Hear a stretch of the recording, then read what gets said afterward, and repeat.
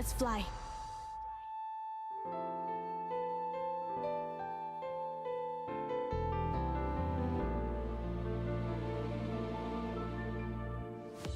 This is VCT Pacific Stage 1. Let's make some noise and light up the arena. Rise Pacific. You need it. I'm talking one of a kind. Talking about blowing your mind. I'm gonna show you divine. Talking about making you mine. Hey, I keep it coming all day. I'm never stopping, no way. Just keep the beat on replay, and I'm gonna take your breath away. You can't get enough what I do. I'll show you something brand new. Just take a look at this view, and I'm gonna take your breath away. Take your breath away. Take your breath away.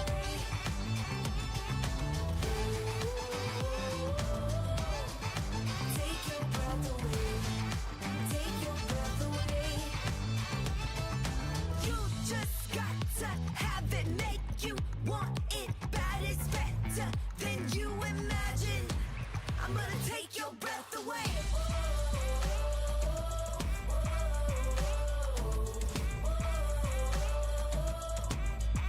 Take your breath away.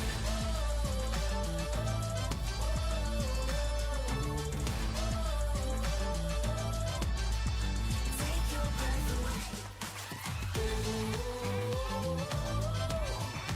Take your breath away.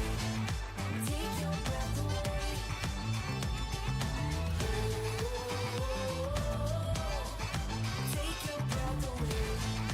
Take your breath away. You just got to have it, make you want take your bad is better than you imagine. I'm gonna take your breath away. You just got to have it, make you want take your bad is better than you imagine. I'm gonna take your breath away.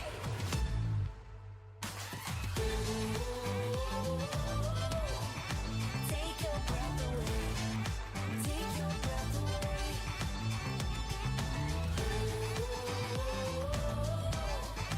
Take your breath away. Take your breath away.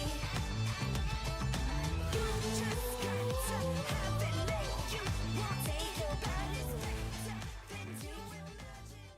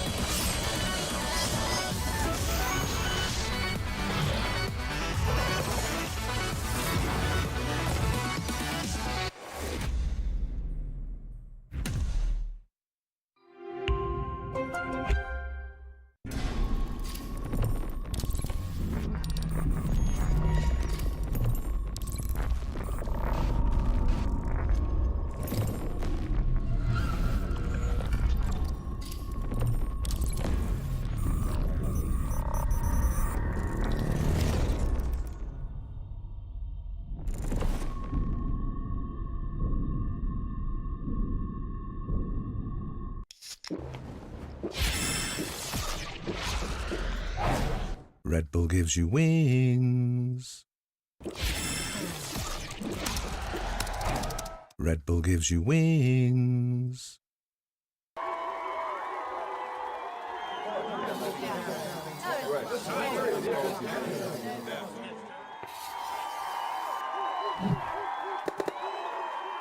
Red Bull gives you wings.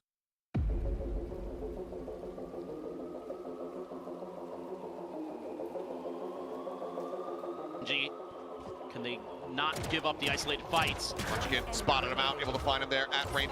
That extra little bit of HP. Pushes the corner, finds one. Still multiple players to try to get through, but Berserk! The door shut. The turret up over the top, tries to look for the timing, goes up over the top, but cannot find the shot!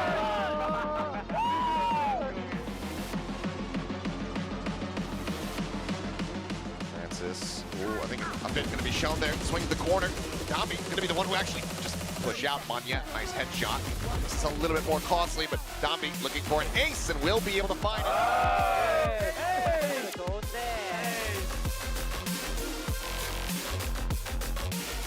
Find the shots, I don't believe. Nope.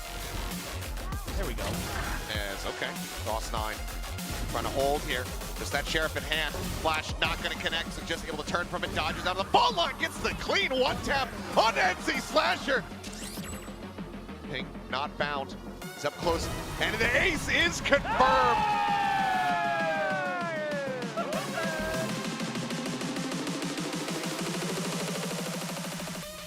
Been left relatively wide open. Stuck here, Texture, nice slide in. What a read.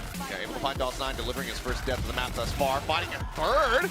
And Sheriff and Slash are both going to be eliminated. Mr. 4K online. That's a big question. Do you even want the ace given the win record? He's going to take it. 야, 이겨야 돼. 나 에이스 했단 말이야. 에이스 했어, 이번에? And he's trying to catch Jit Boys. Flown, kind of ignored, but still. Okay, at least the Selvos will get sent through. Ooh, first now. Talon might have the sight, but a bit of a tap is not going to be enough. Shots on over, but look at Killua!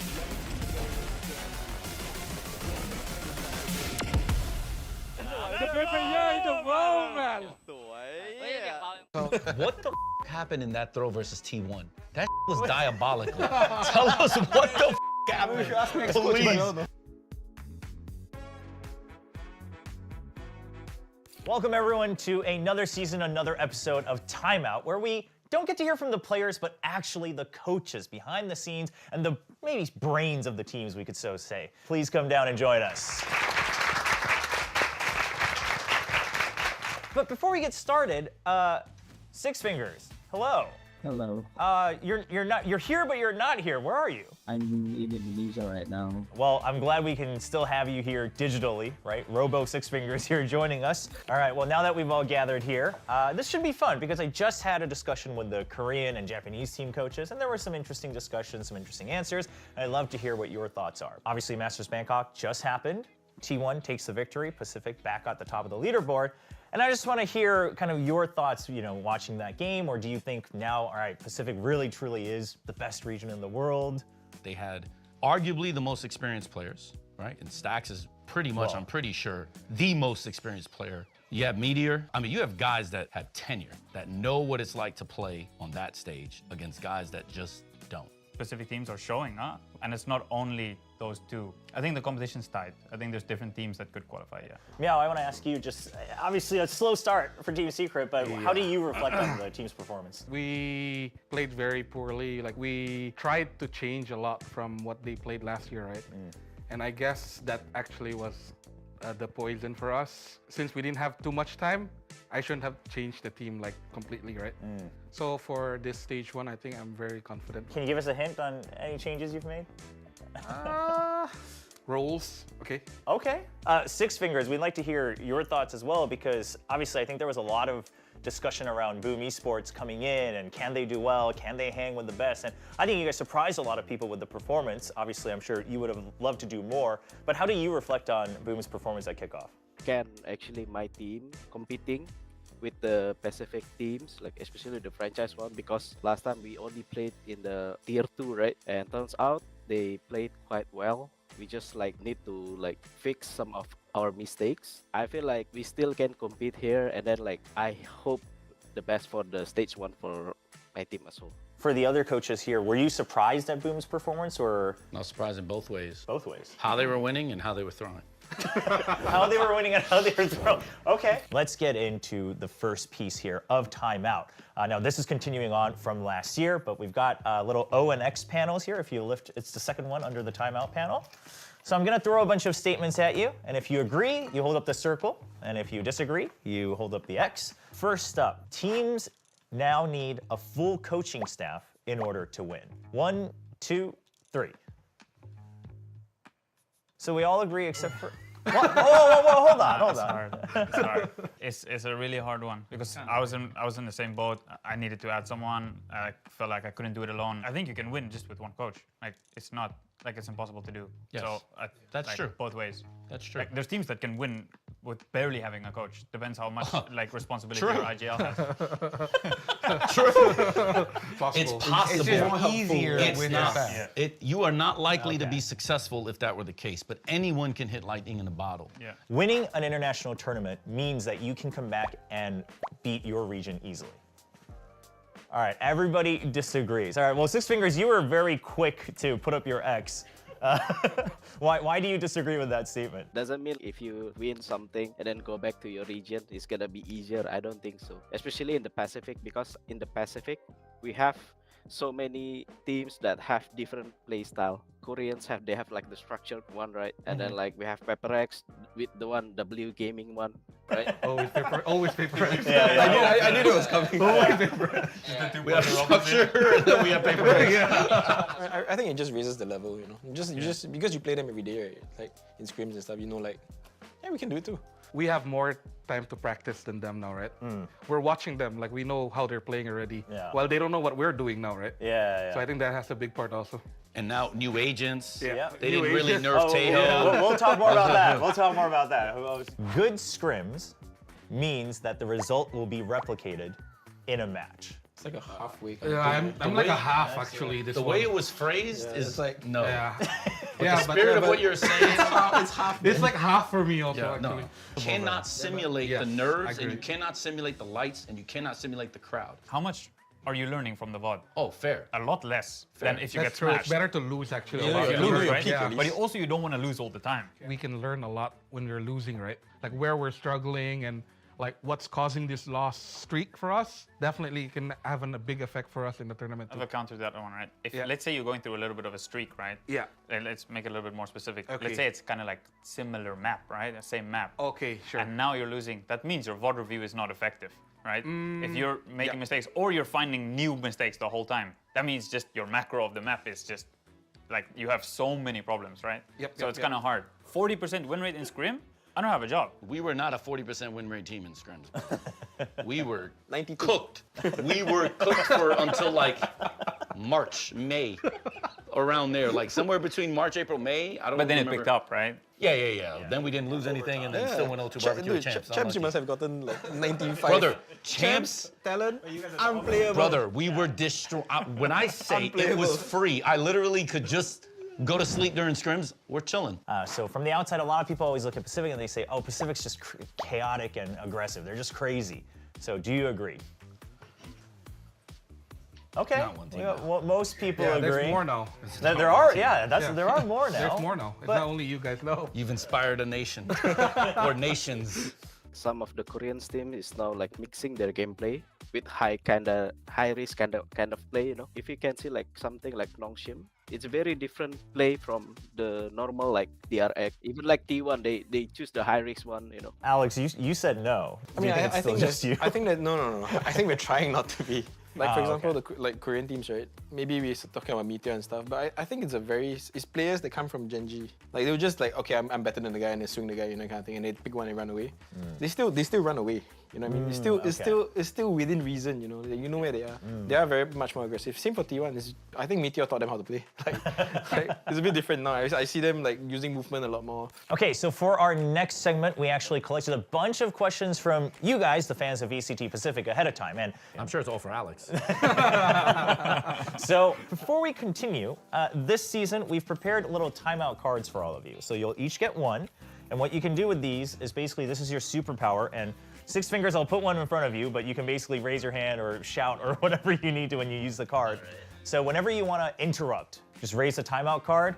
That pauses it, and then you get the floor. You can't use it an unlimited amount of times. Which do you think is harder, being a player or being a coach, and why? Player, next. Really? Facts. You have to shoot, It's hard. think, play under the lights, Get scolded by coach. listen to someone else's game plan, and get yelled at. Being a good player is way That is harder than super hard. any coach. After a round ends, coaches are often seen jotting down notes.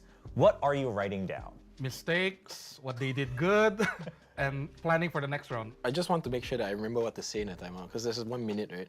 I kind of need to know, like, 3 rounds ago, I wrote this down to tell them that they're missing something, you know? So it's just there for me, basically. That feeling sucks. Yeah. Like, oh, I ran out of time, and I forgot to say this part also. This one is coming in from the VCT Pacific Twitter. But the question is, do you prefer to follow the meta or do something new? I mean, it's both, but I think my players respond better to, like, new things, new stimulus, you know? And I think it jots their minds. Well, I'm not very good at the meta in the first place. There's no way how you can play something that's off meta on all 7 maps and You have sure it about that? actually prepared. How about week to week with 3 days practice? Come on, bro. Have it But I consistent, think all of that's them. a skill, you know? Like, We made top 4 no, but twice. I think that's because you train in a Twice. certain way. To me, it's the most effective way in franchising. If I go meta, there's a lot of counters to counters. It's actually more practice. It takes way more thought. I'll just keep you behind the 8 ball, not me. I know what's coming, you don't. All right, well, now let's flip this, because this is a different question, but from one of the Japanese fans, is how do you deal with frustration? Do you have anything that you specifically do? And Alex, they specifically... Mine's on camera, Well, man. well, they wanted to ask, how do you deal with it? Is it really just letting it out when you're not in a timeout? I guess so. I never really thought about it. I mean, after a match is done, you know. I try to tell them, I try to be as calm as I can. Like, the result is finished, you know what I mean? Well, yeah. They're already stressed to, like, here. They don't Right. So, okay. You get a bad rep for that one as well. Like, you always get caught. Like, there's no way you go like this and the camera's gonna be on you. Sure. They're waiting, they're like, please. There's one replay operator that's just recording Alex. Like, We have to be calm, and we have to provide solutions, because if not, then everything is cooked at that point, because you're like the beacon of hope that they have left when you call, when you you're hit the that final button. line, yeah. Who do you think is the most perfect IGL right now in the game? And let's say within Pacific. To be honest, I like the way Munchkin call. Playing kind of default slow. It's not like very in a hurry to make some decisions. Like he played based on like the info first. Stacks. I do know that he's the one who's arranging the team. Like when they're playing, he's the one who's calling everything. He's the one who wants them to play, right?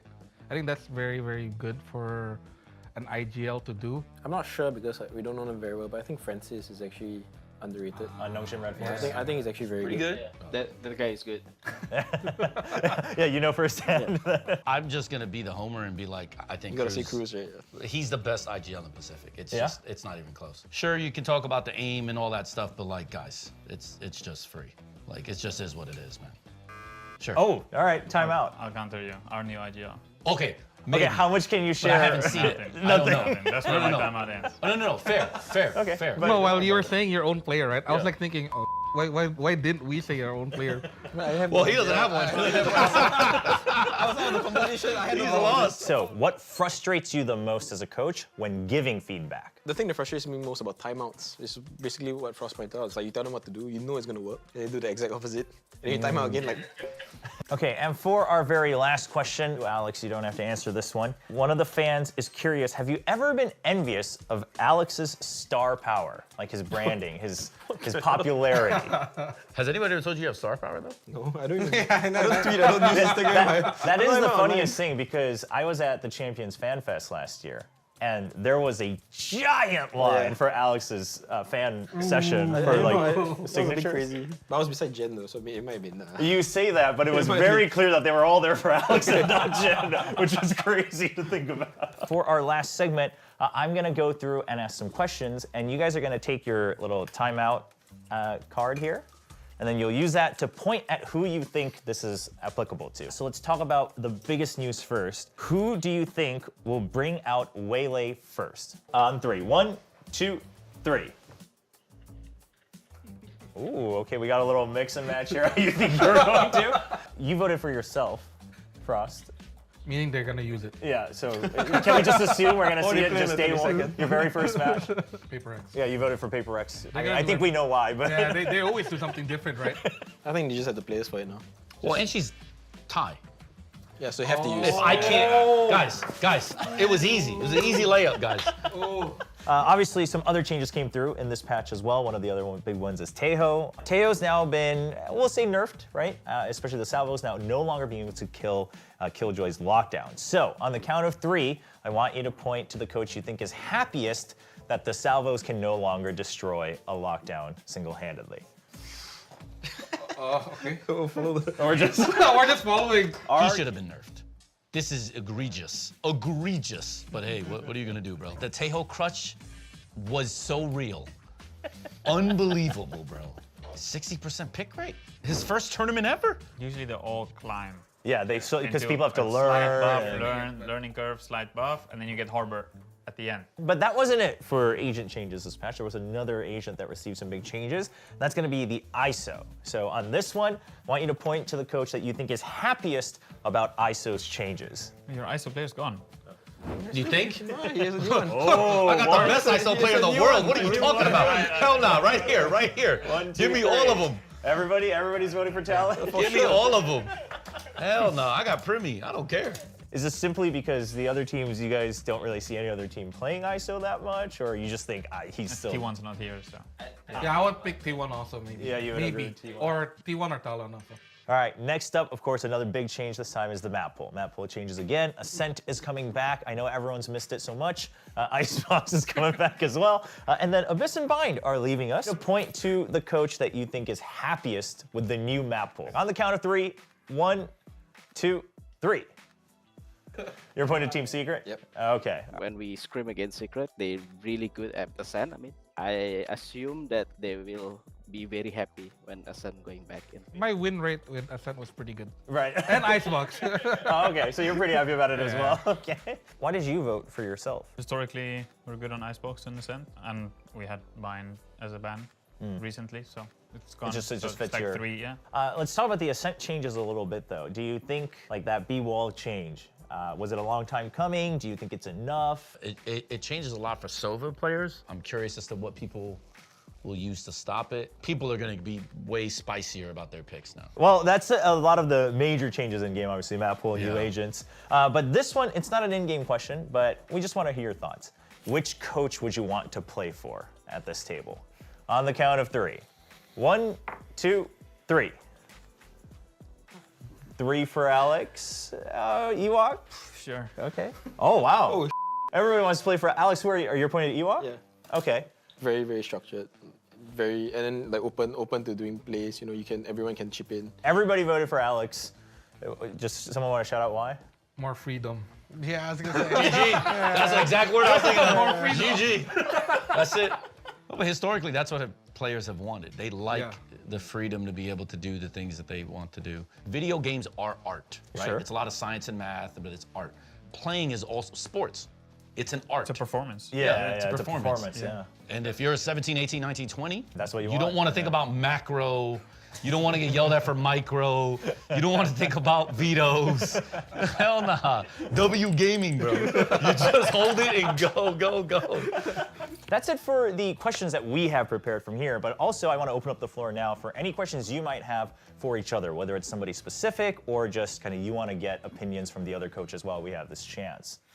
Are you planning for week 1 or week 2? More than 2 weeks out. They're playing Youngster Red Force week 1. Are you looking forward to playing multiple overtimes again in week 1 and setting a new record? We broke our own record now. Yeah, because the former one was LCQ with ZETA. Yeah, we broke our own record. Nice. Yeah. Every year? Yeah, every year. Run it back, bro. Actually, I have one. For Alex, actually. What's behind the idea giving Jing a Sentinel? That's the thing. I'm just curious. There were some maps that you just can't force raise anymore, you know? Everyone like, where do we put this guy? But also after a while you realize that now the duelist players are all transitioning to every role. I actually do have a question for Six Fingers, which is going to be left out, but I'm just curious. What the happened in that throw versus T1? That was diabolical. Tell us what the happened. Please. I think this is No, but he was I do live. think this is a good question, yeah, because everyone was kind of curious. Explain that one. Here's the thing. The first time out, they become into like in a hurry, like very reckless decision, and then like they forget about the objective when doing the default, like blocking the info, taking the space, everything, right? They forget about that. That's the first time out. I call it. They still didn't do it. And then after like we almost got the overtime. I guess like you guys curious why I pressed timeout, right? It's because like the players asked for it. I don't know why. What happened? Like if I remember, like they want to talk about something, and then during that timeout, I just like Okay, guys, just do your idea, just have fun, that's all. That's going to be it for all the kind of questions and discussions we have prepared today. But before we say goodbye, I just want to give everyone a chance just to kind of share your thoughts about the content today, and also obviously any shout outs to the fans that are watching, getting ready for stage 1, and what your kind of goals and aspirations are for stage 1. Let's start with Six Fingers. For the fans, I can say keep watch and support the Pacific scene. Yeah, just thanks for the opportunity. It's always fun kind of to do these things. Same as everyone else. Thanks for watching this content, I usually enjoy myself a lot when I meet all the coaches. I think it's nice to hang out with people my age group. Thank you to everyone involved, fans, Thailand. I hope that Pacific wins this year, champs. I hope we are the one. If not, I hope we actually take it home because I'm tired of it going to NA or EU. Thank you to TS fans. Without them, we wouldn't be here right now. For all the fans, thanks so much for watching. We hope you enjoyed this season of Timeout as well, and catch all the matches from not just these teams, but all 12 teams this year in VCT Pacific. And we'll see you in the live matches. We're gonna give you a frame each. Don't look at it until I count to 3. 아직 보지 마세요. 하나, 둘, 셋. 사진 잘 나왔네. SPC가 있는데? I believe. 그 티어 2에서 티어 1으로 올라오신 분들이니까 graduates라는 컨셉으로 졸업 사진을 한 번씩 준비를 해봤습니다. 와, 와우. 안녕하세요. 저는 농심 레드포스 담비 이혁규라고 합니다. Hello, my name is Christian. I'm from Team RRQ.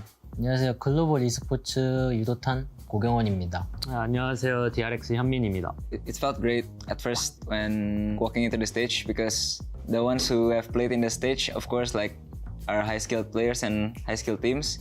I'm grateful that I have the chance to finally play in the same stage and in the same tournament as them.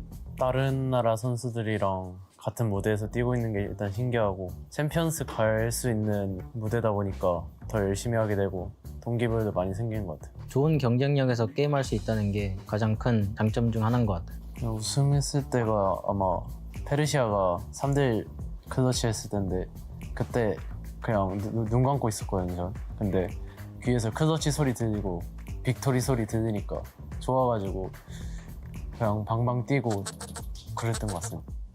저는 일단 1군에서 뛰게 돼서 엄청 기뻤는데 그리고 그 팀 DRX에서 제가 옛날에 진짜 팬이었던 팀에서 같이 할 수 있어가지고 너무 좋았던 것 같아요. 저는 테스트를 보고 들어왔는데 테스트 멤버들이 약간 누가 합격해도 이상하지 않을 멤버들이라서 긴장을 많이 하고 있었는데 테스트 결과가 좋게 나와서 나름대로 만족은 하고 있는 것 같아요. Definitely for me, moving to Korea, you're far away from your loved ones and also like your friends. So I think for me it's better because I can focus on myself more. Then I can also be more locked into like my job here is just to play VALORANT, 저도 가족이 다 미국에 계셔가지고 미국에서 한 15년 정도 살다 와가지고 지금 다 쿠시랑 좀 같은 마음인 것 같아요. 티어 2에서는 개인의 판단으로 이제 게임을 이기는 순간이 많다면은 티어 1에서는 이제 팀적인 판단이 더 많이 있어야지 그림도 이쁘고 더 이기는 상황이 더 많이 나오는 것 같아요. 저도 동의하는 부분인데 티어 1에서는 확실히 커뮤니케이션이랑 소통이 더 중요한 것 같아요. 사람들이 많이 봐야지 스타성도 많아지는 거니까 일단 촬영도 많아지는 것 같고 이미지도 좀 더 생각하면서 게임하다 보니까 그게 티어 1에 와서는 사람들한테 존경받을 만한 그런 사람이 되는 게 좋은 것 같습니다. 개인적으로 퍼시픽 팀들 중에서 제일 무서운 팀은 농심이라고 생각하기 때문에 아무리 봐도 좀 둘이 비슷한 마음이지 않았을까 싶어요. 동의합니다. I agree. They have a Ferrari. So Dambi, I've heard that his neon was insane before. 사람들이 무서워하는 이유가 네온 자체가 소수 교전에서는 안 밀리다 보니까 그런 싸움을 절대 이길 수 없다고 생각을 하니까 사람들이 양목을 꾸는 것 같고 그냥 계속 껐으면 좋겠어요.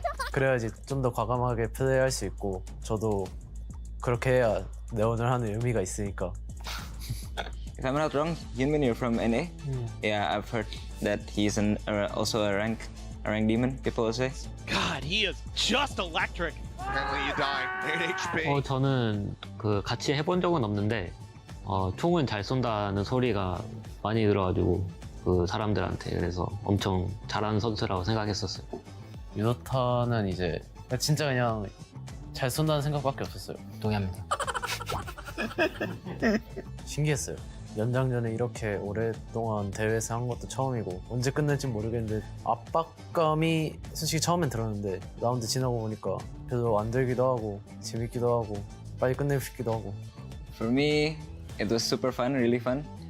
When you're in the seat, you don't realize you're playing like the longest OD game in Pacific. You know, you just play the game, and suddenly, oh, we're like 20 something, 2020, and yeah. Best in 22-20. We are far from done. But good God. 안 친한 팀원들이 있으면 뭔가 비즈니스 관계가 돼 있으니까 말하는 것도 불편하고 뭔가 좋은 말만 해줘야 될 것 같은데 진짜 좀 오래된 친구가 있으니까 심한 말도 막 하고 뭐 그러니까 이제 미운정 다 들고 하니까 피드백 할 때도 좀 더 확실하게 할 수 있다? 저는 담비 선수랑 동의하는 부분은 피드백 같은 거 할 때 좋게 말하려고도 안 하고 그냥 이렇게 했어야 됐다 아니면 이렇게 하면 더 나았겠다 라는 식으로 그냥 대놓고 말하니까 오히려 더 좋은 것 같아요. 저는 팀원들이 카메라 여기 안 깔았어? 카메라 안 켰어? 트랩 여기 깠어? 뭐 이런 식으로 뭐 약간 장난식으로 주고받는 게 중요한 것 같아요. 한국 베테랑들 1세대 프로게이머들 있잖아요. 그런 사람들이랑 한번 해보고 싶은 게 어떻게 게임하는지도 궁금하고 피드백도 어떻게 하는지 궁금하고 게임할 때 임하는 자세가 가장 궁금해가지고 뭔가 같이 해보면 좋을 것 같습니다. 사람들도 가장 기대하는 PRX랑 제일 하고 싶은 게 커요. 게임도 일찍 끝날 것 같고. Yeah, I feel like a Ferrari against like a Lamborghini maybe. Pepperex against Nongshim. Yeah, it's gonna be a fast game. It's gonna be fun to watch also. 일단 티어 1에 올라왔다는 거가 국제 무대에 갈 수 있다는 기회가 생긴 거니까 국제 무대 한 번쯤은 가볼 수 있으면 좋을 것 같아요. I think winning the global event would be the ultimate like goal. Try to become the best initiator, I guess. 꾸준하고 오래 할 수 있는 선수가 되고 싶어요. 돈도 많이 벌고 싶어요. 가장 중요하죠. 저는 돈보다 그냥 게임을 얼만큼 재밌게 할 수 있냐 오랫동안 그게 제일 큰 걱정인 것 같아요. 너 그렇게 말합니다. DRX에서 많은 변화가 있을 수도 있고 없을 수도 있는데 많이 기대를 해주시고 응원해줬으면 좋겠습니다. Don't forget to watch our games and support RRQ, and also don't forget to buy the RRQ bundle. 좋은 모습으로 돌아오겠습니다. 좀 더 매운 농심 보여드릴 테니까 많은 응원 부탁드립니다. 감사합니다. Jax, Jimbum, Cruz, and Jay. Boomer? Nah, I'm joking. 비주얼? No. What are you saying there, bro? 초창기 플레이어. We're boomer. 괜찮아. It's you, Cruz, you. You know.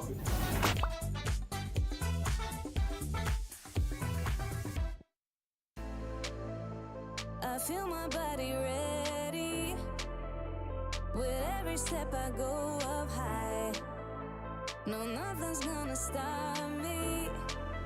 No compromise. Can't slow down, cause I'm breathing faster. Your love is running through my head. Palms are sweating, I'm losing focus. All your touch is so intense. You make my heart race. You make my heart race. You make my heart race. You make my heart race. You make my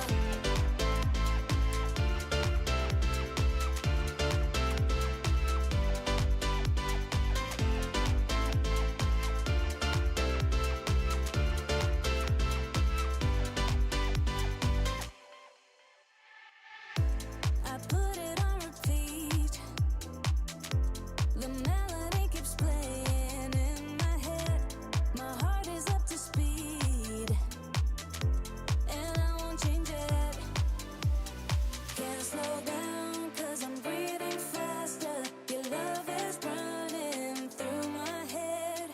Palms are sweating, I'm losing focus. All your touch is so intense. You make my heart race.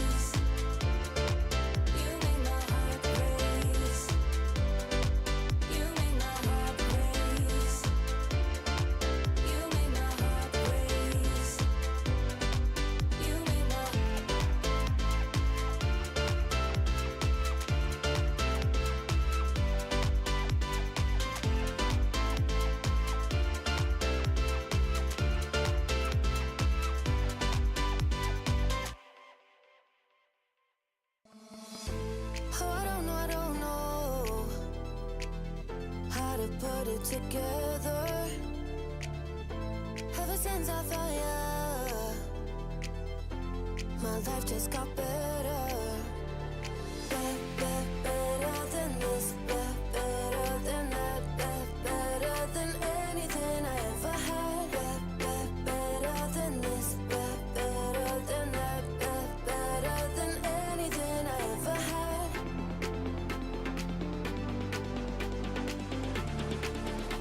Than anything I ever had.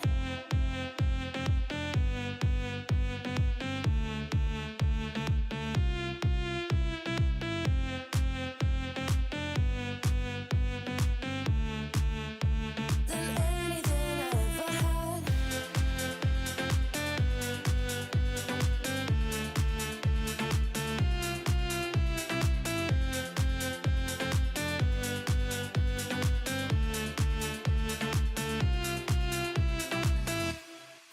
Every time I start to doubt if I'm good enough, looking straight in your blue eyes makes me feel better. Better than this, better than that, better than anything I ever had. Better than this, better than that, better than anything I ever had.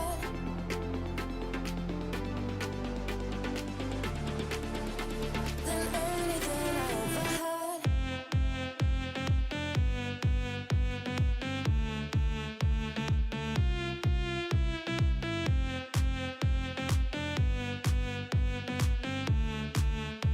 Than anything I ever had.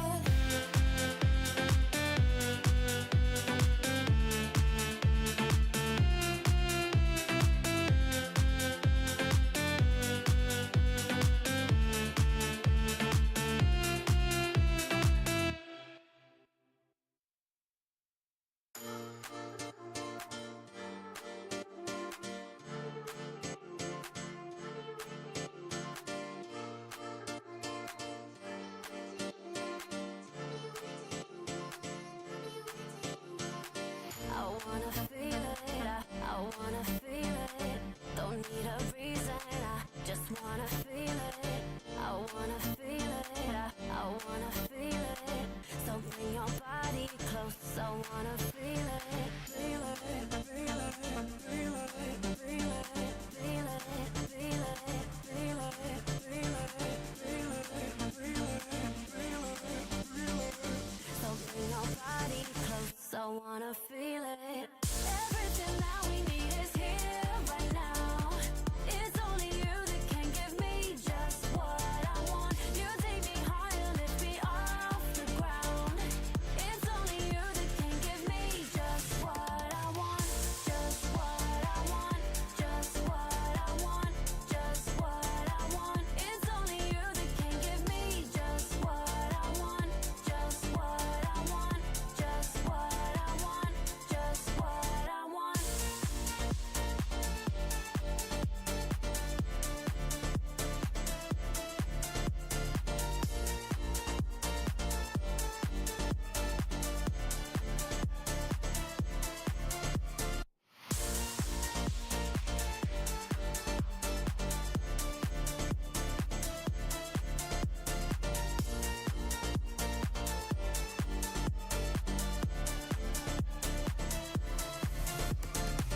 I wanna feel it, I wanna feel it. Don't need a reason, I just wanna feel it. I wanna feel it, I wanna feel it. So bring your body close, I wanna feel it. I wanna feel it, I wanna feel it. Don't need a reason, I just wanna feel it. I wanna feel it, I wanna feel it. So bring your body close, I wanna feel it. Feel it, feel it, feel it. Hello guys, it's Bella again, and I'm here to ask some of the YouTube questions that we got on our forum. I'm here with the Zeta boys. Hi Deb, hi Shoda. Hello. This way, please. Alright. Many Many people were wondering, Deb, what is the secret behind this hat, the 25 kills hat? Do you have some magic in there? 今回視聴者の方から質問を募集しまして、その帽子には何か秘密があるんですか？前回25キロをするっていう記録を叩き出しているので。ダークと同じぐらい強くなるっていう。각선수랑 똑같이 강해진다. Oh, this is the secret hat. Okay, okay. And Shota, today's game is very important. You need this win against Team Secret. So, what do you have to say to them? 大丈夫。もうかかってこいよ。かかってこいよ。Yeah. Shota will crush them. All right, this is good. All right, thank you, boys. We'll see you at the match. Welcome to VCT Pacific Stage 1. We are on week 2. I'm your host, Victoria, joined by Pilsky and Big Time. But before anything else, of course, we've heard about the sad news in Myanmar and Thailand. And we hope that everyone over in the region is safe. We hope you and your loved ones are safe and sound. And for those of you who are watching from anywhere around the world, if you want to join in supporting the rescue efforts, you can donate to this link on this site here together with Riot Games. I mean, we were just in Masters Bangkok weeks ago, and a lot of people around the world could see the warmth and how lovely Thailand is and the Southeast Asian region. Yeah, it's a wonderful place. So, you know, of course, Riot trying to do what they can to help, but I hope everything can get cleared up there soon. Yep, totally agree. I mean, we're all part of one big community, and you know, Southeast Asia here together with the rest of Pacific as well. So, got to do what you can to help out your friends and who come down here and play some lovely Valorant with us. Yeah, definitely. It's just not something that happens often, if at all, in Thailand, especially in Bangkok.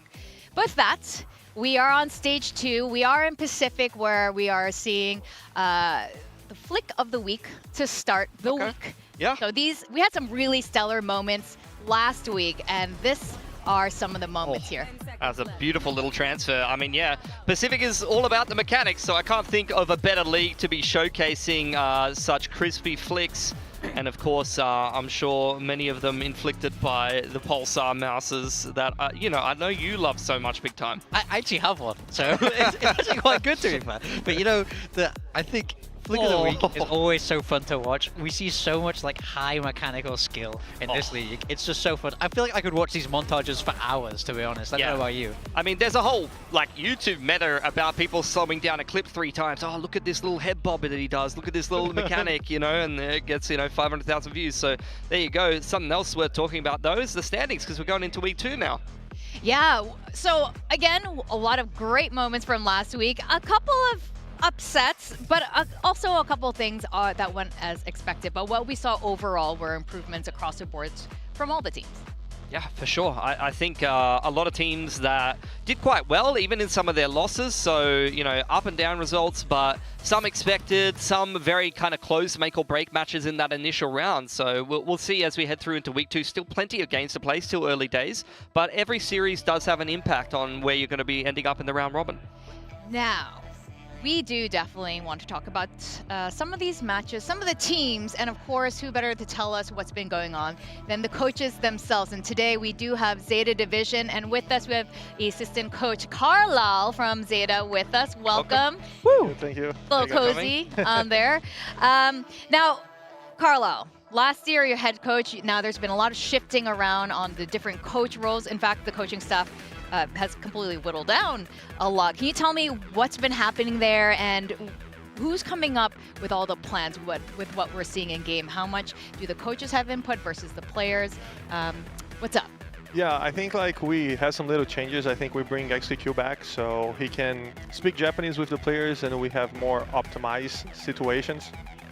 Right now, me and him is the ones that like do more the strats and all those stuff. Also, Clues as IGL, he also join us a little bit, but more like me and XQQ right now.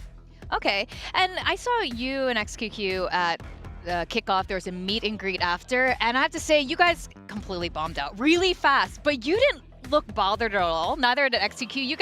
In fact, both of you guys are like, it's okay, it's fine. We're gonna come back ready stage 1. We got some plans. Can you tell me what happened between then and now, and why you were so chill, and are you still chill? Yeah, I was not that chill. Hiding it well, hiding it well. Yeah. I was very stressed, to be honest, because how we lost the kickoff for me is not a way that I like to lose, kind of like. How we were playing on the kickoff was not like how also I like to play. Like we faced last year a lot of times, and like my style is a little bit different from what we showed on the kickoff. But I think we had a direction from where we want to go on stage 1 and what fixes we need to do to stage 1. And I think that was more my, okay, we know what we need to do, so we just need to do it. In fact, does any of that involve role swaps? Pilsky had something to ask about that. Yeah, I wanted to ask, I mean, I noticed in kickoff you had XTL playing kind of info in it and Clues was on the breach. And I noticed that swapped, at least on Fracture. We haven't seen the rest of the map pool yet, but we know that Clues is the IGL and we know that Flash in it and info in it has swapped a little bit. Is that a change that you've made due to how it affects IGLing or player comfort, or what was the thoughts behind that? It was both a little bit. XDL is very vocal, so we think like, hey, if you play Flex role like Bridge and all the other agents, and he's very vocal, we can create more plays and like in more fast timing. So and also put Clues in as an IGL with information on his hands. He can control better the type of calls he wants to make on mid round. So that's what the main goal of this change. Right. And with the re-addition of Icebox and Ascent, which classically ZETA is just freaking good at Ascent, how are you feeling about the map pool this stage 1? Yeah, I like it. I think like it's a good map pool. Okay. Yeah, all good. All good? Yeah, all good. Oh, good. You look like you want to share stuff, but are saving a little bit. Yeah, let's see. Let's see how it goes. Okay, one thing we didn't see from you guys was Waylay. Are we gonna see Depp on Waylay? What do you think of Waylay? Yeah, I think it's okay agent. I think there's some pros and cons with the agent. Maybe we're gonna see that.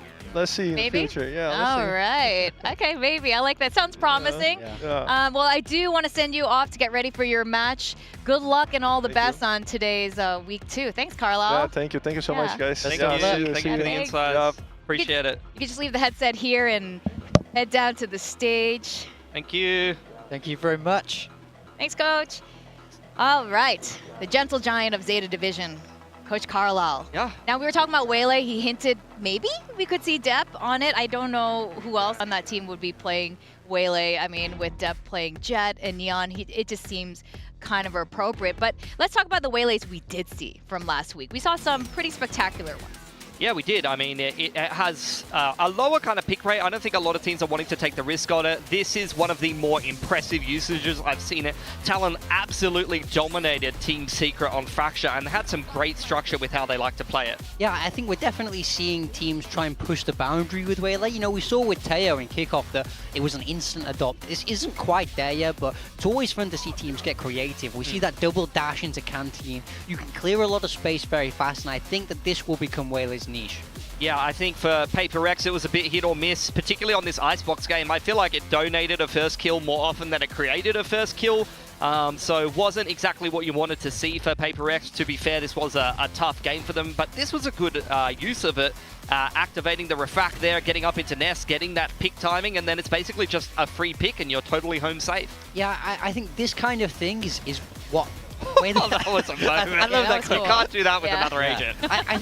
I think the problem right now is people are using Waylay as kind of like a one-for-one replacement for Jet, and I don't think it is quite that. You know, the dev team are never that, I don't know what the word is, but they're never that straightforward with it. It will have its own niche, and I think it's going to take time to find out. This was the best Waylay ult we saw. Apart from that, the ult didn't seem to get a ton of value, but I think Paper Rex figured out a great way to make that work there. And of course, the hindered effect being able to be applied to slow into the Teo bombs is very, very nice. I think the ceiling on that ability is quite high, and we're still kind of yet to see that come to to fruition. But I think as this stage goes along, Waylay will find her niche a lot more, and then I think the pick rate should increase as it kind of finds her own niche in the meta. Her pick rate was still pretty high. She was picked 5 times just last week during those 3 days of week 1, and at 60 win rate. Yeah. Do you guys have a favorite Waylay that we've seen so far and someone you want to see on the Waylay? Like I said, Primi, but I think it was the structure around it that made it so impressive. They started out on that attacking side of Fracture, and they had great structure. They had all these different variations, whether it be like a suicide plant on the site, or whether it be the dash into canteen you were talking about before. Yeah, I think that's the thing with Waylay, especially when you compare it to Jet, right? If you want to send your Waylay in, everything has to be covered. So every angle has to be smoked off, everything has to be carpeted in utility. So the teams with the most structure, who are the most thrilled, are the ones who can make it work, and we saw that in Talon. Yeah, so that makes a lot of sense then that Primi was your favorite Waylay of the week. But we do have more opportunity to see Waylay and maybe more kooky comps. This is the schedule for this weekend. We are going to be starting off with Team Secret and ZETA, which we will be breaking down after this. And tomorrow, of course, Gen G, Paper Rex, also a big one that a lot of question marks hanging over there. And on Monday with Talon and RQ and Boom and Global. I think that was the hardest for me to predict was day 3. Yeah, I'm very excited for that. I mean, I think we're going to end this week on a banger, but you know, as I say this many times, but it's banger after banger in Pacific. So all these matches, we have a lot to look forward to, and it's another great week for Valorant. Let's go. Yeah, I totally agree with that. I think all of these matches should be great. I think DFM have probably got a bit of a rough start to the season given how their first game went, and then they've got to go straight into DRX. That's going to be difficult for them, but maybe that's going to be similar to seeing ZETA take on T1 last week, where they can show some potential and maybe use that to give themselves some confidence and pick themselves up a bit. Now, starting off today, we have Team Secret and ZETA Division. Both of these teams have been having kind of a rough year, not just this year, but since last year. And Secret here have not changed their roster since the end of last year. Wild Oreo, again, you know, still remains on this roster. We did see some things shuffling around. Did you like what you guys saw last week? I felt like it was hit and miss for Secret, but I think that's been the story of this team since this year. You know, they have times where they look fantastic, and they have times where they really don't. Yeah, they start every series so well, and I think we do have like a specific asset to showcase that, but yeah, this team is just super up and down. The consistency is not there when they look good. They look like they have all their ducks in the row and they show good preparation. They look like they're a pretty unstoppable team, maybe one of the better teams in the league, but they get reverse swept every single time, and you know, it just doesn't fill me with a lot of confidence. I'm really loving what I'm seeing from Envy in general, but particularly this stage, he had a really good first series. I know though that we have previously assumed that Jesse Vash is the IGL of this team. I do believe that they have a bit of a different calling structure. I think 2GE is the person that they listed as the IGL, but they have a couple of different people, you know, having some input into towards the mid-round comms. So I think Team Secret, a lot of different voices that can offer them some ideas, I suppose. Yeah, it's a nice way to do it. I think sometimes, especially when you're trying to bring change into a team, you want to get more ideas brought in. So this will be a nice little change. So I think we're all quite excited to see how this plays out, and we can see 2GE's calling style shine through a little bit more. Definitely.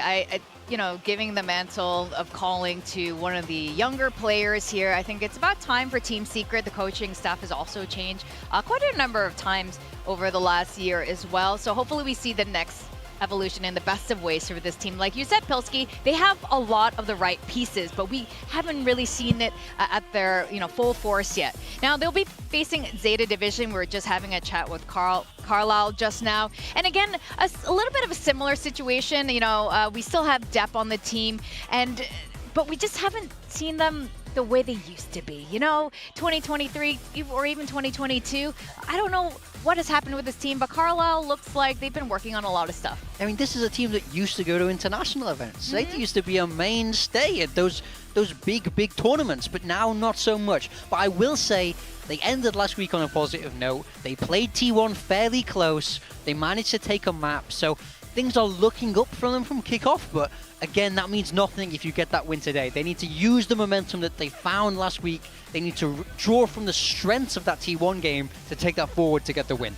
Yeah, I think kickoff, you only had limited sample size in a couple of games at the end of the day, and they had clearly been working on things since the off-season. Now going into stage 1, I think, look, the T1 game, they did take a map. That's got to give them some level of confidence, but at the end of the day, for ZETA, they have to win this series versus Secret. I think this is a very important match in the round-robin format for both of these teams, because this should be a beatable team for them. Whoever loses this game is going to have to upset a better team later on. Yeah, I mean, kind of the good news about today is one of these teams has to win. right? They can't both stay on this loss streak. How are So you on somebody the gets- analyst desk, dude? Like, This is a cold hard fact of life. someone One of wins, these teams, someone loses. one of these teams will break their winless streak today. Exactly. Which is good news. It's actually incredible.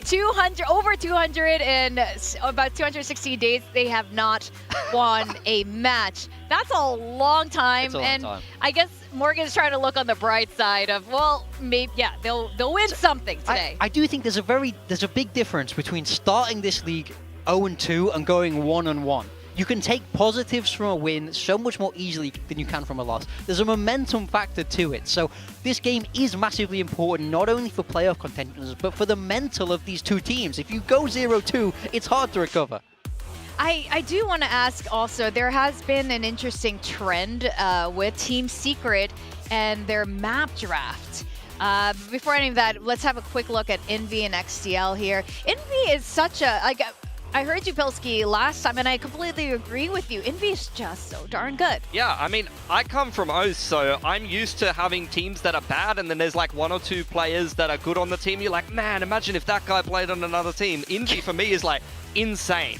He is insane. He might be like one of the best players in Pacific, but if you don't make it that far in Pacific, you only get so many chances to showcase it. So I think he's very flexible in terms of his roles. He's a very, very strong player from the Philippines right now. Put him head-to-head against XTL, who, like I said, went through a role swap. We talked to Carlisle about that. Can be a very vocal player in the team, according to Carlisle, and that's what you want for your Breach player, to be able to set up his teammates and coordinate plays without necessarily being the IGL. And he had a very good performance. I think he was maybe the lowest rated player in kickoff, but he's done very well in his opening game against T1 there on the Breach. Yeah, I was impressed with him last week, and I definitely feel like the swap to Breach suits him well, especially with Carlisle saying he's one of the more vocal members. You know, you want your Breach to be talking, leading that pack, so I like that change there for ZETA, and I do think things are looking up a little bit for them, so I really hope XDL can carry that through to today, and we keep seeing that stronger performances come through with them.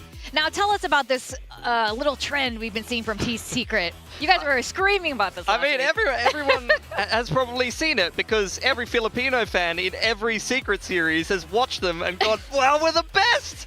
With 13-6 them, with 13-5 them, we're absolutely dominating. And then you get reverse swept. So every time Secret picks a map, they show good preparation. They show like they know what they want to be doing. Even comp swapping to the G2 comp away from that kind of Ascentish comp on Pearl going into stage 1 here, and it worked very nicely for them in their opening series, but then from there it just kind of falls apart. So if they pick a map and they know what map it's going to be going into the series, things go very well from there for them, but then after that... Yeah. Okay, let's get the map draft then and find out what map they're winning first. Yeah. For sure. What are you guys hoping to see here? There's got to be something more science to this than they only win the first map, right? Does it matter which is the first map? I think for me, it's about them winning their own map pick, because your own map pick is the map you feel the most confident on, that you put the most time into generally. Sure. So we see them picking Icebox. This is different from last week. Yeah. So I'm curious to see what Icebox is going to look like for this team. It has to be different from last week, because Pearl's been respect banned by ZETA, which actually wasn't a great map for Secret in kickoff, but that was with a different comp. Now you got Team Secret taking out Fracture. Lotus from ZETA is an interesting one. That was one that Team Secret did pick last stage and beat RRQ on it, and I think we all hold RRQ in pretty high regard of their overall level. Let's not talk about the rest of that for another time.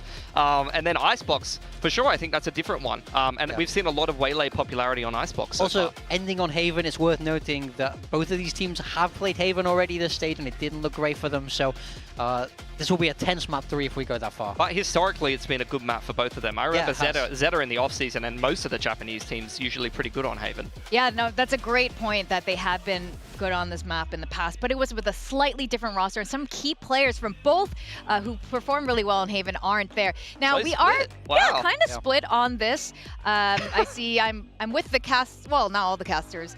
You guys have gone for Secret today. Yeah, I mean, I was sick of Mika feeling alone. You know, usually there's one eye on the predictions at the end of the day. No, I think, honestly, Secret, like I said, map ones, they look really convincing, and ZETA has been quite shaky. Their T1 game does give you a little bit of confidence, but I question what T1's level was on that day, particularly that split game. They looked like they were a bit switched off. Now, we could see the viewers have also been kind of split as well, with only a little more for Team Secret, and I can see why. I think all of us, we picked a side, but we are feeling pretty split about it too, even with our take. And, you know, we are going to find out finally who's going to rise from the ashes. Is it going to be Team Secret or ZETA Division?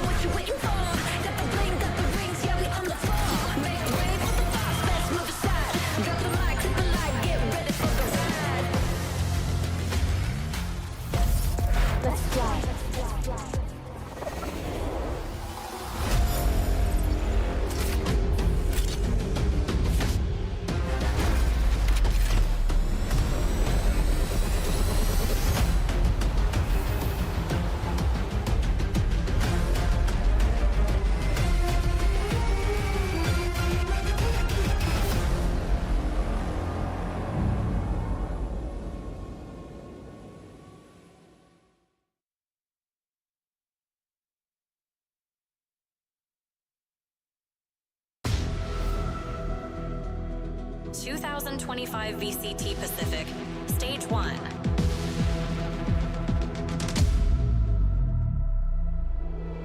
Rise Pacific.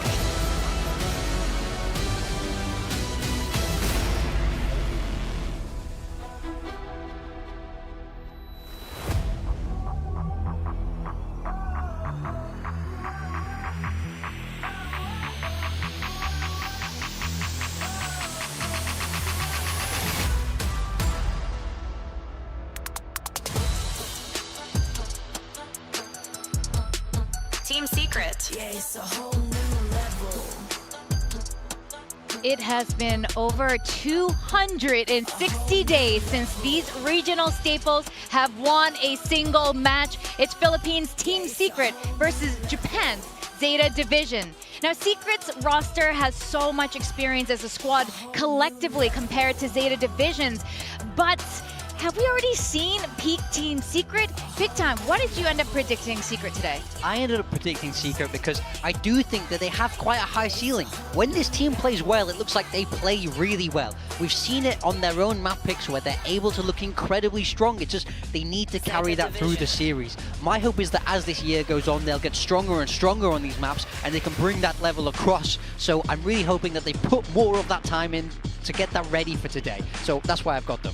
Now, Pilski, we saw ZETA Division play a lot better than their kickoff performance against T1 last week. They did end up losing that in a 2-1 fashion. Is this a good sign for ZETA Division? For sure, I think playing T1 close is going to be a confidence builder regardless of the context of it. So looking forward to seeing what they can bring today. All right, well, we did see a bit of the map draft earlier. How are you guys feeling now that we've seen the pool? And we're starting off with Lotus.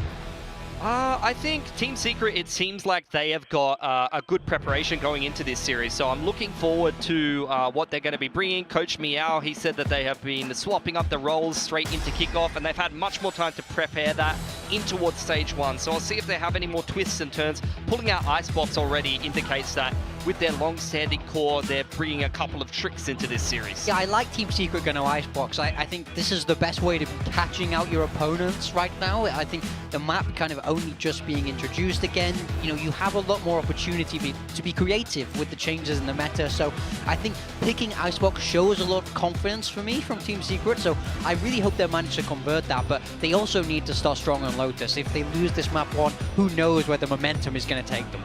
Now, we did get to talk to Carlisle a little bit about the role swaps. Pilski, what do you make of that? Yeah, I think it will definitely come into fruition into this series, particularly if we head through to Haven or something like that. You're going to get Breach Teo and things like that. So we'll see how much more we're going to see those same roles be in place for ZETA, and it seemed to go a lot better for them for T1. It's going to be impactful in terms of the calling for the IGL in the info, like we said, and also having a vocal player on those flash in it and flex roles. Now I'm curious about the Asian comps with that. We did hear a little bit from Secret that their comps are going to be a bit surprising, and are they indeed? Yeah, Team Secret going towards the Waylay, so they're going to have the Breach and the Teo to help coordinate some of that. Jesse Vash is onto the Cypher. They were playing the meta comp, and it worked for them against RQ and Kickoff, but with their opponent picking this map, they want to keep changing things up and try to stay one step ahead. Yeah, ZETA opting for that double duelist, bringing out the ISO. Obviously, this has been a T1 staple for a while, the ISO. Yeah, I think the Razor is a little bit of a different variation on it. I am a little bit worried for Jesse Vash. He's trying to play Cypher against Raze and Sova that can both break his util. He's going to be having a really tough game if he's not switched on about swapping up his setups. All right, we're getting ready for the first match of this weekend, week 2 of stage 1. We're going to send it over to our casters to take us through Lotus. It's going to be Komodo and Quack. Yes, thank you very much, Victoria. I'm Quack, this Komodo, of course. Yeah, you heard it on the desk. It's going to be the battle at the bottom of the barrel. That's a mouthful. What do you think of the composition, Komodo? I'm actually kind of excited on these ones. There's a bit that we can nitpick about how Waylay is going to be working for Team Secret. Of course, they got primmied against the Waylay the other day, so I think there's a lot of room for them to learn from that. And I think, you know, if we're talking about them being at the bottom of the barrel, that just means there's so much room above that they can grow into. How much room? Right? I think it would go outside of the screen. Way outside of frame. Oh my goodness. There definitely is, you know, quite a lot to work against them, but also a lot of room for them to, you know, move upwards, basically. So I think we don't have to focus too much on the negatives, and they can definitely shake some of those off as we kick off the very first map. Absolutely, and I mean, Lotus is going to be a good one to start off. I had my theory on what the veto was going to be before we got into this one, and I actually thought the Team Secret might have came out with the Lotus pick, but surprising to say the least that ZETA are going to be the ones to pick it here. I know, map pick-wise, it's pretty interesting, but yeah, it's almost been a full year since the faithful Phenoms from the Philippines faced off against these Japanese juggernauts, ZETA Division. But at the same time, ZETA were only at their zenith back in 2023 when they bested Team Secret in the LCQ. It's been a long time since then, and now they have to bash their way forward, starting things off with the pistol. Jeremy already upwards. Rubble control, gonna have to get out of that one straight away. Good patience from ZETA so far. No lurks this time around. I'd be interested to see how quickly 2GE and Jesse Vash are gonna push through the mound to get a bit of a wrap. But it already looks like there's an idea for Team Secret that they do need to get their waltz over to this A side. Yeah, pretty swift, pretty smooth. At the same time, ZETA also trying to make their way through the tree. So a bit of noise, and the smokes have already been deployed. A bit of a flash as well for added cover, but a great well-timed fault line as well from Envy. Nonetheless, it doesn't quite deter ZETA. They continue to push forward. A couple of trades, and now Envy trying to work around the edges of the smoke. Ooh, almost spotting out showed up, but instead gets spotted out by Depp. Now all that's left for Team Secret, just the two players, 2GE and Jesse Vash. And what are you going to be able to do here as well if you are splitting positions? Not too much. A bit of a jump peak, but it still is a lot of information for ZETA. Also spotted him out, so the only one left, 2G, unfortunately goes down up by the waysides of stairs. ZETA picks up the pistol. Yeah, I was looking at the flank that was potentially going to be coming on through from 2GE as well. You know, shrouded step past the sheer potentially, but it was just a little bit too late for Team Secret to really get a wrap back in towards the A site there as well. So well placed out by ZETA Division already. Depp getting some sharp shots, getting some good reads on where the positions of Team Secret are going to be for the retakes. So coming in towards this secondary round as well, right? And already an adjustment for Team Secret to get this rubble control. You know, one of the things about Lotus is just how much utility that you can pepper on down to be able to challenge on that defensive side. Very much so. So still keeping some of that pressure alive closer to rubble, but also baiting those smokes out from Team Secret. At the same time, also kind of starting to poke around the C side, Komodo. Yeah, but this is just the pop ready for Team ZETA on the other side right now. A little bit of silence, but I do like the counterplay from Team Secret. They're waiting for any noise as well. The 4-stack? Yeah, any tap on towards the orb potentially, and then you get the flooding into it, but this out drone actually is going to get all the information and just immediately the util's out, Quack. Immediate flood, but XDL able to land the 2 shots. Step as well with the Outlaw, and a bit of an elevated angle from Wild Oreo, but unfortunately to no avail. The only one left, Jesse Vash. XDL took a bit of a hit, but nonetheless, not too bad for ZETA. Well navigated, really. Just everybody, sharp shots where you require it. Clues, depth, yeah, down to low HP, but you're against the eco, right? You're against the stack. You see all that utility come your way, and you weather through it. Now, for Jesse Vash, well, Cypher territory over at the C site in another postcode when all of that damage was being delivered over at A Rubble, and now essentially you're just trying to see if you can find anything. The low-membered HP players are not really going to give you a challenge here. Yeah, look at how neatly they're tucked away. It's just Shota who does have the full HP on the other hand, so Jesse Vash gonna have to carefully, cautiously creep his way forward, but ZETA still managed to find him at the very end, and they get to sustain all those weapons over onto the next round. Yeah, getting the kill over towards Depp as well. We're getting closer to the showstopper, right? When you're 2 away from it, you can definitely push towards an orb in this new round, and then you're 1 away.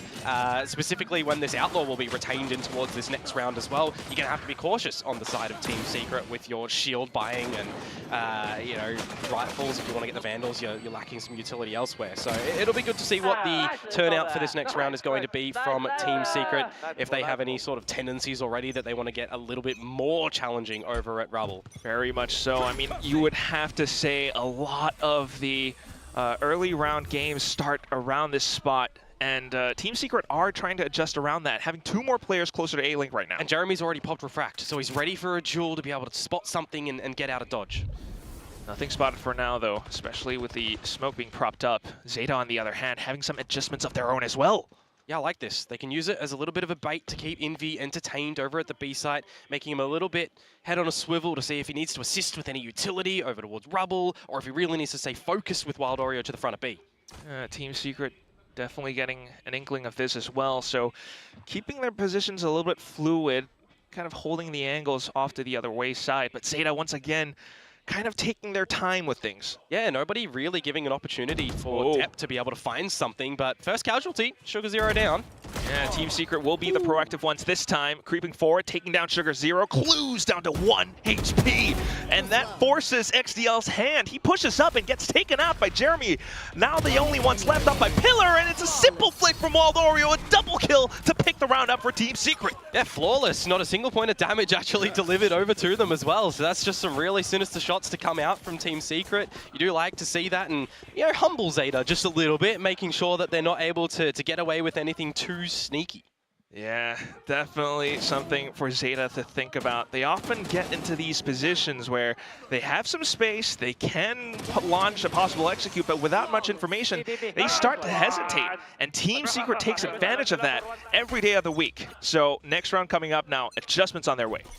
Yeah, already just seeing the sort of standard utility over towards Rubble, but a challenge Jeremy. Yeah, he doesn't want to stay and fight in that one. So bit of a reset back on towards the rounds. Again, ZETA pretty proficient in just finding this Rubble control and layering down the Aldrone either towards site, either towards clear Rubble, but a counter from Wild Oreo starts to piece together a bit of information. Now, Shota scene, you're expecting a little bit of a lurk from that position at this point in time, right? So for Team Secret, this is what they have to do. They have to be getting mound control. They have to make sure they're not resting and not finding space anywhere around the map. The sheer wall in front of them, though, that's something to worry about as well. Maybe 2G can kind of Shrouded Step TP over. That could alert Shota as well, though, but here we go. The launch, it's starting to head over from A-Link, and Team Secret continues to hold from the upper side, trying to watch these angles, mark these angles down. A couple of shots already through, but unfortunately the site will be handed over to ZETA. And Team Secret are already setting up for a bit of a retake in this round, whether it be A or B, and it's going to be the latter at the moment. Yeah, and at the same time, though, might be a strong retake.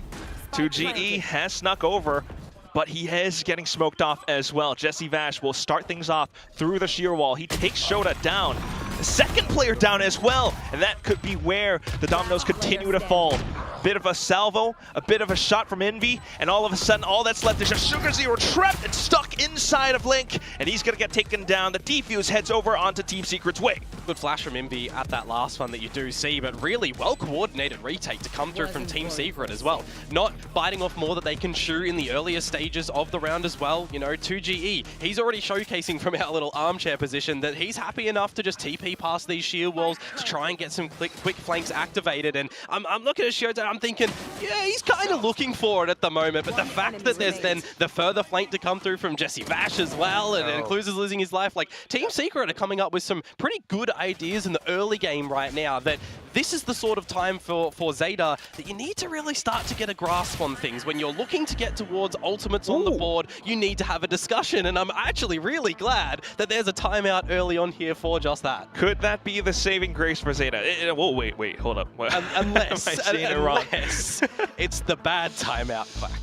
It should be the right one, but seeing the team logos, okay, all right, there it is. So yeah, maybe a bit of a saving grace for ZETA. Hopefully something to bring them back into the game. I mean, so far so good. They did start off pretty well, but the macro game, Team Secret are reading that exactly like you mentioned, Komodo, and at the same time, you really have to wonder, where are some of these players? You know, Shota has been, deployed in to kind of almost fill Laz's shoes as the Sentinel somewhat, but he's been kind of not quite on the ball. And I think that's what I feel. I think for me, there's a bit of an experiment here to have XDL back on towards the ISO as well, right? Because in history, we've only seen him play it once. It was on Haven from what I was able to scrub up. And on the back of that, you're running a Cypher and a Yoru, where for right now, you're seeing, Depp on Raze, and you're seeing the Vice be picked up. So there's stylistic differences and, of course, map differences in how you want to do that. And so far, we're really only seeing, the contingency go forward at the very start of the round. And it's not really what's going to happen in a round such as this, when you've got a little haphazard buy. You do have kill contract though, so maybe with this Vandal he'll be able to open up this C site, which actually for Team Secret, Quack, they've changed up their approach too. They're more stacking with all these ults. Yeah, a bit of a possible read, and here comes in with it the Armageddon, fired back as well. And here comes a bit of a showstopper, but unfortunately it doesn't quite connect. Envy now trying to hold off on the other side. The entire choke point engulfed in smokes. ZETA looking for a way out. And that's the reset. That's what you want if you are Team Secret as well. Yes, you use the Armageddon to kind of keep them at bay, but you get an opener onto XDL, which means that was the Vandal down, now recovered. And what do you do if you are ZETA as well? You've gone into this round with not too much sniffing utility. You can't really gain forward possession of any side of the map without sacrificing bodies here. Yeah, I do wonder what that timeout was about. Possibly something for the future rounds, or just to keep in mind how Team Secret might continue to push out, especially around Rubble or Mount. Something that ZETA has to watch out for, especially given their composition. But right now, it's just about getting into sight. They're setting up with this fault line as well. They are expecting this hit to be. Yeah, Team Secret watching, keeping their eye on it, but here comes Clues, an instant opener against Jeremy. A second shot on towards upper with Wild Oreo taken down. Envy now trying to launch a counter assault right back, but also aided by Jesse Vash. A little bit of an attempt, but unfortunately shut down again by Clues and his hands. Hot and ready, he's out for the one-on-one. Envy goes for the swing, Clues strikes him down. A quad picked up in round number 5. That's gorgeous shots to come through from Clues, honestly. The fact that you're looking at the beginning of that round and you think that Team Secret, by the weaponry, by the ults, by the opening kill, it's going to go their way, but no, he's just really individually dug deep. I mean, he's in the pit of the B site, right? He's down at the bottom of the barrel, and he's just grown up tall. 4 kills to come on the back of that one. Love to see it. Yeah, I gotta love the strength and the resilience that they are showing. It's a round where they came in a bit of a 4-on-5, but through these little micro plays, playing around the angles and everything, they managed to sneak one through. Yeah, the fact that it was a contact play as well from them is really nice, because it plays with your fault line timing that didn't work out for Team Secret. So I want to see in this new round if Team Secret are going to be able to capitalize with that utility as well and be a little bit more coordinated. They do gain some rubble control. They see that nothing is there. Generally at this point in time, you see ZETA come out towards the A side of things if they were going there, and the fact that you're not, you're hearing all this utility at the C site, your camera's spotting things out, it's going to look like another retake round to come through for Team Secret. Yeah, very much so. So maybe a couple of trips possibly to aid Jesse Vash. He is nearby. But otherwise, just for ZETA to get the spike down, paint shells into waterfall as well. Depp getting a little bit curious. Got to start to do something if you are Team Secret. Well, at least they spot out the salvos, and in with a combo from the flash. They do take one down, but that is when Team Secret begins to push as well, coming up from halls, and all that stuff. It's just Depp. All of a sudden, in the blink of an eye, Envy takes down so many alongside his teammates, and Team Secret will be able to claw their way back. Yeah, no real opportunities in that round for XDL or Clues to throw out their ultimates as well. Might have to see that in a scaling approach in towards one of the sites. So when you're actually in there, we're going to have to look at how they are going to contain the site itself and not really expecting Team Secret to be there as quick. Some great shots to come out from Jeremy, just dancing around in the salvos as well. He's actually picked up the convergent pass in that round as well, so we'll potentially even see that for a stronger looking retake come the next round. I know, and that seems to be the trend for Team Secret, Komodo. Yeah. It's not just the convergent paths, it's the rolling thunder as well. ZETA has to watch out for so many of these potential plays. I mean, how do you work against a retake comp?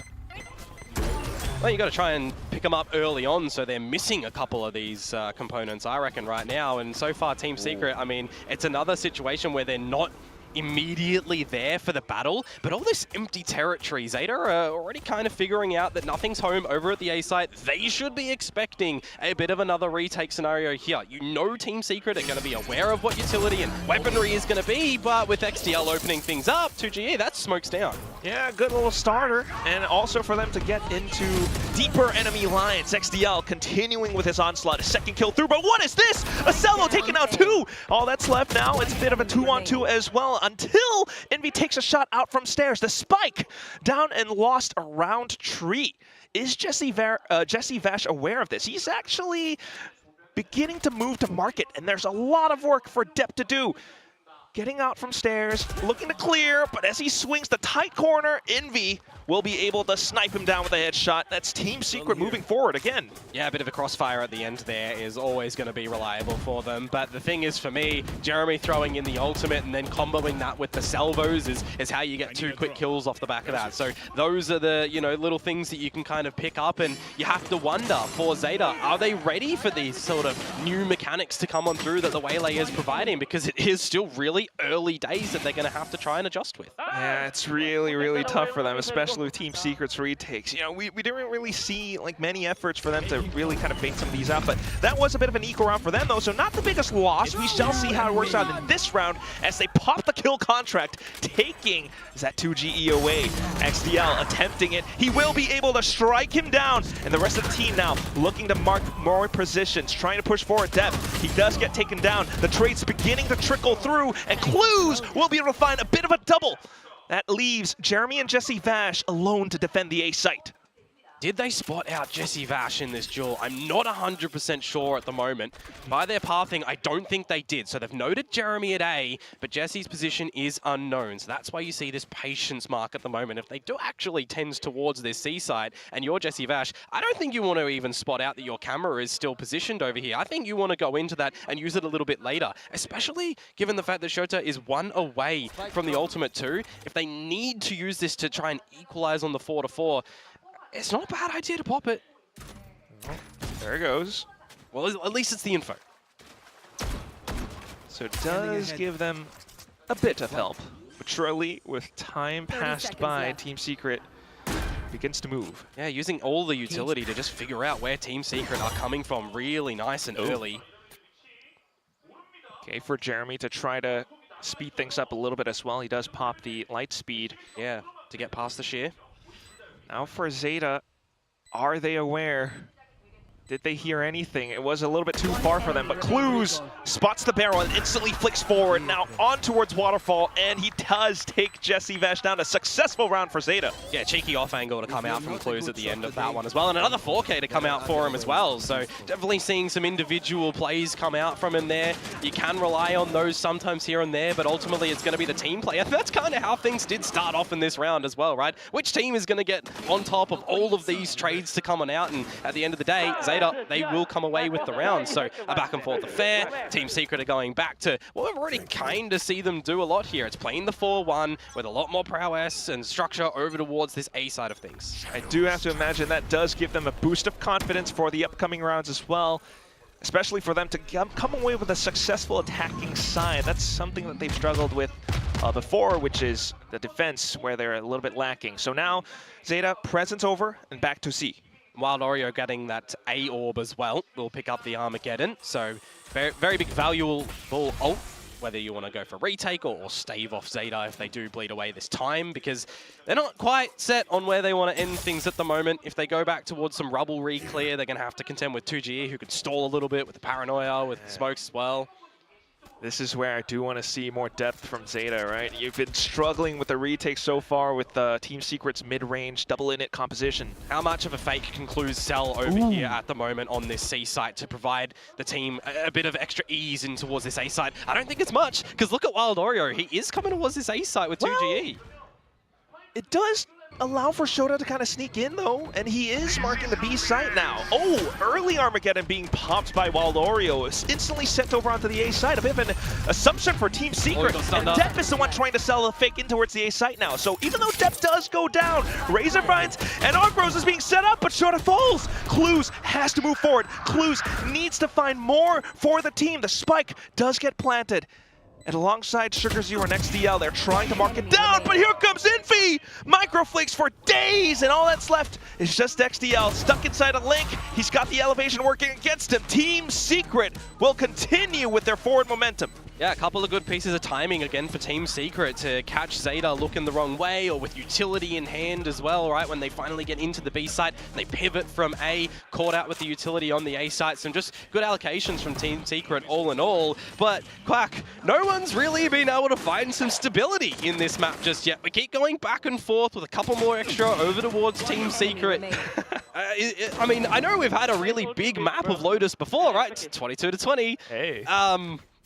It's too early. It's too early to say anything on it. It definitely is a little bit early. But still, I mean, if we're following with that trend, I mean, this is surely where ZETA possibly finds a way to strike back on their eco. I think that's where Team Secret sometimes gets a little bit too comfortable. But that said, who knows how it feels on the server right now. At least for Team Secret, starting to adjust around this. They're playing a lot safer. Well, you are against the bit of an eco from ZETA too, so you don't want to play the close quarters action if they're already getting in towards this C site, which actually Jesse Vash, well, they're looking to challenge you, mate. Oh, looking to swarm him down, but unfortunately the utility whiffs right by, and Envy is here to aid and support. 2 kills back and forth, and now it's Wild Oreo chiming in. Clues trying to stay alive, but he's getting Valorant in, mate. Yeah, the new mechanic, the Hinder coming on through, you know, doing the time warp in that one. You're not going to be able to dance around anywhere, unfortunately. Hey, Team Secret, they will find 6, so at least equalizing at the half. Getting in towards another gun round for ZETA, and yeah, I kind of want to see what difference they've been able to figure out so far, right? When they're going for this rubble control, they're seeing a couple of these combo utilities with the salvos, with the smokes, maybe even a later paranoia to come in on through. But if they're waiting out this utility, they're still taking it very pacey, right? I want to try and see if they've figured out anything to really catch Team Secret off guard. Yeah, that feels as though that's what ZETA needs right now, especially to throw off some of these retakes. You gotta love the precise gunplay though, Komodo. Yeah, absolutely. Okay, Jota keeping people interested at least at the front of the B site, and it's feeling a little bit too hot at the moment. Still does have the Steel Garden available too, with Depp on a showstopper. These could be some ults that are going to be good to find some space in towards the A site, get your entry in. Wow. Just noting as well, XDL 1 away from the kill contract. Yeah, really, really close to it. Definitely kind of needs it, especially since we're nearing the end of the first half. But once again, we are in a situation where Team Secret's setting up for the retake. And this is where you get the Steel Garden in. It'll be perfect timing for this one. Shota needs to time it right, though. He holds the angle alongside his teammate, and there's the opening shot. Rolling Thunder sent through, but a bit of a trade. Shota still holding on to the Steel Garden. Maybe the best time to pop it right now, and there it goes. But the Paranoia gets sent through as well. Jesse Vash starting to take more space up around drop especially, but there it is. Primary jammed up. He is buying a bit of time, and that allows for ZETA to tick the clock away.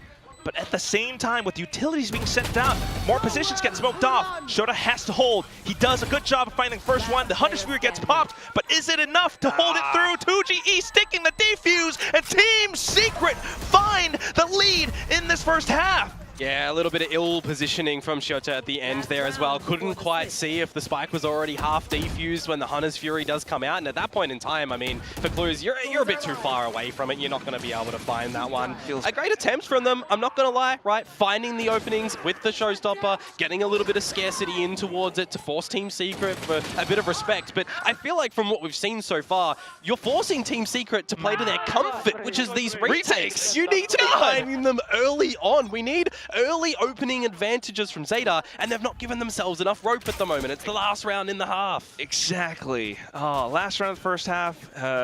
This is where it really starts to feel like a struggle, especially on Zeta's map pick. Envy, by the way, though, 13 kills and 12 assists. Those are insane numbers. Yeah.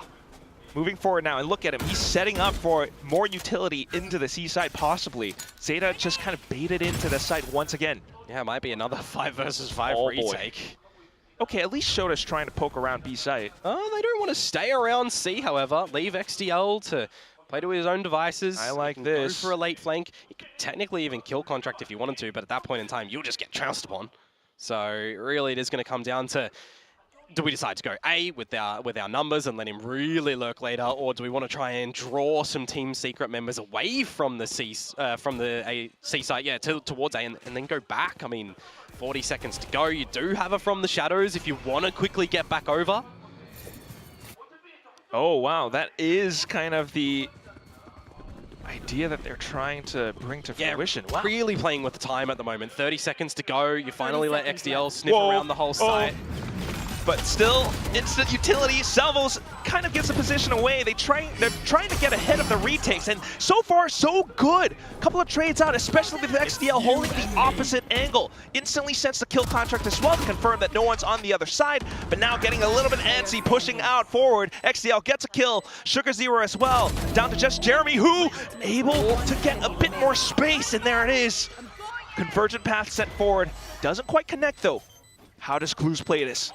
A bit of a jump peek, and he does go for the slight utility. Jeremy trying to get tricky with it. He's trying to stick it halfway as well, but the Spectre will find its taps. Zeta closes the first half with 5-7. That's not bad, honestly. You got to give props towards Zeta, really playing with the time in that one. Something quite different as well, right? Leaving XDL to kind of cook around the C site, really wait and play the time for it before they go in for the plant. I'm seeing the combination of utility come through from Team Secret as well, and I think that's one of the biggest takeaways that I'll take from the first half here, Quack, is Team Secret are looking very coordinated on that defensive side in how they want to methodically play with their utility as well as balance their own gunplay. So I'll be kind of keen to see what that looks like a bit differently on their attacking side. And conversely for Zeta, are they going to be scared to take any of the same sort of space that Team Secret were using that utility for? Because these comps actually do play a bit differently, right? Yeah, very much so. A slight,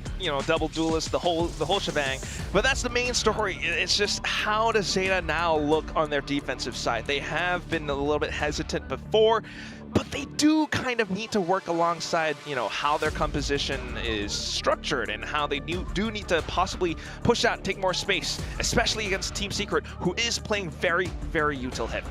Yeah, I mean, like, for Zeta against T1, right, you've got that open book where T1 are kind of using all the same comps that they were at Masters. There's a lot of tape and research that you can do, but now you're going up against Team Secret, who have had a lot more time to prep. They've been relaxed going into the series, as well. Bringing out new things, especially. So you do have to have a lot of mid-game and then mid-round adjustments. I do admire how Zeta finally kind of cracked the code towards the end of that first half. It was a little bit late, but still 5-7's not too bad. It is salvageable.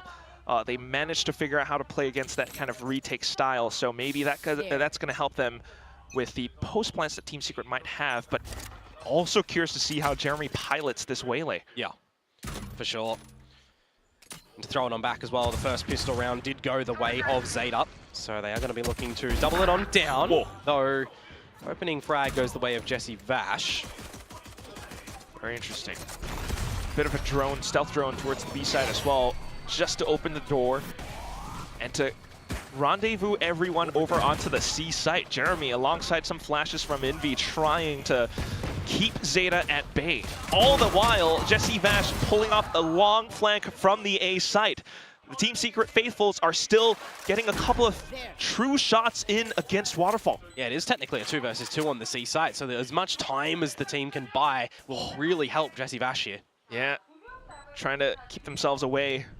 Sugar Zero and Depp should be aware as well. They haven't spotted the Cypher out just yet, so surely steadfast moving forward, but unfortunately a well-placed shot from Envy will pretty much diminish their chances of taking the round. A little shot from Sugar Zero, but still no hero found. Jeremy will be able to pick up that pistol for Team Secret. Yeah, leading quite nicely for Team Secret on this attacking side so far. I mean, like, you got a couple of these just different angels that are really being taken around the map, right? The fact that it is a player like a Sentinel on a Vice that is taken down first, right? You don't really need to then second guess yourselves if you're going together as a unit. You've got no Sentinel utility that you need to contend with. So I kind of want to see a little bit more adjustments come through from ZETA if they want to play a little bit more bunkered in towards these sites later on. Yeah, later on being the key phrase. Right now it's just the double sheriffs.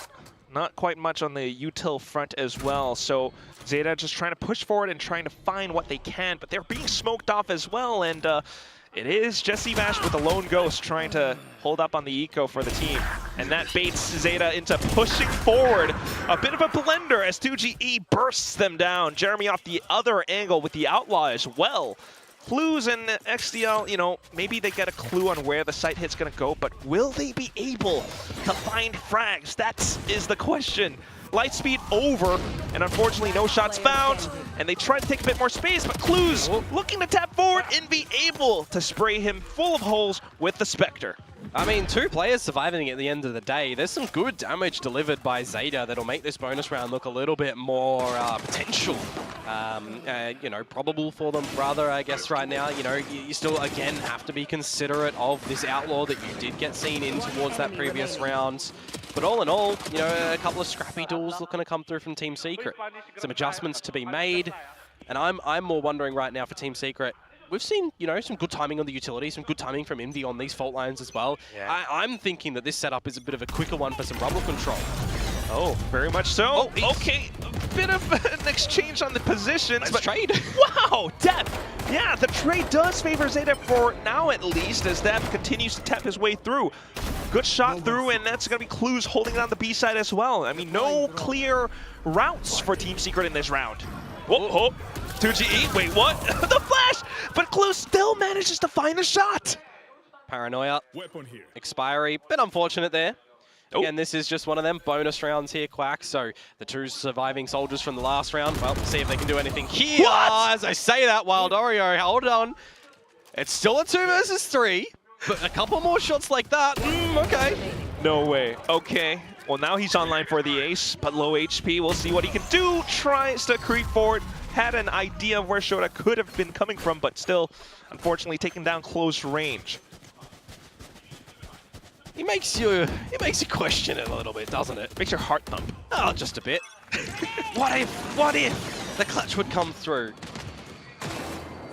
Some good shots to come out from ZETA. I think that's important for them on this defensive side as well, because a couple of duels around the map, right? You really have to be just considerate of your comms as well. You need to make sure that no one's finding some bad rotations around the map. You need to make sure that, especially on the bonus round, you're keeping things relatively honest for yourselves as well. Like a light shield that comes invested in towards this new round as well. Now we're going to get some pressure on towards Shota yet again for the beginning stages. My ult's ready. Yeah. The lone soldier on the C site currently. He does have the shear wall in place, but we all know what waylays can do. Yeah, I think more importantly, if you're not baiting out the shear wall and you want to just go, are you going to get in front of it? Because right now, there's a couple of kills. But just as they try to get in front of it, Jesse Vash gets in front of Rubble as well. A good shot against Sugar Zero. That's the smoke's gone. So defense is a little bit weakened for ZETA. Is Envy expecting this? He is! Wow! That's great to come out from him there. Just absolutely read like a book, and the timing as well from the push-up mound. This is all the information now that you need as Team Secret to scale back up towards this A site, to go quickly. You've seen another body shooting at you. That's precisely what they're trying to do. For 2GE now to hold down to A-Link as well. He tries to push, but unfortunately gets taken out. A little bit hungry for that one, unfortunately, because now you're going for the plant. You're technically a little bit down on the HP for Jeremy. You do have a Rolling Thunder, though, for Envy. Okay, he did have the refract propped up, but unfortunately it does expire. So maybe it comes down to Envy and his Rolling Thunder timing. Does send it after a couple of seconds away from the door, and then the double peek out from Team Secret. They take down Clues All that's left now, just the players coming up from tree. Envy has the utility, has the angle, dodges the arc rose as well. Now Shota tries to sneak forward, but Envy strikes him down right and true. Envy, truly one of the players for Team Secret that speaks volume. He has been as solid as a rock in this map so far for him. I mean, 20 kills. You've got Wild Oreo, who's on 18 as well. But I think more importantly for me, Quack, it's the third number that you see present for his name line, right? 17 assists on the breach at the moment. How much setup has he done for his team to make things look not just like scraping by? Smooth is the big thing for them right now. Envy is just feeling so comfortable on this breach in this map. You gotta love how it looks. I mean, so much more comfortable, not just on the map, maybe with mid-round calls with their new structure as well for Team Secret. Yeah, potentially. Right now, okay, it's just gonna be slight anti-eco against ZETA. They do have a Hero Vandal on the ISO. Yeah, it's just one of these ecos to come through from ZETA. You don't have the likes of a Hunter's Fury that you can get a little trap play happening over at Mound like we saw previously. And XDL too, well noted that he's already taken down a 50 HP. One away from the killed contract. Well, you'd be saying a different story if you got the opening frag and you have that available a little bit later on. Some rotations for ZETA towards this C site at the moment, but you pick up an all point for Wild Oreo. You've got an Armageddon online. And you're recognizing for Team Secret, well, we're not getting challenged. We're seeing no utility over at Rubble, so we'll re-clear that in case there's a high-low setup, for example, or any forward positions. You're seeing nothing over at the front of B. You've still got your trap wire there. You're seeing nothing at the C side as well. So the onus really is on Team Secret at the moment to figure out where are these Team ZETA members. They are trying and poking a lot around the map. They have so many options. I mean, it was the drone to buy a little bit of presence towards the A site. Now they're just, once again, regrouping and consolidating onto a single side. That's going to be B. XDL, unfortunately, will fall despite picking up the kill contract. I thought maybe if he had that ult, that could have been a bit of a chance for ZETA. But still, yes. Time dwindling, but not too much of a worry for Team Secret. They will be able to get the spike down. Now just to mark the end of these positions. Jesse Vash once again on a bit of a lurk, and there it is. Armageddon from Wild Oreo buys more time away and does confirm the positioning from ZETA. So now they know, they hear the footsteps coming out from Link, and they will be able to hold these angles down there with the sprays. A bit of a transfer with Envy at the helm. Once again, Clues off to the Sheriff. Stinger out of ammo. Swaps up to another weapon, but also out of ammo, and he starts to feel frantic, rushes over onto the spike. Jesse Vash showing up all of a sudden. It's Team Secret up to 11-6, Komodo. Yeah, good time to be bought from the Armageddon, don't get me wrong, but the fact that they do have to rip that one out because they're not ready for their own little post-planting positions at the end of that one, it speaks credit to ZETA's prowess and scarcity, even with their having lower weapons, right? You note that Det was lurking over towards the A side as well, but you're not quite sure what type of buy-up there is. I was thinking to myself as well for XCL, well, if he actually got a kill and got out, he could have pulled them off the spike plant, but now we can potentially see that in this round because there's a little bit more stacking of the ults for ZETA, where rounds such as this, you want to keep Team Secret off 12, you're probably going to have to invest them. That's what it is. If you're going to mount the comeback, it's all down to round 18. Okay, Odin's flashes and also the refract from Jeremy. A kill that he's walking away with. Sugar Zero, though, kind of snuffed off to the wayside, able to walk away with one kill. Waldor goes ahead, and XDL comes in with a kill contract. Exchanges for both teams. Oh, but it's not done just yet. Jesse Vash trying to see if he can get in front, and it's not going to happen. Now, convergent pass out for Jeremy, and he's going to zoom in towards the site, but hello, Sunshine. You've overlooked Deb, and now it's all on to Jeremy. Picks up the spike. Where's he gonna go? Thinks about going up the rope, but knows that XDL could still be around upper. Oh boy. There is a lot of time for Jeremy to play with, however, though it's all his individual shots. No utility to help him out. All right. Well, if he does get one kill, he might be able to pick up the dash, but still, I mean, looking at the 2-on-1, ZETA's probably gonna stick together. Yeah, and the thing for me right now as well is you do have the showstopper if you do just want to invest it to try and 100% the remainder of this round. I mean, you never really know, right? You don't want to see Team Secret get onto map point. What if Jeremy does get a kill, brings it into 1v1? So that's a slight conundrum for ZETA at the very least, but still, if they are confident, they could just waltz in together as a duo. Well, he's going to hear the footsteps as well. Do they expect him to be repositioned over towards the whole side of things instead of mound where he planted for? Well, ZETA will look forward to it, but oh, that's going to be Death snuck away. Slight sprays, slight whiffs from Jeremy as he tries to drag his mouse over his target. XDL thankfully will save the round and keep ZETA alive. You know, you got to be a little bit heart pumping in that moment as well, right? When you're in a clutch position and you just can't quite navigate it on through. And that's what I mean. Like, you got to consider, do you use the showstopper in that sort of environment? Because, well, Jeremy got the first kill. If he wasn't really awkward in that spray, the round could have gone to Team Secret. But you're holding on as ZETA. I don't mind that. It, you know, just came down to those trades, and it speaks to how much faith he has in his teammate. So not too bad, and the role swap definitely kind of working out for ZETA right now. Yeah, but are you able to double down? Because that's really been something that we've not seen for ZETA just yet, right? Consecutive rounds in a row. Definitely needing to pick those up. At least this round, it should work out for them. Jeremy tries to throw their crosshairs off, and it does work out. Wild Oreo, a bit of a double showstopper, and it doesn't connect as well. They're trying to go with mid-round calls to get the site locked under key, but at the same time, do you have to call this? Do you just have to consider a save right now for ZETA? You don't really have the credits. You've gone in with a stinger on depth, with a showstopper missing. You have just been absolutely blindsided by Team Secret, who go quickly into this B site, but they are hanging around the site. Yeah, it looks like they're going to try and go for it a little. All right, a little at least, but still the trade's coming forward. Sugar Zero trying to go as a Sugar Hero right now, and he finally managed to bring himself to life. Depp out from the sides as well. Keeps ZETA in the game once more. And Depp with 30 HP as well, alive at the end of that one, but you're exactly right. Sugar Zero getting the job done where required. I do like the calling from Team Secret in that round to quicken things up towards the B side to get an early plan as well. Specifically when you're on these lower buyer weapons, you're using Jeremy as a bit of a distractor as well for your quote second entry in the form of Wild Oreo to just go in with the stinger, right? Be the distractor to get you on in, but at the end of that one, yeah, a good retake to come through from ZETA to again hold on.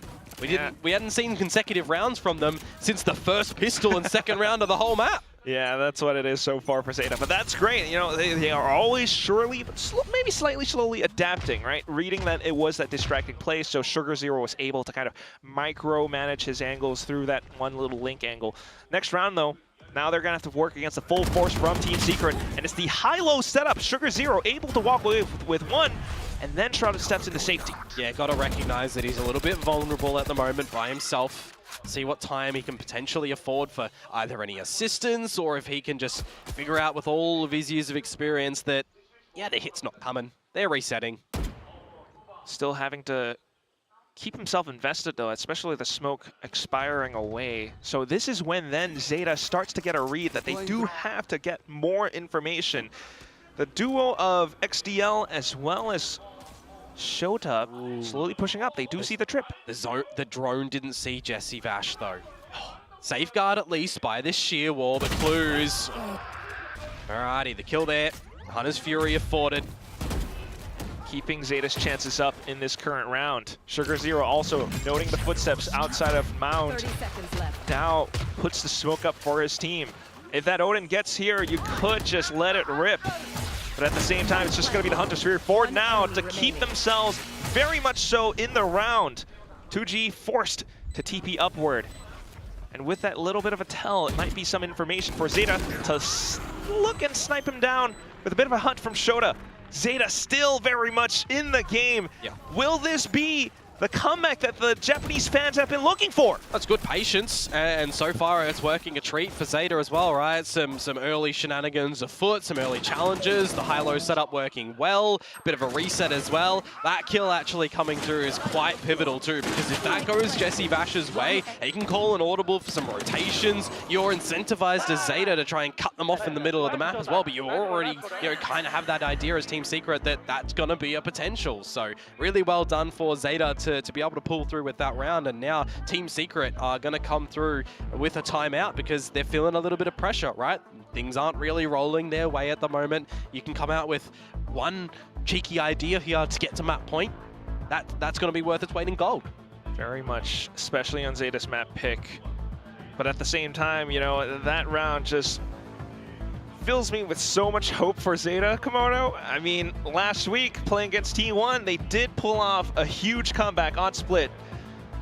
Will they be able to do it again? I mean, this is all about this current matchup, right? You know, projected rankings, they're both at the bottom, and ZETA needs that confidence to move forward in Stage 1. Yeah, I mean, one of the biggest flaws for ZETA was that when they're playing their sort of slow defaulty style, they had to be stopping, you know, they had to stop peaking one by one. Every duel that they were doing, it was kind of a little bit disconnected. But from how they're navigating around the map at the moment, we're really getting a sense of them recognizing their own weakness, one of their big standouts, and adjusting that coming in towards this series. You gotta love the adjustments. You can see a glimpse of Clues smiling as well in that timeout. So hopefully, surely keeping ZETA in the game, but whoa, Team Secret's got explosive plans of their own as well. Jeremy already taking one down. Good reveal as well. You got to get out of this one, unfortunately. Rotating door on close, still going for the challenges. Yeah, trying to keep themselves stacked up closer to where the fight is happening. But whether or not that's actually going to help them is a whole other thing. Yeah, 2GE wants to potentially get out of here, which is why ZETA are hanging around, right? They're feeling like they have a potential free kill. Now the wall has been tripped. You got no big information at the moment for ZETA as well. If they've actually had anyone go directly on through, this is going to be quite unfortunate for Jesse Vash. How many players does he actually see here if he keeps going forward? That would be huge information for Team Secret. It would even out the odds a little bit. Sugar Zero has to stay alive as well. And here comes that mid-round call. There it is, Jesse Vash down, 4-on-4. Sugar Zero trying to stay alive. Will be able to mark the angle down against Jeremy, the star duelist of the Team Secret team. And there are more trades coming out. The spike being downed. Envy alongside 2GE with just the pistols. And that is the call for Depp to go slaying. Sugar Zero, though, will just kind of sack his life a little bit. And Envy looks to find a clutch, but even with the Rolling Thunder, Depp will be able to sneak away. Yeah, he dodged it just by the corner of that one there as well, so he was able to just be, you know, allocated on the right angle for the duel. Nicely done. 4 rounds in a row now for ZETA, but that one does feel a little bit hot under the collar, not going to lie. A crunch potential to come through from ZETA too, for Sugar Zero finding that kill quite large. And, I mean, Clark, I'm looking at the scoreline right now, and it's 1 round difference. ZETA, they're certainly dividing rightly around the map, all their forces to find a lot of these advantages, and they're not dropping them. I think that's one of the biggest things at the moment. ZETA are finding these positions of power, and they're holding it strong. Yeah, you gotta love this 1-2-2 setup. It allows them to pivot back and forth across the sites, but now Team Secret's starting to read that C is a little bit weaker than the other side, so going in for the full frontal approach into this one position. However, Clues has arrived. Shota has come alive. So a couple of shots now, shutting down Team Secret in their steps. Shota for a second kill. And that's just Envy and Jesse Vash on the other side of Mound, biding their time. Aftershock away. And a couple more sprays, but Shota continuing to slay them down. Yeah, that's a little bit unfortunate, not gonna lie. ZETA, though, really good stronghold around this C site for the quick endeavors of Team Secret. I mean, I get the idea, right? Jeremy going on in, trying to hinder him down, unexpecting, you know, Clues to get him there, and then ill-advised TP from 2GE as well, right? Just things kind of falling down like dominoes for Team Secret in that round, and it was ZETA that's just pushing them on down, and they're happy to get the bird's eye view.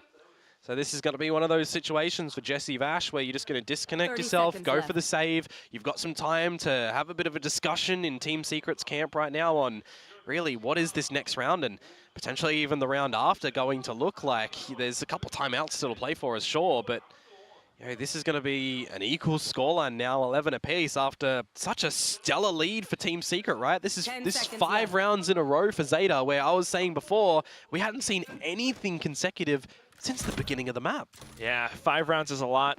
30 seconds also is quite a bit of time for Team Secret to cook something up, though, so I will not count them out just yet.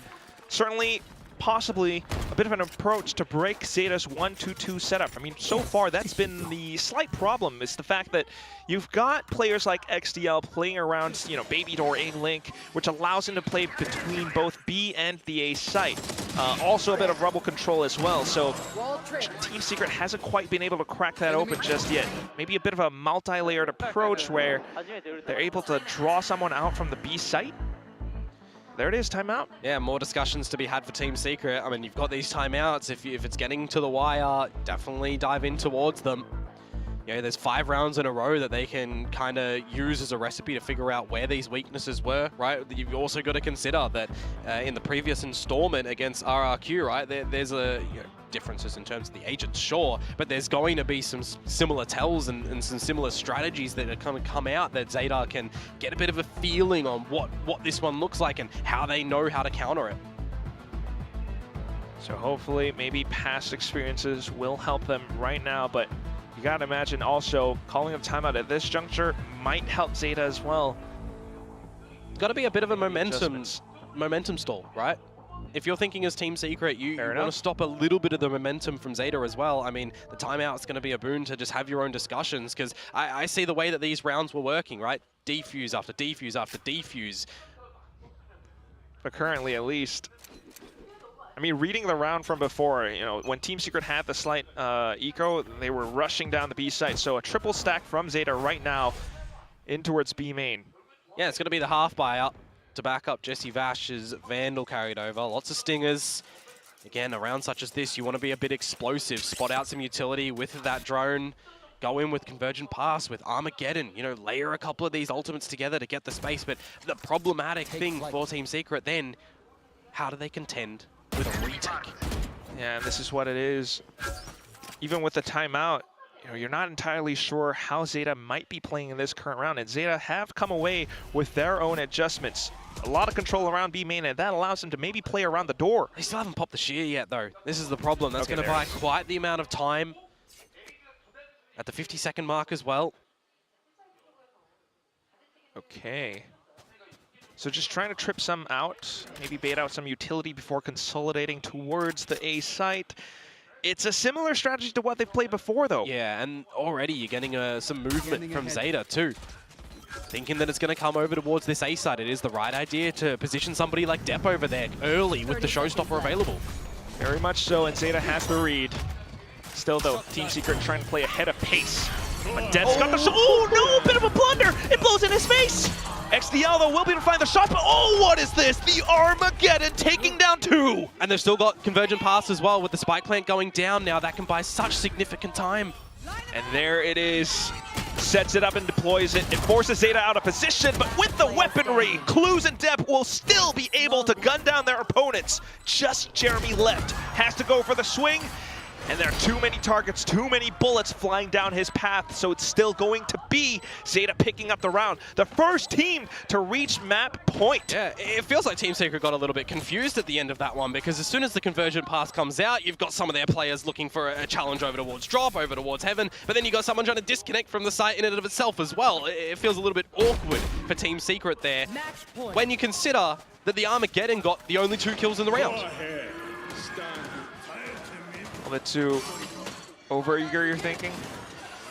I don't know, just a little bit of a problem for Team Secret. I think they just didn't realize that ZETA were going to be ready for that retake so quick. Gotta imagine the confidence from the win streak is definitely helping them out so much as well, even with the slight momentum pause. I want to highlight, by the way, Envy and Wild Oreo are having a cracker of a map with 25 kills apiece, and they might drop this one in regulation. That is definitely going to hurt quite a bit. But still, you know what? The entire series isn't over just yet. Yeah. So Team Secret looking to push this to overtime. And again, you're looking at the C site kind of being bunkered down at the moment. A bit more assistance from Clues now here, meeting with Shota. You're looking to try and bait out again this Vice Wall, the sheer wall. Not able to do so. And if they do, well, you got more stopping power in the fact of your Steel Garden. That's so far off. So Jeremy not quite being able to find it. The whole team trying to, once again, break their way forward. Maybe it's another one of these strats where they leave Jesse Vash on the long lurk. Yeah. They are going to try and get in towards this seaside at the moment. See if Jeremy can spot any bodies, get a kill before refracting out. But now he's going to be in towards the site, and they all are. So setting up for a plant. You would really just expect Steel Garden to go in here in a bit of a retake from ZETA. So let's see. Forces Team Secret's hands. Oh, but they push straight into Shoda's crosshair. Triple found. 3 headshots. And all the hats gone off of Team Secret's head.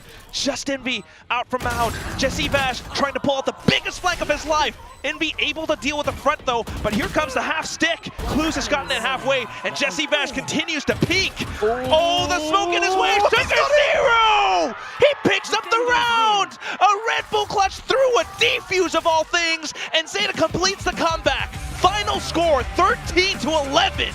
7 rounds in a row to get ZETA Division their own map pick as a victory here.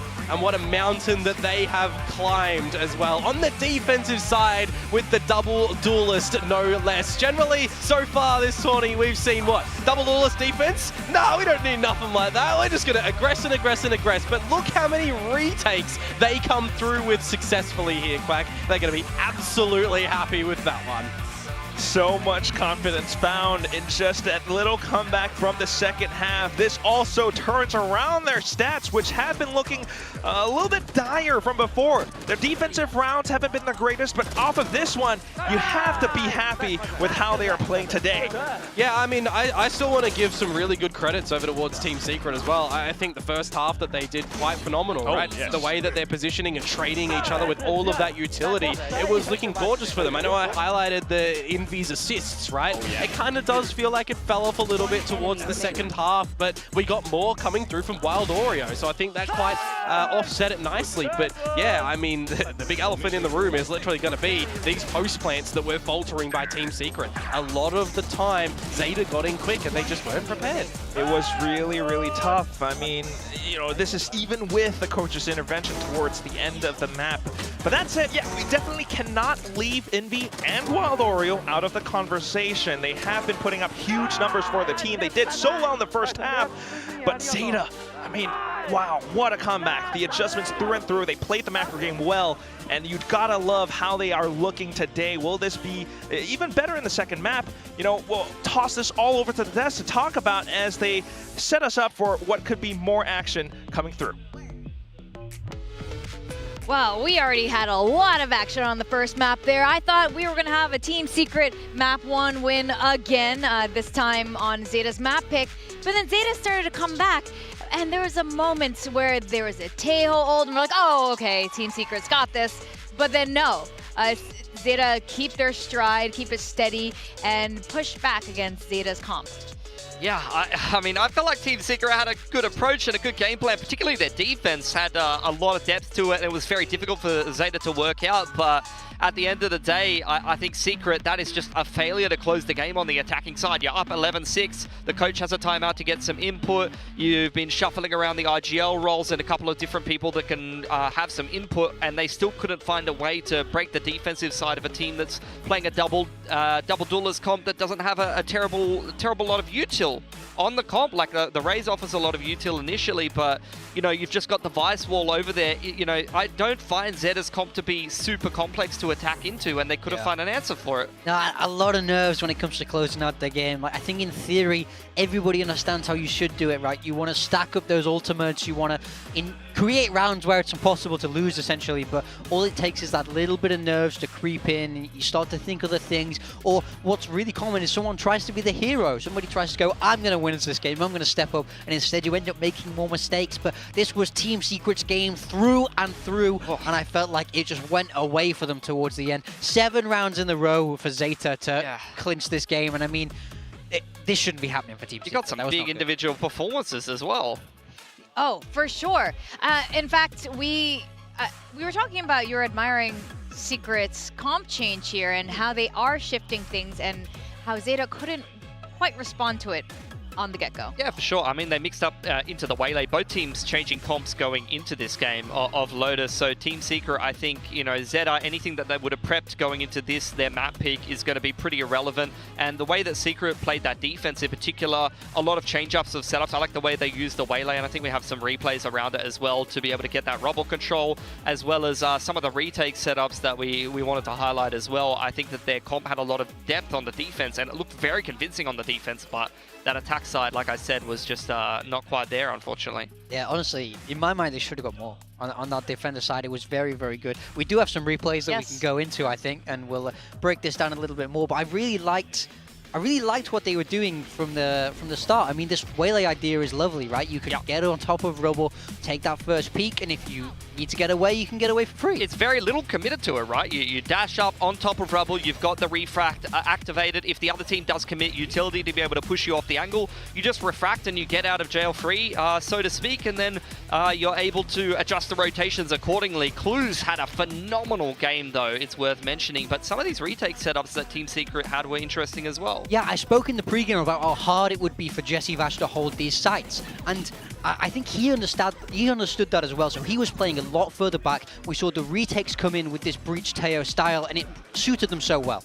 Yeah, for sure. I mean, Clues on the Sova, though, he was phenomenal to watch. He had a lot of impactful rounds, particularly on attack. I felt like he won ZETA most of their attacking side rounds, really, and I think in comparison to his performance in kickoff on this map on a different role, he has been a revelation, really. Looked well in control in terms of how he wanted to play a lot of these rounds. That clutch in particular was phenomenal. Yeah, they won 3 rounds outside of the pistol in the conversion. 2 of those were Clues 4Ks, and the last one was that Clues clutch there, you know. I think he kept them in this game, absolutely. He made that second half comeback possible, otherwise it should have been a 10-2 half. That game could have been incredibly fast. Clues stepped up when it really mattered, and they delivered an MVP performance there for me. Do you think that was the missing piece from ZETA? We were looking at Clues' stats, and like you guys mentioned, he wasn't performing great in kickoff. Even the last match, not so much, and we really, like you said, saw him completely step up here on Lotus. Is this going to be enough for ZETA to close this out? I'm hoping so. I don't know. I think they did show some good stuff. Similar to some of the other games that I've seen, though, that RQ game in particular is a good example of what I would highlight, is that ZETA did do very well this game, make no mistake about it, but it's really, for me, the failure of the other team to be able to close the game. They probably should have lost this game, and they were trailing a lot of this game. Great resilience to be able to come back, particularly on that defensive side, particularly when some of the rounds got chaotic, like Depp bloody shot himself with a rocket, and they still completed the retake. So, look, Team Secret missing a couple of tricks there, but for ZETA, you know, I need to see more games to see if the role adjustment is going to be a good inclusion. But Clues individually, going from, you know, one of the weaker players individually in the league in kickoff, given that he only played 4 maps, so that's not a lot of a chance to give a showing of yourself, to being the MVP here on Lotus and fragging as the IGL, that's already promising. So let's see if he can keep that up. Oh, for sure. And we are going to be going into Icebox as our second map. I think this would be a very interesting matchup. I'm not entirely surprised that Secret has ended up opting for Icebox. Are you? No, I mean, I don't think so. I think they're one of those teams that, at the end of the day, they've been together for quite a while. They played through the majority of the map pool. In fact, they may have even been active as a team back when Icebox was in the pool. So how annoying is it going to be for them to adapt to that map versus other teams who maybe, as a core, have not played the map together before? I also like the idea that you can surprise. You can surprise your opponents with Icebox. It's week 2. They've not shown their Icebox yet, so if you feel good on it, being able to pick these newer maps that are coming into the pool is very impactful, because your opponent can't have anything prepared for you. And I do think that kind of worked well for them on map 1. I like the idea of the comp change. It was just getting it over the line that was the problem. So they really have to mentally reset now, because that's a kind of tough thing to come back from when you've just lost a game that you really should have won. For sure. Well, they definitely have saved at least one map win for... It's got to be this one, or else that's it, Secret. It's going to be a 2-0. Yeah. But to that point, I'm sure they've obviously prepared something. And like you said, there's nothing in recent memory for ZETA to work off of. So now the question is, how adaptable is ZETA going to be? Because this is something they've struggled with in the past. They had some really good protocol when things are repaired, but then adjusting on the fly. We were talking about this in the green room. Can ZETA do that? I would say the same about Secret as well, where it's like when they show a good level of preparation, either their initial map pick that we've talked about and we talked about in the pre-show, as well as their defense, when they're able to play a comp comp that the other team hasn't seen, and they show a lot of their prep. They look comfortable what they're doing. They look confident in what they're doing. They are a very formidable team, and we just saw that in the last map. It's when they need to be adaptable that things are difficult for them. So I think, again, similar to that Lotus game, because both teams went into that and changed their comp, Icebox is going to be a complete unknown factor for both of these teams just because it's come back into the pool, and we haven't seen a recent game on Icebox from either one of these cores. So they're both going to have to adapt to some extent. Yeah, I could definitely see a Waylay coming through again for Team Secret. You know, if they're willing to play it in Lotus, I don't see why they would be so opposed to playing it in Icebox. And I did think they had some decent stuff with it there. I think we're still yet to see it fully fleshed out, as we spoke about a little bit in the pre-show, but I like that Secret are attempting it. So I think picking Icebox, it would make sense for them to go with something a little bit more offbeat here, go with the Waylay, go with something that's going to catch out ZETA, steal your map back, and reset yourselves mentally. Do you think Jesse Vash is going to stay on a Sentinel then, or is this going to be another triple initiator kind of map? Like everyone gets to be a Jesse today. Triple initiator from Paper X was something, you know, just bombard everything with utility, and then you don't have to worry about so many angles. I mean, yeah, I'm not sure. I don't think so. I think you'll probably see him on an init for sure, but especially because it's more of a KJ map when you go into Senti. Although Chamber has seen a fair bit of play lately, to be fair. I think Waylay is like, it makes sense to me on this map because I feel like you don't need, I mean, you've been talking about it a lot, the safety of the jet dash where you can dash into your own cloud burst. I feel like Waylay, there's a lot of double dashes you can do on attack, for example, where you do actually have some ability to be able to get into the site and you don't have to worry about hard committing as much. Well, we are about to find out what they're pulling out for this map of Icebox. ZETA has already won one end. Ooh, Arena.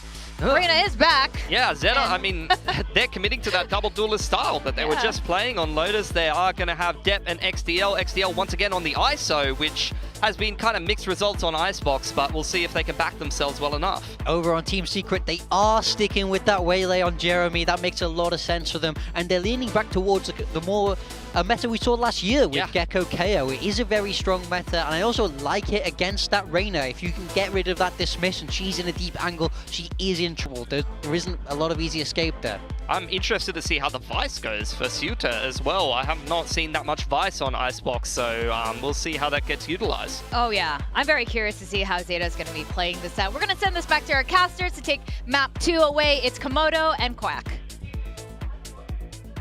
Yeah, thank you very much, Victorian Big Ski. Yes, Dep is our best boy also, but at the same time, I am very curious about this Reyna.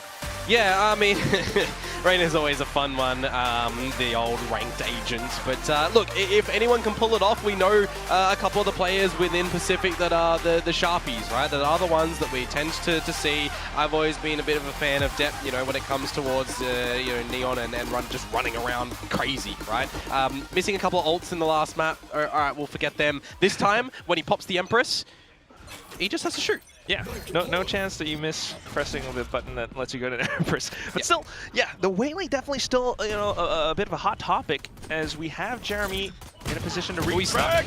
Oh yeah, it does expire, but he's still able to turn around 180. Oh, a second one as well before he finally falls to Sugar Zero. That is a bit of damage and a bit of information for Team Secret. Yeah, 3 versus 3 on the reset at the moment too. Have a bit of a spot to see if there's any flanks at the moment coming on out, but you know, really it'll come down to just the decision making at the moment for ZETA. They can wait for this recon bolt to come back online. Okay, Jesse Vash quite aware as well. Just take a peep. Yeah, just use that as information at the moment as well. 0 point goes on in, finds nobody. So that is going to be some timing for ZETA to actually get in towards the site at the moment. A couple seconds and Clues will have that recon back online. So just waiting for that key piece of utility. Oh, threading the needle. Envy, you sneaky boy. And that's going to be now ZETA continuing to try to creep forward. But once again, a tight angle, and Envy will deny them safe entry. Sugar Zero, though, still moving forward. but unfortunately surrounded by his opponents. 2G will take him down. Team Secret with the pistol. There's some good trades at the end and at the beginning as well. Team Secret, Envy, off to the races yet again. You know, I really think he had a stellar map in the previous one, just not able to really find much on the second half, looking back at it as well. But some good little off elevated angles for him in this pistol round is good.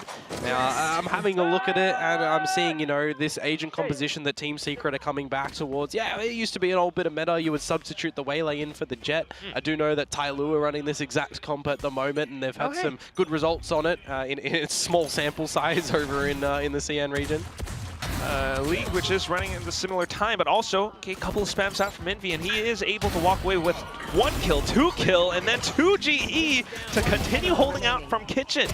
A headless ZETA now currently walking and running around amok on the B site until Waldor puts down clues. Yeah, just get that round over and done with pretty much just against the little eco to come there from ZETA. And this is where we're going to start to see what their attacking side is going to be.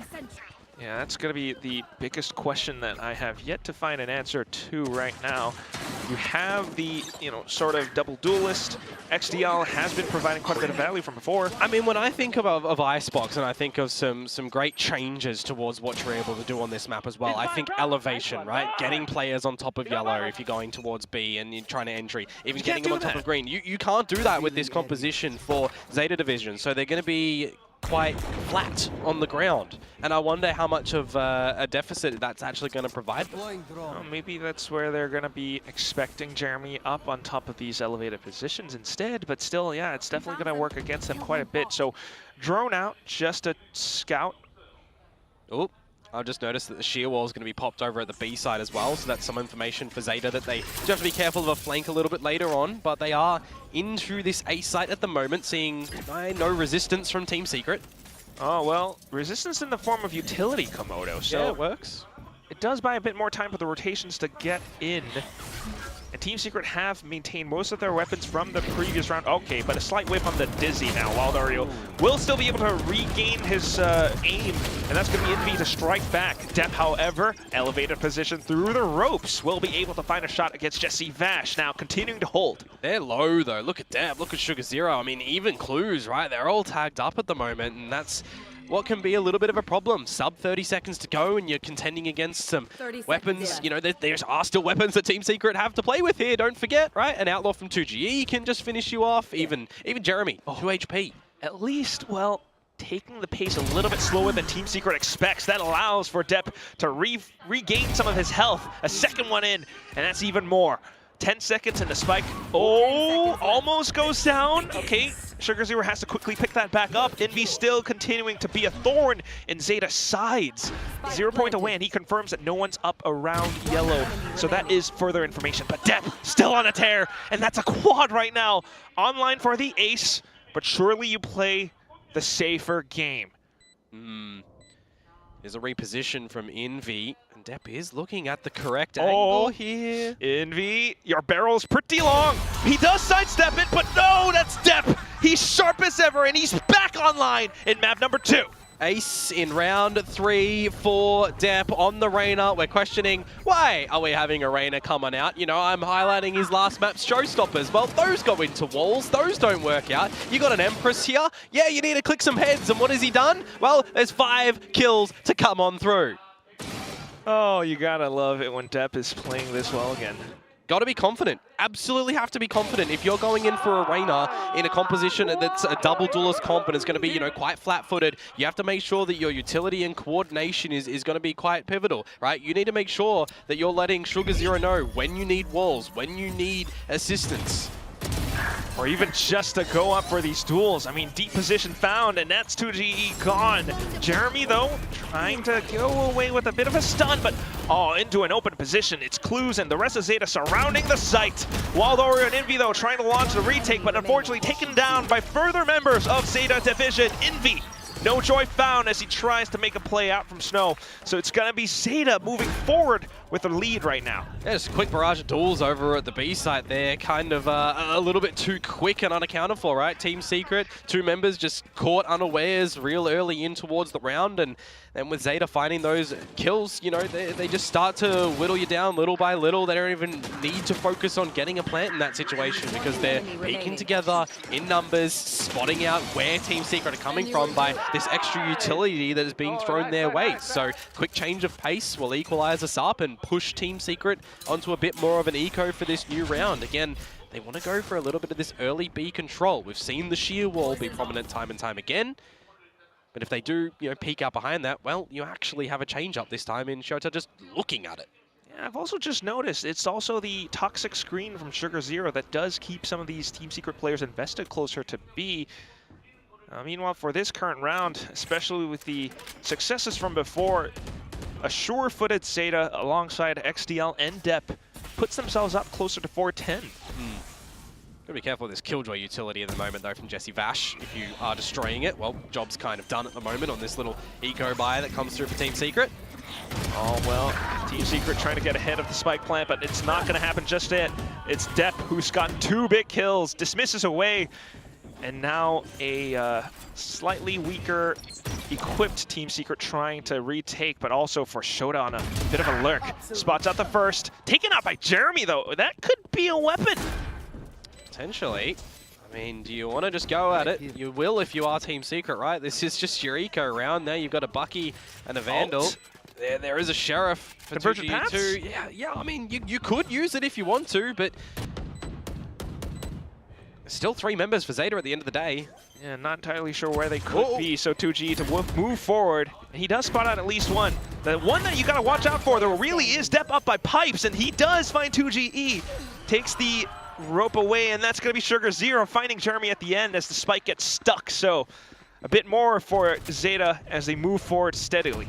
Good damage, I will say, for Team Secret at the end of that one. Just 2 alive for ZETA Division at the end there. But I'm looking at these ultimates, Quack. You know, these are such impactful abilities in this game of Valorant, and we're getting pretty close to having a lot of them online. So when you're looking in towards your next rifle rounds, they can be quite impactful. And I'm thinking at the moment as well for ZETA, you've been playing with your walls over at B, you've been going in through A, you've had some good mid lurks as well. You gotta tick in all the boxes on how to keep your opponents guessing on a map like Icebox. Everything. And I gotta imagine that's why it calls for Jeremy to once again push up to Nest. That's where he first found his successful round.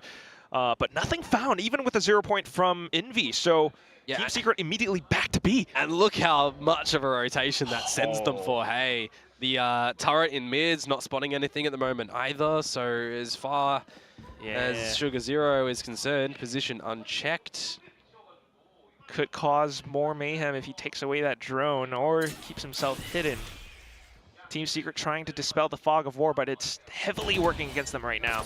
Oh, this is cheeky too. Dep with the Leer out, baiting the turret. He's baiting the turret so Sugar Zero can push up the tube. It's so cool. But is it going to even do anything for this round? Because they're losing all their lives. A hinder on towards Clues. Oh! They know Sugar Zero as well. 2GE is aware. Nice try, says Team Secret. So alone and cold, Clues alongside Shota, trying to scavenge this round, salvage this round, I should say. But Team Secret are pretty much stacked up all close and together. Jeremy will be able to take away Shota's life, and it's just Clues trying to mark further positions down, maybe work up to a little bit more in terms of economy, but still, that's gonna be a quick round for Team Secret. 3-3. Yeah, nearly flawless as well if it wasn't for that last pesky kill to come on through. Better from Team Secret, I will admit, right? This is why I'm thinking, like, you're droning up towards A in the beginning, you're starting to path a little bit forward. I think there was a little bit too much reliance on trying to get Sugar Zero up the tube as well, because you can see that 2G is looking after that. That's why I highlight the idea as well, right? You're leering on out, you're trying to distract away from the turret to get him on through, but it just doesn't work out. So, a new round. As guns cross the board, you're going to have to see some reliance on the ultimates come through in a round such as this one at the moment. That's why you've got the pit really early popped towards the main. A lot of it.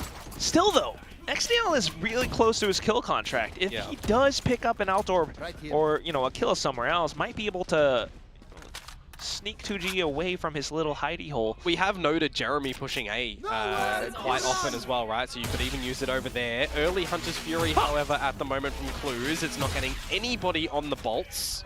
Maybe a little bit more coverage for the rest of his teammates to make their way up tube at least then. The drone is in another position, but still, look at Wild Oreo. Yeah, but everyone's a bit disconnected at the moment from ZETA as well, right? You're really playing on the fact that someone's going to find an open kill. That's a gun barrel spotted. So Team Secret, an idea that Kitchen might be the play, but again, an adjustment in their turret as well.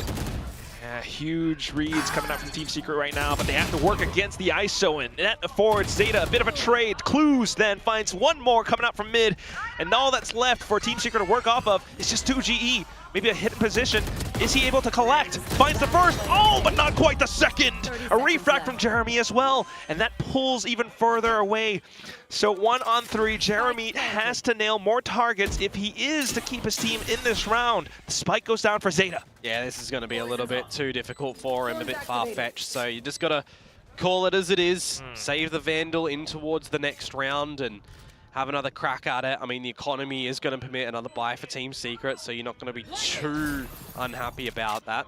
You know, at least we're seeing some good contests from Team Secret, right? It's not like it's going to be a 4-0, a 4-1, or 6-0 or anything like that, right? It's a bit backwards and forwards in how the rounds are playing out. It is nice, but, you know, calling back to what the desk was saying, Komodo, I mean, on Team Secret's more prepared maps, on their map picks, they tend to walk away with, you know, the 13-5s, 13-6s. You gotta remember that. I'll play devil's advocate here. That's only when they get the first map of the whole series as well. Fair right? enough. It's not if it's the second map in its entirety. A bit of that mental game working against them from the heartbreaking loss in the first one. When you consider how close it was for them to be able to get the win as well, right? Ending over 13-11. Still, though, I am thoroughly impressed by ZETA, as are the Japanese fans. Oh, look at that. A lot of passion. Yeah. Because they're working alongside, you know, we mentioned they were a little bit disconnected at the start, but they managed to bring everything back together, especially with the composition. And XDL on the shields. Yeah, I mean, look. He tanked the shot. Look, he's tanking shots. He's not doing the shots at the moment, though, I see that. Still on a 0. But, hey, look, it's growing pains, right? It's learning. We're not seeing too much ISO come out from him at the moment. We do have, you know, one of the best ISOs that you can learn with, or learn from, rather, in the world in our region. See him a bit later on. Yeah, later on. Still, though, at least for now, ZETA working alongside what has worked before. A bit of an early B presence.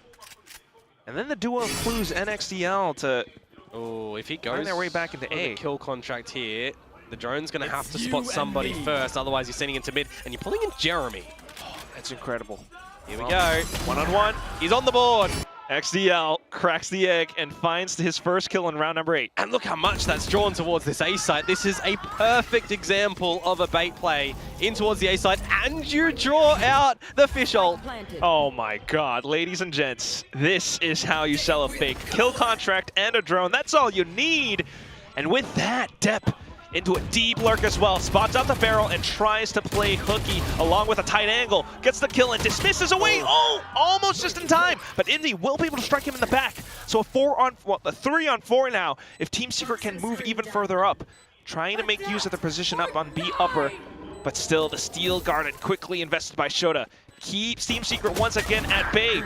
Although the position was noted by 2GE, XDL with a better gun will be able to strike. The next one comes up, and it's Envy to find a bit of an exchange, but there it is. It has to be a save, Komodo. Yeah, the Steel Garden caught 2 of them there, so right timing to come out from Shota, actually, and that's kind of just the nail in the coffin for the round. 2GE, he falls because he doesn't have the right gun equipped for that duel at the moment, so really, highlight of the round has to be how good of a fake that they have just sold with kind of 2 players, right? You've got the drone going in with your wall at the B side to obfuscate all positions over there as well, for your team to creep up while you're selling this fake over at A. But the fact that you've got an owl drone and a kill contract drawing out the Thrash, I mean, I understand it, right? You want to stop a Stampede from coming in towards the site, but you have to immediately just disconnect from that A site to start your attempt at a retake over at B, leaving that powerful ult that can sniff out positions, that can detain your opponents really, really well played out from ZETA in that round, and you can tell now that Team Secret need this time to talk about things. Yeah, the desk, you know, all of us, we were honestly quite wondering, right? This Icebox pick, a map that hasn't been played in the longest time ever, could this be, you know, a bit of a pocket pick for Team Secret? Turns out ZETA's got some preparations of their own. I mean, I'm gonna be the guy with devil horns on my head for this one, right? What did we see? And I know it's a different team. Like, I'll put that in there. What did we see last time for Icebox from ZETA? Oh, that's a really long time ago. It is a really long time ago. That's for a reason, Quack. Please give me the answer. Number one, the map had disappeared for quite a while, right? It was out of the pool. But yeah, it was something like a 13-0. So surely, you know, trying to work on their weaknesses. They have cooked something up, and we were wondering about how this Reyna would look. Yeah, I mean, you can see so how far so good. Yes. I mean, it is bits of Leers in that, but it's also how he's kind of lurking in these deep positions where, you know, Team Secret is just not expecting him. Still, though, round after the timeout. Jeremy has really showcased that he loves to use these refracts early in the round, and now he doesn't have a get out of jail free card. Well, still trying to spray away, though. He will toss that Saturate to keep them at bay, but they continue to re-peak. And that's the A-side open as well, right? It is a rifle round to come through from Team Secret, but with no retract strategy to come through from Jeremy, while Oreo missing the shots as well. I mean, this is going to be pretty difficult for Team Secret. Though, I will admit, there's two players quite low on ZETA. True. But unless you're able to find a single kill, the retake is still just not quite happening. And as Envy goes for the wide swing off of Rafters, yeah, this round is as good as gone. Yeah. Bit of save sim for Team Secret, and on the back of a timeout as well, not being able to convert the very next round. That's definitely going to hurt, right? Because generally you would think that on the back of a timeout, right, you've got an idea of what you need to be doing, where your opponent's weaknesses are, where your strengths are. You generally would see like a counter strat be picked, or a really strong play. It felt a little bit haphazard, right? There was so much reliance in the beginning of this round on Jeremy getting a kill and getting out. When the refract expires, he's stuck. He's not getting any assistance from Wild Oreo. This hunt that's on at the end, there's a trade. So there's only one gun surviving. Which would severely impact their chances of walking away with a lead in this first half. 6-3 right now is the score. Team Secret are starting out on the defense, though, so I can see why the Waylay isn't that effective for them right now. But you surely got to think, like, how can you adjust around this? The early light speeds into A nest just isn't quite working out anymore. I mean, I would even say, right, the double duelist for ZETA, their defense would look a little bit poorer than their attack on Lotus, for example, right? We didn't see that. They had a pretty strong defense, right? Those retakes were looking pretty good. You just theorize it that they're attacking the site instead of trying to defuse, right? They're, quote, planning. So it works. So I don't see a reason why the same mentality here wouldn't apply. I can admire that right now. Round number 10, Jeremy has not quite used the refract or the light speed yet, but it's also a round where they are on quite a bit of a half buy. Jesse Vash, 2G on the rifles.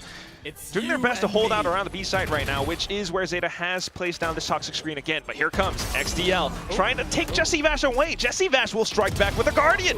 ZETA, though, still has Death alive and online, and he walks up front, takes away Jesse Vash alongside that kill contract. So back to it. It's ZETA with an advantage in terms of the odds. One day we might get this pit from Sugar Zero. We need it. Maybe one day. And here it is. We've got it. Doesn't give him the spike plant, though. Envy just spams away, takes CLZ away. 3-on-3, and even with that, Team Secret on the slightly weaker weaponry will be able to sort of trickle them away, but still, spike planted, pit invested, and ZETA continue to hold these positions. Snake bite down, and it allows for Depp to try to sneak through. He doesn't quite get the information that he's looking for. And that's where Team Secret will double up. Envy, alongside Jeremy, will be able to find the kills needed to bring Team Secret to a round back in the game. Well, that's a strong one when you need it, and that's not even on a proper gun round, isn't it? So really well placed out from Team Secret where you need that one.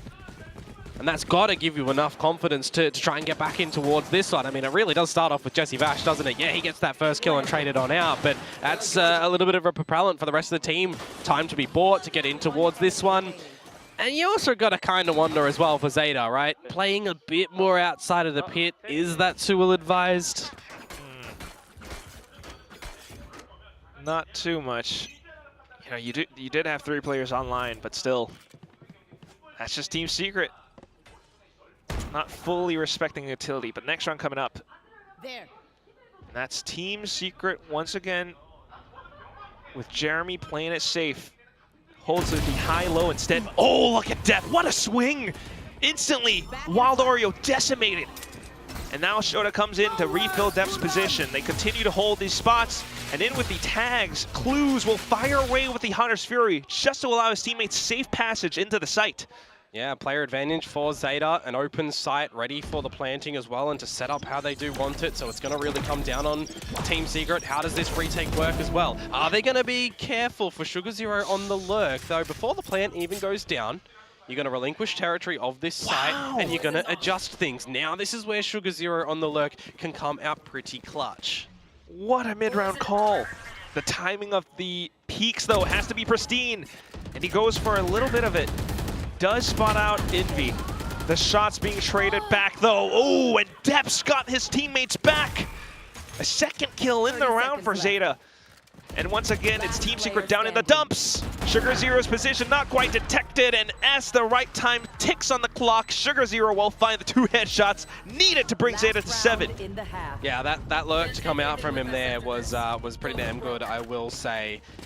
But more importantly, I think I'm looking at this round and I'm thinking, if you do stay towards this A site, well, we're going to get a plant. We're going to get a massive challenge at the moment. So we want to see good calling to come out from ZETA. And that's exactly what they do, right? It's just some good mid-round decisioning to reposition. And Sugar Zero, he's not getting too hungry to overcommit to a fight when not needed. And that's the best thing. Just the way that he sidestepped, got the information that he needed. But still, though, right now, at least, Team Secret, last chance in the first half to try to turn things around. And this time you're going to have Jeremy playing on the long line over at this B site. Again, we've not really seen any opportunities for Team Secret to play the distance game with any sort of operator as well, right, for this squad. So they are just having to do it with these rifles. And for Jeremy, at least this time he's not popped his refract too early, but he kind of is a little bit stuck. Yeah, you might consider using the light speed for either some hijinks or just to get away. But if you do get away, then that's more space for ZETA, and that's what he's more concerned about right now. ZETA has been very slippery with how they're approaching these rounds. Good for drone. Nothing quite spotted.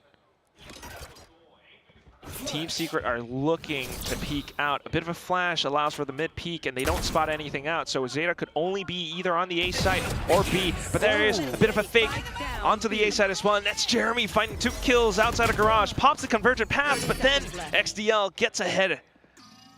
How are you going to activate Clues here? If you're rotating this spike towards the A site, I mean, there are so many different aspects of this round that could just throw things away. Yes. And there it is. Pretty that's the round. That's the half. You're not getting this one back. Yep.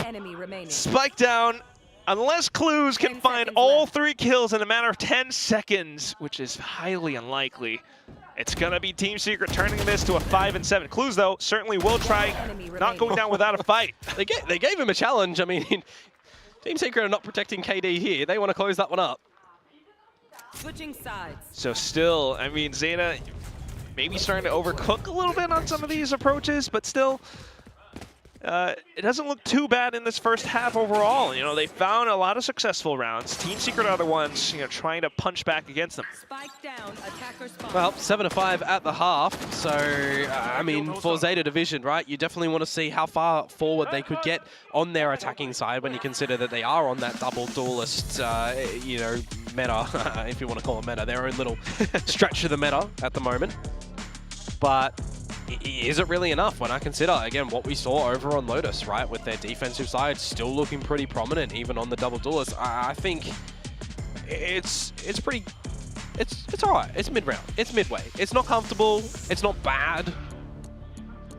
I think I'm a little bit worried about Team Secret, right? Yes.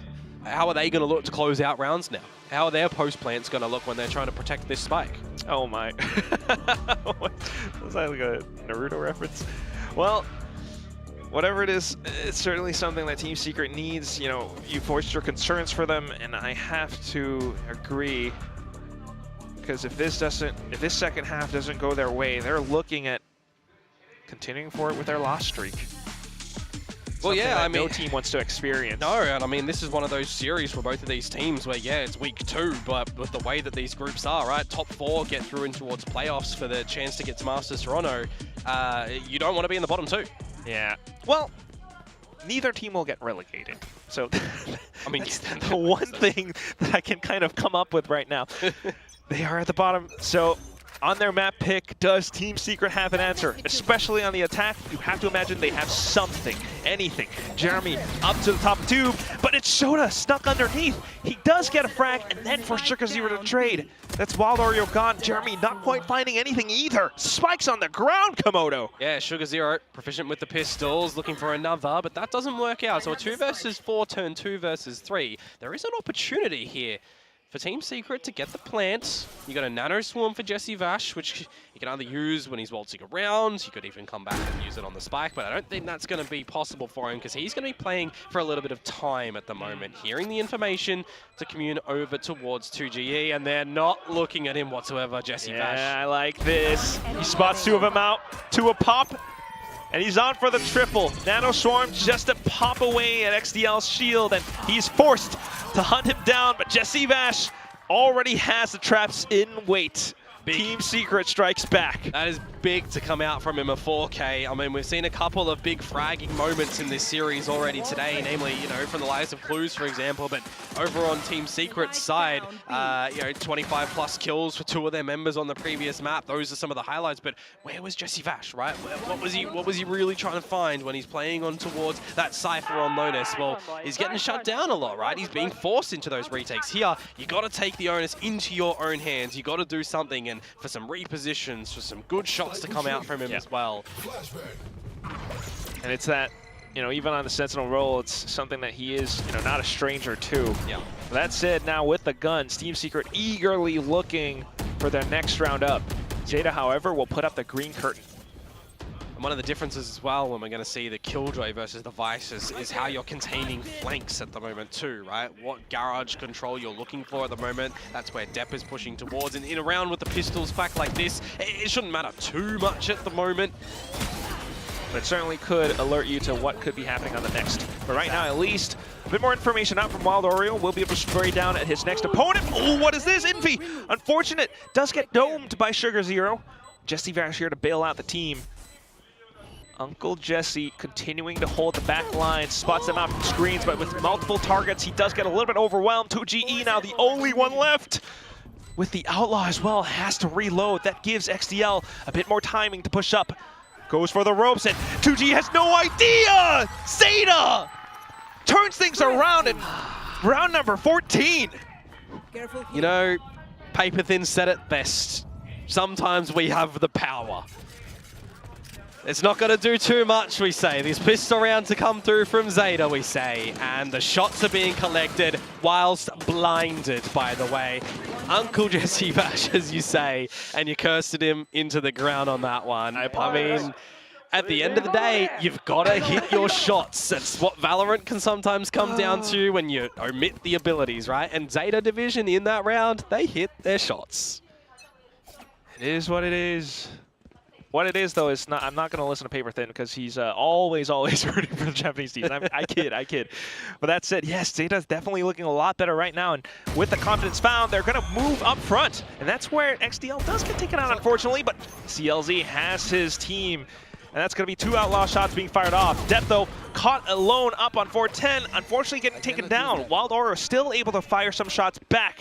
However, that is just 1 Vandal being picked up. Yeah, you count a little bit of that utility at the end there as well, so you know that Wild Oreo was still on the site, but by the rotations and where ZETA was looking, they're not sure if 2G was going for any lurks at the moment. So playing to the numbers at the moment are ZETA. You can go for a retake if you want. You know that there was weapons that were able to be picked up. So it is good to see you just falling back onto, you know, what should be in Valorant one of the big strengths. It is playing to the numbers. Sugar Zero watches the boat, finds both of them. So yeah, a bit of a good recovery to come through for ZETA. Very much so. Wasn't expecting that peek out from Team Secret, but Sugar Zero quick on the flicks.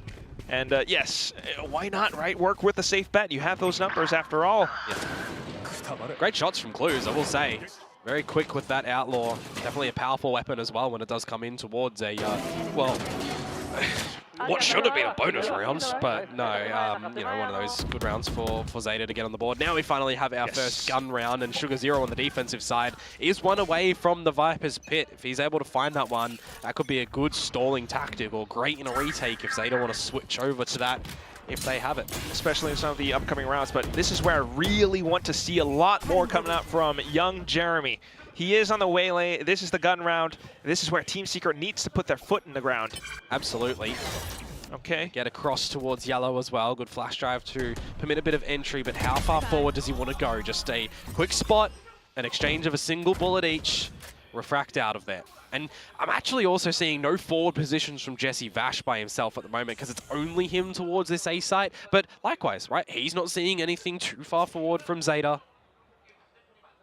It is ZETA to reclaim that space, especially up around even green right now, though, and that's a lot of information. Yeah, 100%. All the information that ZETA do want to get back over towards this A site, where they still do have both their Thorns available. They've also got the Arcros. Well, yeah, that's a lot for ZETA. 2GE, though. Okay. Will be alerted because of the drone and his teammate falling right now. So a bit of an exchange, but still the main force is needing to take the site. And that's where ZETA, with the read, with the information, has already filled and flooded everything down in full. Shota, the double kill. Envy stuck and trapped behind this little corner. Oh, the shock darts are coming through, but he hunkers down. A little kill, and that's going to put 2GE in a 1-on-2. Numbers. Spike retrieved. Numbers again. Yeah, it's still going to be a little bit tough, though. He has to stick the plant without the time. And that's going to be now a bit more opportunity for ZETA to sneak and snake around him. Look at this! Oh my god, 2GE! He just can't find a safe haven at all. He's just playing with his food. That is very rude to come through from Clues at the end there. But no, I got to give props towards ZETA. The way that they reposition towards B main, get the idea that it's going back over towards A. They can start to play with a little bit of the time as well in the scrappy duels that are around the A site. A great timing on the Arcros from Shota here. He gets a double kill on the back of it. Yes, it's a bit of an overheat and loses his life towards Envy, but he's got his teammates that he can rely upon to do some gnarly damage there as well. So that there being the quote-unquote later bonus round because of the flip after the pistol as well is weathered and won by ZETA. And Team Secret, I mean, they're going in for a bit more of a force than you may like in this sort of scenario, but they know the math. Yeah.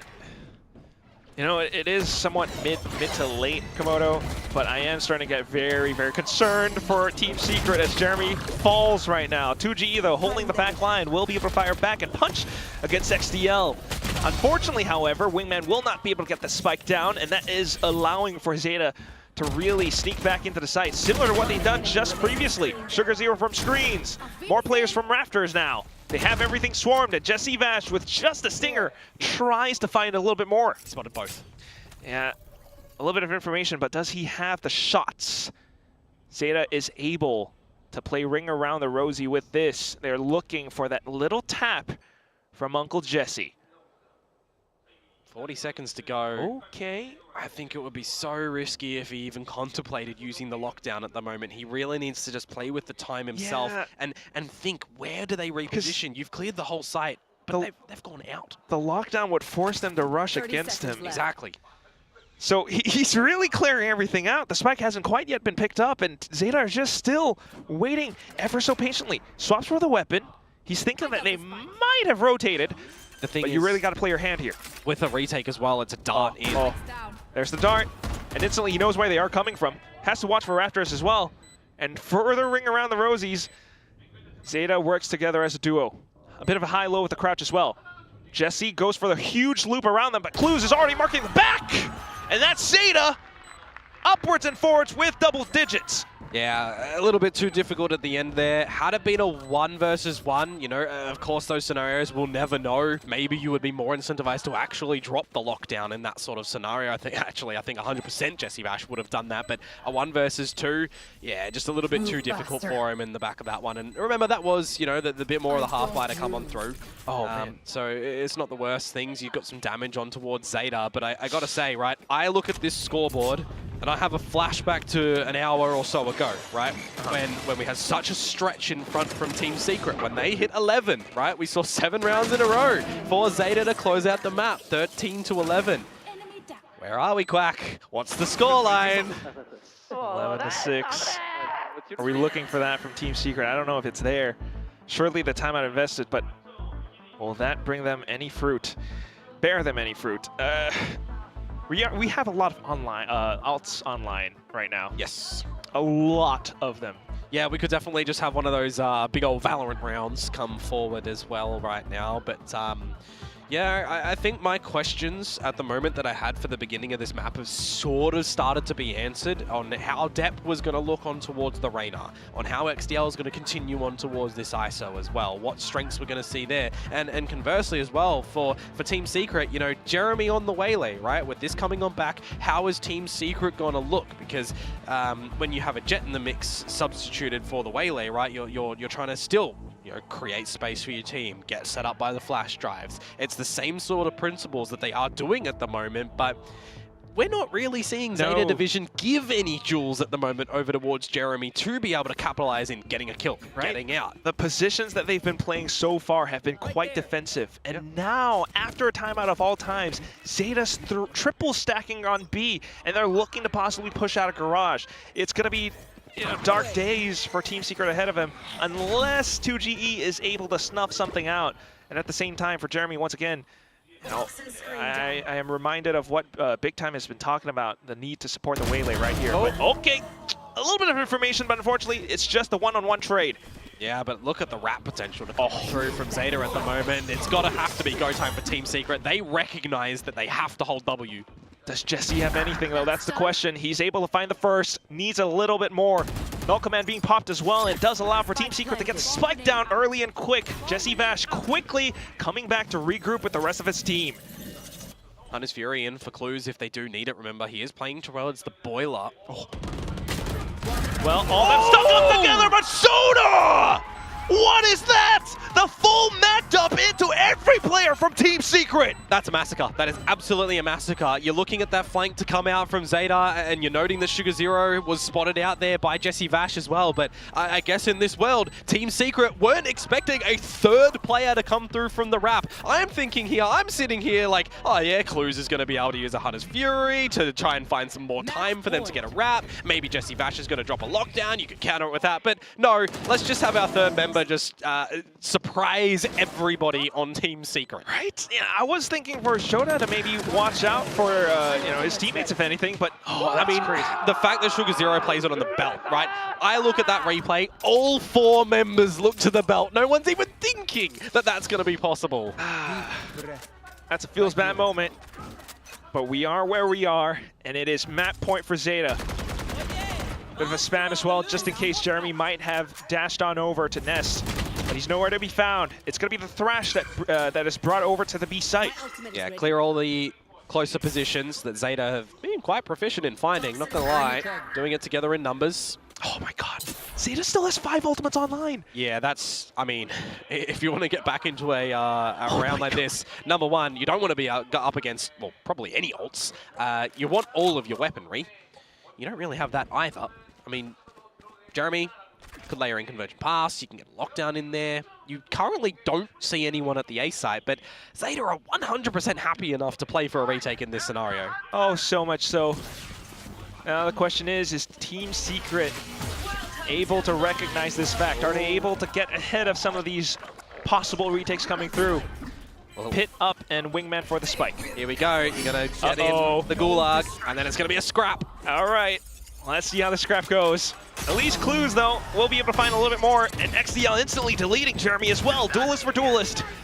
And all that's left are the 3 players on the other side. Steel Garden for a little bit more space. And, okay, we got a couple of primaries jammed, but where is Uncle Jesse heading?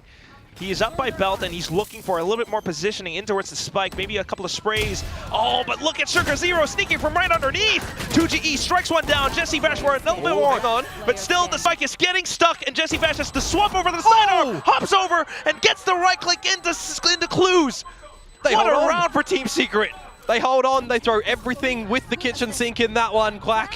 Well, I guess except the convergent pass, but Jeremy was already gone. Wow, they managed to hold that one on. I'm thinking to myself, when the lockdown's in, there's no mollies going over to that safe corner under rafters that you sometimes see these teams come up with as well, because that's where you're expecting the players to be. You either molly them out or they get stuck in towards the lockdown, but a couple of cheeky right clicks at the end of that one, and it's been a while between drinks. I won't lie, Team Secret had been on 6 since the start of this half with that pistol, but I mean, is this where the comeback starts? You got to start to wonder. It has to be now. It really has to. If they take up this round, they could begin to break ZETA's economy in a few. But at the same time, the approaches have been a little bit stale now. We're back into it and a bit of reliance with Jeremy. 2G on towards the back, though, watching the flanks. Oh, but Depp instantly deletes 2G with a heads-up duel. Jeremy finds an answer against Clues as well. Yep, convergent pass to provide an answer in, clearing some space, getting an opening kill. Little wingman in for the plant as well, and we're in another scenario where it's a post plant now. Without the ultimates this time. So just a clear approach from ZETA. Screens as well as rafters. XDL to begin things, especially with the double tap shield, but Jeremy now finding his shots. Sneaky little wallbang against XDL as he moves up front. But still, the Viper's Pit now coming up from Sugar Zero. Is this his time? Is this when ZETA closes out the map? Envy in for the spray. Looking to bring something back in, but Depp suddenly springs forward. And that's Envy gone. Spraying out, a couple of taps in from Jesse. Walorio, he's got them sandwiched in, off to the spike. Team Secret keeps themselves in the game. Alrighty, well, Team Secret, yeah, they are holding on. Maybe Jeremy, when he's pushed up against the wall, when it is at the nth hour, he starts to get a little bit more activated in towards this one. Again, I just can't help but consider, what if these couple of rounds that are starting to come through were just one round earlier, right? You'd have that lifeline of not seeing map point just yet, or rather series point at the moment over towards ZETA Division. Sometimes that's just one of those things that you really need. Time out. Oh! We've got some talking to do on the side of ZETA. I don't mind it as well, right? They were still holding on to both of them. So, yeah, you're forced to do it right now. Early on as well, right? Yeah. Splash of cold water. Well, they could potentially use the next one, in 2 rounds' time, just before you get into it, if this map is still continuing on. We shall see. Right now, sometimes, you're just thinking of needing Jeremy to be that ace player, that star player, to really find some of these opening frags for the team. He's finally able to get a little bit more of that. But with that, a bit of conditioning into the A site now, will they push the button, call for a bit more of a complex strategy? Yeah, I mean, we've seen, a lot of pushes up through mid or through B from ZETA, right? We've already seen these early lurk potential engagements be winning some opening duels. And we have seen Team Secret looking after them, but still losing them, right? And then still recovering the rounds in the previous 2. So this time, no real potential pushes to come out from ZETA. But it is all in all for Team Secret a bit of a B look at the moment. You're still leaving Jesse Bash to lurk over towards A. And here I'm just kind of looking for Team Secret to hold a lot of this utility, right? Wait to hold that for the proper execute. Just use your refreshables at the moment. That's kind of what they've been doing over towards this B-long side of things. At least with a slower pace this time, but a sudden quick burst. So collecting utility and keeping themselves into closer and tighter positions, and then refracting out though. Once again, the refract does take a bit of time, and that's when ZETA reclaims space around yellow. Could there be a peek? No, there's no flashes for ZETA to be able to set them up for any sort of aggressive peek at the moment. So they, if they want to, have to do it a little bit dry and contact-y, and that is not going to work out for them whatsoever. Yeah, that was full dry. I thought that Depp might have come up close to set up a bit of an eye, if anything, but nope. It's just going to be Team Secret with the firing squad in full. And that gives them the spike plant as well, but okay, Clues taking down the lurker. Now allows for him to get a little bit closer to the site. If he is able to find, a single kill, then this might be a little bit better. But XDL quickly in with the contingent shield will be deleted. Just a little bit more information for Team Secret to work with. And Clues thinking to save. Oh, nice shot. All right. Any more of them, mate? Nah, I don't think so. Nah. Call that one. Got the Vandal. Take the gun into the next round. That's it. If you even possibly can. And then for Envy to begin the hunt. There we go, a 9th for Team Secret. So gun dropped. They go patient mode, right? And I really like that. We saw some weaknesses, you know, as we mentioned for ZETA, where they get a little bit hesitant to do anything around the map if they just rest on their own. And they kind of falter time and time again, right? So that kind of also is a double-edged sword. If your opponents know that you are weak to just standing still and you have to go a little bit aggressive, looking for information yourself with your bodies, that this comp, you know, doesn't really have a good strength in finding anything besides clues on the Sova, for example. Team Secret play patient and it works out a treat. It's a really good idea for them to hold on this map. But now is going to be one of those big challenges, Quack. Now it's another rifle round. And it's a round where ZETA are pushing up into A. A huge collision. But XCL has not been spotted this close to Jeremy Vash. Look under him. Sorry, Jesse Vash look under him. Jeremy was already dead. The answer's no, by the way, in the eventual exchanges. 3 versus 3. But with an exchange like this, it also kind of did he spot the feet? Starves ZETA of information. That's why they're starting to bunch up together to look for a little bit more right now. Maybe with a slight spot as well. Okay, that's one of those. Is Sugar Zero stuck in the wall, or? It's a very rare occurrence. We saw it once, you know, I think last week, but at the same time right now, just for ZETA to try to get a read across the map, you know, they're still thinking, could they have crossed over to B? So you've spotted out Shota in mid, going back over towards orange. You know that there's going to be at least a single member of defense minimum. But that's information for ZETA to rotate everything back over to this B site. Wingman in, and you do have Thrash for the denial here as well. Okay. So we'll see how the Thrash gets piloted. No plan. Instantly dealt with by Shota. So yeah, no plan. 15 seconds left. Team Secret has to go. Wild Oreo trying to find safer passage, especially that mosh pit. But Shock Dart gets sent through as well. Thankfully, he's got his teammates covering a 6. And all that's left now is Clues all the way up from Snow, trying to spray and tap down. Same exact scenario from the round before. Still trying to clear around the corners. He's not out of this fight. But with so many targets, at least deals and isolates the first. But look at the next one. They're all stacked up. Has to go in for it quick. But 2GE denies any chance of that happening. Team Secret slowly but surely coming back. Yeah, a matter of mere moments that this map could have been over on in just around when that plant starts to go down, right? 3 versus 3. You get a shock dart that goes in there from Clues as well, but they just can't quite finish off Wild Oreo going for the plant. The difference would have been, but it's not, right? Team Secret have to be counting their lucky stars just a little bit that works out for them to still hold on. You reset ZETA yet again in towards this new round where you've got the 1-1-3 set up on this defensive side. 0 point, not spotting anything around pipes either. A little bit helpful, but yeah, ZETA are starting to switch up their stance a little bit. Yeah. Steal at the bottom pipes. I'm looking towards these ults actually for the next round, Quack. And kill contract possible. Empress for Depp. We saw how sharp he's been. No command for Envy though. Yeah, that's going to be an important one if Team Secret timed that one right. Especially at this point, we're so close to a potential overtime. Team Secret, all the Filipino faithfuls are hoping, their fingers crossed for this one.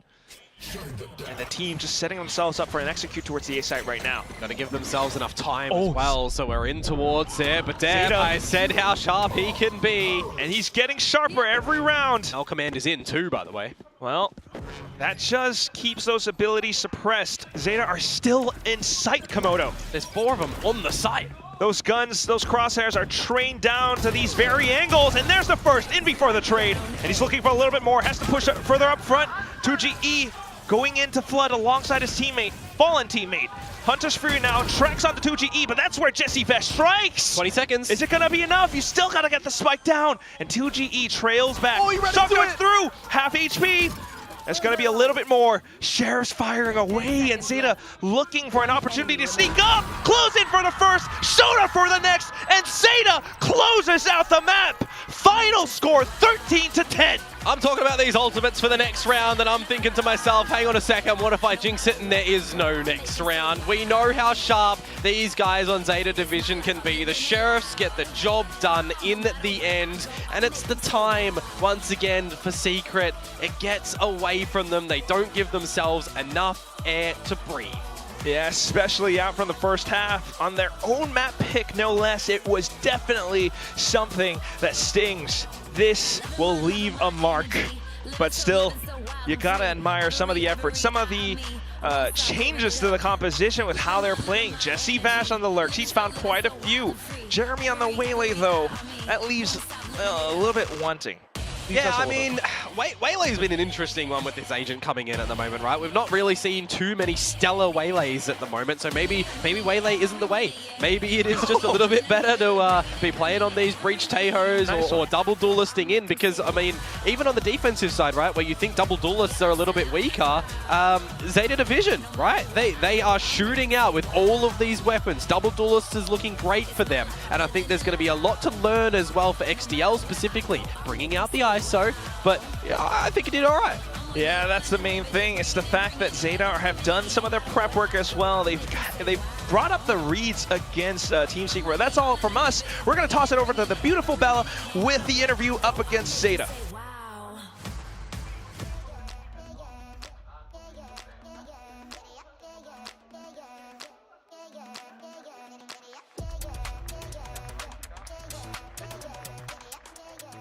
네, 오늘 제타 디비전의 클루즈 선수 인터뷰 만나보겠습니다. Hello, 클루즈 인터뷰?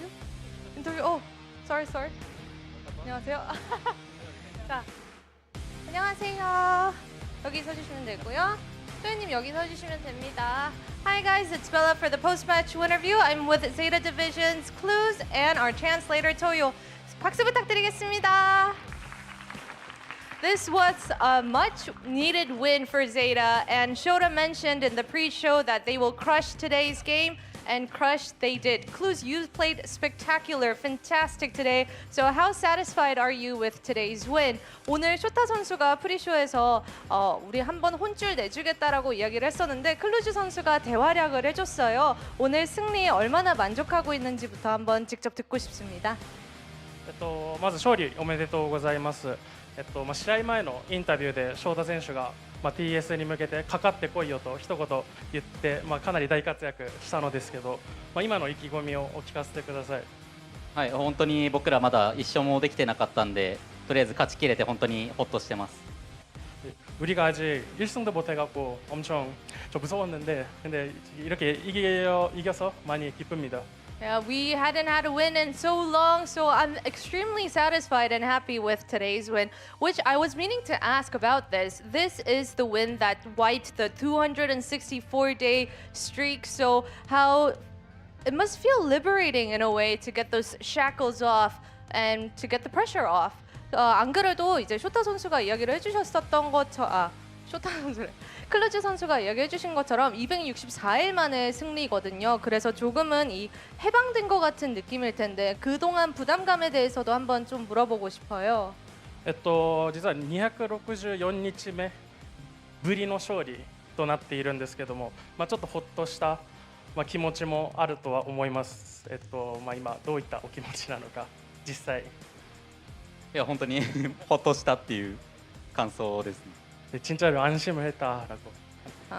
I was really relieved that we were able to wipe that slate clean, and the Lotus turnaround, and also the sealing the deal on Icebox as well. I want to know more about what you guys talked about so that you could bring the energy and the momentum over to your side, because I feel like that was what actually did the trick for you to close out today's match. 오늘 로터스 역전도 그렇고 아이스박스에서도 좀 이야기를 되게 많이 나누면서 분위기를 제타 쪽으로 확실하게 갖고 올 수 있었던 것 같은데 어떤 이야기 아니면 어떤 뭔가 그 자세나 태도를 이렇게 같이 나누면서 이렇게 오늘 승리를 확정을 지었을까요? ロータス、アイスボックスともに2勝で、たくさん選手同士話しているような姿が見えたんですけども、どういった内容の話をしたのか。なんか前と違って僕だけが意見出すんじゃなくて、全員が喋るようになったんですけど、対戦相手がこういうことをしてくるからこれに対してこれカウンターしようねみたいなのを全員からなんか、もうアイデアを出しまくるっていうのをやってました。 네, 킥오프 때는 기본적으로 클루즈가 주로 이런 작전을 하자라는 얘기를 했었는데 이제 스테이지 1부터는 이제 모든 선수가 말을 많이를 해서 거기서 좀 아이디어가 많이 나와서 이렇게 이길 수 있게 됐습니다. During the kickoff, it was mainly Clues that came up with the IGLing, dealing with all the pressure by himself. But you know, starting with stage 1, everyone's chipping in, giving their 10 cents, and I think that's what did the trick and brought the team's victory today. 오메데토 고자이마스, Clues. Congratulations to ZETA, and thank you Toyo for joining us. And this is it for the interview. ありがとうございました。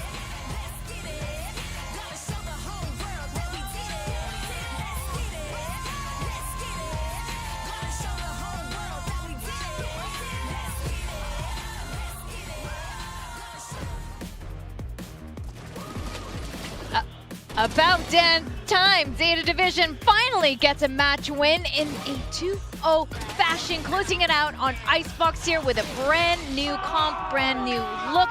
Shota had said this in Pat's interview in the content that they changed their playstyle, and it looks like they did. Yeah, exactly. This is what we wanted to see before, right? If you're gonna say you're gonna be aggressive, you're gonna be in your opponent's face, rely on your individual skill. I actually said last time, give me a Reina, and they did.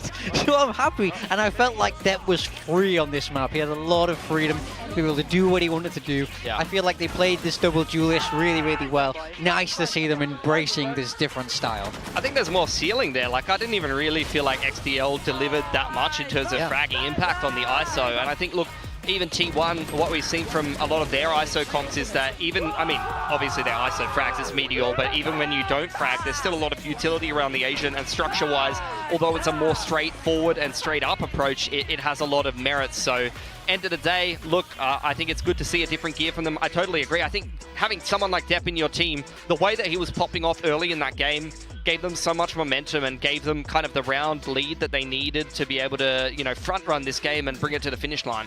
Yeah, things got a little bit dicey towards the end. Was worried it was, you know, could have been a similar story to map 1, but on the reverse. But they show up on that eco round. I think it goes to show the power of being able to click on the heads, right? You don't need all the complex, fancy utility and fancy combos if you shoot your opponents in the head. And that's what they did. They win the game. Depp there, topping the leaderboards, which is exactly what you want to see if you're going to be playing Reina. You know, you have to be getting value from the kills, and he did exactly that. I miss seeing that. You know, Depp, yes, he has been on the top of the leaderboard for his team, but this is impact kills. This is 8 first kills. 8 first kills on the Reina. Yeah. Like, we've seen a lot of not impactful Reinas on Icebox. I've seen plenty of them, and if you're gonna pick it, you got to play with confidence. You saw a lot of that impact, particularly on the attacking side. I think on the defensive side, it's a little played out at the end of the day. Like, when you're a team like Team Secret and you're playing against ISO Reina, you just sit and expect aggression, and they play quite a slow, execute-heavy style. They use their double init util well. Well, Jesse Vash remains on the Sentinel now, but I want to know what were some of the key moments for you gentlemen during this match. Yeah, so I think this was an interesting play, and this is what I talk about when I'm talking about a very straight-up approach. Like ZETA, they're trying to go for the double mid-lurk with the A play, and it was an interesting approach. A little bit hit or miss at times, and this was a round that went absolutely poorly for them. They tried to flash the turret on middle and get this A split and the double lurk through mid going, and no one was able to find any impact. And I think that was a good example of Team Secret playing anti-contact well, but for the most part, they didn't. Yeah, I mean, I like the idea. It's about excelling in your individuals, and he got that free fight. But Depp, here we see him. I feel like he was a monster this whole game, especially in that first half. I think he actually understood Reina very well as well. You know, he's playing all these off angles. He's taking these nice timings. This ace is only possible on Reina because he gets the heal up and he would have died there. But no, he's playing Reina, the perfect agent for exactly what he wants to be doing there. You know, take that to your ranked games. Worth mentioning as well, I mean, this was a round that you wanted to highlight in terms of just the ability of both duelists to be able to trade each other, but I was wondering, is the overheal fixed? Because if he's just picked a nerfed agent into a specific, that's what aura means. To literally pick an agent that is not working optimally and say, I'm just going to shoot you in the head and make it work aneway. Yeah, I don't know if it's fixed or not, but I think it is isn't, fixed. Okay, then that's fine, that's fine. But still, he's played it well regardless. For sure. Yeah, I think for Team Secret, that's going to be a tough one to swallow, though. That is a must-win game for both of these teams, and now they're going to be 0-2 in the round robin and plenty of tough teams for them to play ahead. I felt like it was also tough for them mentally after that map one. I don't think they were fully in this game towards the end where they started to kind of make that comeback, so I think map one got to them a little bit too much, in my mind at least, but we don't know. One player I want to highlight is our match MVP, and I didn't think this would have been our match MVP, at the start of today. Yeah. This is a completely, this surprised a lot of us, his performance. He played great. Shout out Clues, man. I mean, in map one especially, he was absolutely dominant. We spoke about it between these maps, but I feel like he won his team that map one by keeping them alive in that first half, and he had a really solid performance heading into this second map. I feel like he was consistent the whole way through today, putting up numbers, leading from the front in terms of this IGLing, and I just really like the direction he's taking the team. I totally agree. Quite frankly, in kickoff, when he was on that flash init role and the flex role, he had very little impact for me, particularly fragging wise. He might have been one of the weakest players in the tournament, if not the weakest. So to see him MVP and play two really, really good maps in an important series for ZETA to win is very promising for ZETA's future in the rest of stage one. Oh yeah, I think last week when we saw their performance against T1, they lost 2-1, but there was a lot of promise for them, but we weren't really sure, how much potential there was. So this, I think, is a lot more promising for us. We're liking what we're seeing from ZETA Division here. Yeah. But with that, we are going to have to see them again next week. And after this, we're going to go on a short break. When we come back, we're going to see Battle of the Reds. We're going to have T1 versus Nongshim Red Force, guys. So don't go too far away.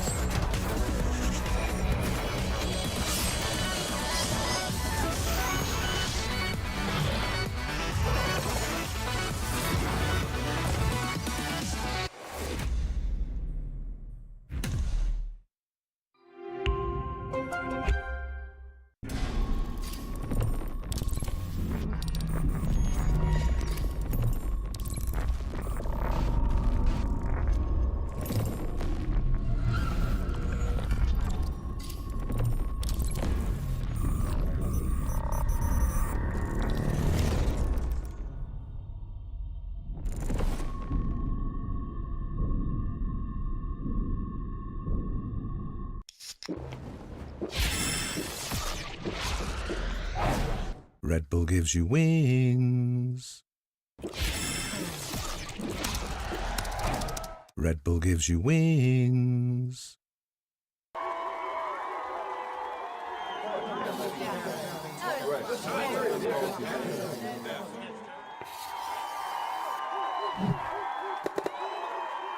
Red Bull gives you wings.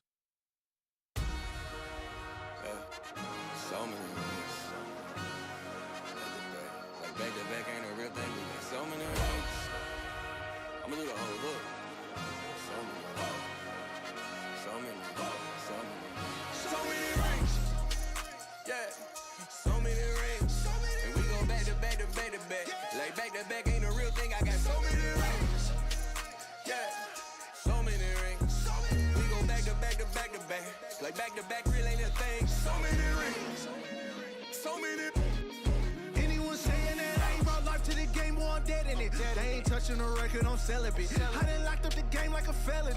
All my dogs coming with me like Rico. We charge up the city like Tesla. I ain't do it for the fame. I just did it for the reins. Only winner in my veins. Only platinum, golden diamonds, my name. Oh, diminish. I've been popping for a minute. I've been focused on the finish. Feel like the best, I'll admit it. Catch a body, anybody can get it. They want the shoes, but I don't think they can fit it. Try to doubt me, now I'm really offended. Got the trophy, now it's really our city. So many rings. Yeah, so many rings. So many rings. We go back to back to back to back. Like back to back, really ain't a thing. So many rings.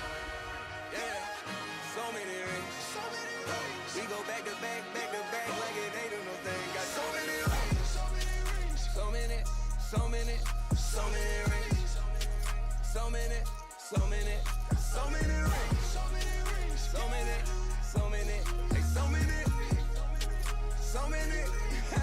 We got so many rings. Yeah. So many rings, it look like my whole hand made of ice. Back to back trips, dog, I'm nothing they like. Feel like the greatest, I step in the light. Whoever the odd, gon' opt out of life. Fixated, mine on that ring, I've been fixated. I control the whole game, I'm a dictator. Got the world on my shoulders, I live nature. They been trying to take my shine, cause they too shady. It's nothing that's like me, the real P. I'm praying the critics don't kill me. It's been 82 games and I'm still me. Yeah. I'm consistent. Look at my average, I'm still on a mission. Been on her standard, the one that they missing. I go in the ring and they act like I'm tripping. I double it up, now they who they gon' mention. Me, it's the one at the rings. It's the one on the jeans, winning the fees. It's the one on the Wheaties box, living a dream. Keep up the coverage of me and the team. Interview crazy, I'm making the scene. If I gon' take it, repeating for 3. P. So many rings. Yeah, so many rings. So many rings. We go back to back to back to back. Like back to back really ain't a thing. So many rings. Yeah, so many rings. So many rings. We go back to back like it ain't no thing. Got so many rings. So many, so many, so many rings. So many, so many, so many rings. So many, so many, like so many, so many. We got so many rings. Welcome back to VCT Pacific Stage 1. This is the first day of week 2, and we are going to see Battle of the Reds, T1 versus Nongshim Red Force. Now, we got a first look at T1 Freshman Masters last week with Meteor getting kill number 2,000, and Sylvan looking more comfortable as more time goes on with this team. Yeah, it was a good debut from them. You know, we did see ZETA push them, but they did manage to come out on top.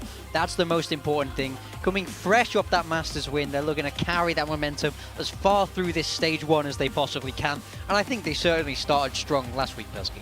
Yeah, did they though? I don't know. Strong enough. Strong enough to beat ZETA, but they looked a little like sleepy, I felt like. Like, I can't believe they lost that split game against ZETA, to be honest. Although ZETA did play well. I felt like T1 was kind of letting that one slip through their fingers, to be honest. What I am really impressed with, and I think Meteor, for me, Meteor is really coming into form throughout Masters and now into this stage. I think, like I said before, for me in kickoff, he wasn't all that impressive. I think now T1 is an even more scarier team because I feel like they have even more firepower than before, and they've really started to find this identity for themselves. Yeah, I think that's exactly right. And you know what? They probably were sleepy last week. They had so much to do since Bangkok. There wasn't a lot of time there, but they have surely recovered since. They're going to be playing against Nongshim. Nongshim, they were playing against RRQ last week. We're like, are we going to get another really, really long series? It ended up being kind of long. They did end up winning it out. And Danby, for the very first time, winning on an agent that isn't Neon. Yeah, he did. I mean, I feel like his team kind of carried him kicking and screaming through that one in a lot of ways. I mean, if I was to summarize that one for RRQ, it would be like them riding the bike. You know that meme of the guy riding the bike and he sticks a stick in the wheel and he goes, effing Nongshim? Like, that's how I felt about that series. Like, RRQ really kind of fell apart there. And for Nongshim, the thing that won them the game was definitely not the Waylay guys. Let's be honest. It was these very stable, consistent mid-round gamers like Persia, Francis, Ivy. These guys were dragging them through, kicking and screaming through a lot of these mid to late round situations, but it still was not a pretty game for Nongshim. They were just good enough to scrape it through defensive side of Split in particular, and then Pearl was where they looked a little bit better, but even that was really touch and go for me. I think we have to say the defender side Split was good. They didn't drop around, you know. I do think they showed potential. Don't get me wrong, I think RRQ lost that game as much as Nongshim won it. But I do think, you know, they still had to overcome some hurdles. They still had to get there. So credit to them. Well, one thing both of these teams really like are overtimes and long series. T1 has gone full distance, full series every single match, at least for the last 11 consecutive matches. And Nongshim, on the other hand, love also full best of 3s, best of 5s, and they love overtimes. I don't know how long we're going to be going on today, but surely one of these two teams has got to stop the trend. Yeah, I mean, I brought a sleeping bag. I've got a pillow here, so I'm all good. This can go on as long as it needs to. Let these two teams scrap it out as far as I'm concerned. I mean, that's how you know it's going to be a good game. Oh, yes. And with these two players, Meteor and Persia, you know it's going to be a good game with these two. Whether it's just two games or 3 games, I love watching these two. Oh, for sure. These are two of the kind of stable anchoring players here in Pacific. These Korean players that are going to close you out the late round. They're going to lock you down sites on defense. Even though it might be a controller and a sentinel player, you'll see them game plan-wise be put in a lot of the mid to late round situations on attack, or given a lot of onus to be locking down sites on defense, or even making some individual decisions such as pushing in the mid round on defense to be able to find information and making a lot of important reads and info plays. Yeah, I think this is a really nice head-to-head, and I also think it really highlights the strength of Persia. You know, we think of Meteor as being the very top of this region, you know, the 2-time champ. But Persia's right there neck to neck with him in stats. He's leading from the front, you know, he's that kind of, the sort of older, wiser member of Nongshim, we can say. So, you know, it's great to see him still putting up numbers and be able to excel. And for me, I feel like he won that series for Nongshim against RRQ. Like, I think in kickoff, he wasn't the same level as he showed in Ascension, but particularly in towards this stage, Persia has been better and better. Now, T1, they came from Bangkok, and we didn't expect them to change too much in terms of comps on the maps currently played, but we do have 2 maps back in the pool, Icebox and Ascent. Do you think this is something that we should be expecting from T1? We obviously haven't seen either yet. We haven't seen anything too crazy yet, but now there's been a little bit more time. Yeah, so it was, if I'm remembering this correctly, they banned out Ascent in their previous game, and Icebox was banned out against them. So we haven't got a chance to see them on these new maps, and I think that will have worked nicely for them, having that quick turnaround from Masters. But now they've had an extra week, you know, you've had an extra, what, 6 days of practice, 5 days of practice. That is enough time to get the bare bones of a map together. If you want to pull out a surprise here, T1 will definitely be able to do that, but it's about, you know, there's an opportunity cost to it, right? If you want to surprise the team, then it's not going to be as in-depth. So I'm curious to see which way this map draft is going to go for them. I think it's going to be easy as well for T1 to mix those kind of things in for 2 reasons. Number one, they have a pretty straightforward style anyway. A lot of the times you kind of know what T1 is going to do, but you can't stop it. Secondly, I would say like the long-established chemistry and the veterancy of the players. Like you've got Stacks and Buzz that have been playing together for so long. You're going to have the Init setting up the Duelist, and they used to have been played Ascent and Icebox together in the past. You can leave Meteor to his own devices and just let him play that Senti role on defense or lurk on attack and things like that. So I feel like the pieces are already there to be able to play these maps in the first place. It's just about how simple they want the approach to be, or whether they're even kind of playing their main comp or main approach in terms of strategy, or whether they're just going to throw, you know, something simple at it and see if that's going to be good enough to win. Well, we are going to be getting the map draft now, and Lotus is banned off the rip here. And No Haven, what is T1 going to start with? Icebox. It'll be an Icebox. So as you gentlemen were saying, you know, element of surprise, less time to prepare it, but this will surely be something advantageous for the team. Yeah, I think, to be honest, they'll be quite happy that they didn't show their Icebox last week. I say it was banned out against them, so they managed to kind of save it for this week 2, where arguably you have a tougher opponent, so if you can catch somebody off down the line later, it's always good. Ascent is the 3rd as well. I'm feeling quite nervous for Nongshim. Okay. This is going to be interesting. There's a lot to break down now, but I do want to talk about our predictions and a bit about oh man, Split. I'm not surprised Nongshim picked Split either, seeing how this was the only map that T1's dropped. I mean, it's obviously only one Not surprised. Yeah, we saw their defense. It looked rock solid against RRQ. I mean, I can see why you would want to play. Yeah. Their attack looked terrible though. Their attack the last 2 times they've played Split has looked terrible. They've had time against though. Talon in They've kickoff. also had 1 week to work on it. Yeah, you can fix those kind of mistakes. I think they had a good foundation on that map. I like the deadlock that they were running, so I want to see them. stick with that. I think there's more to that. With that said, let's talk about the predictions. I mean, Pelski's mood is sort of guiding this. Yes, it's a full T1 flush. The Korean casters as well, full T1 flush. But there is one man who believes in Nongshim. He's watch partying right now. He's the only man who's predicted for Nongshim Ramen. But even then, we did speak to him, and he's like cheering right now. And I'm just gonna call it out. He said 40 to 45% chance that Nongshim wins. So technically, he thinks Nongshim is not gonna win. Yeah, that's not tracking. I'm trying to math those maths, trying to number those numbers. That doesn't make sense in my head.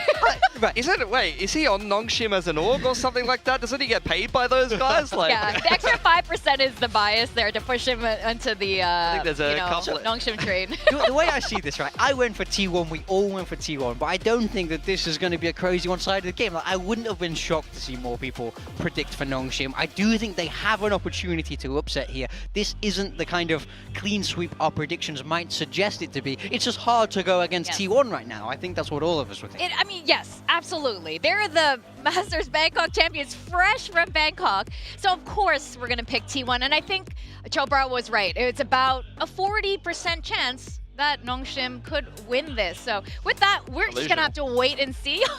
Let's send it down to the stage. T1 versus NS.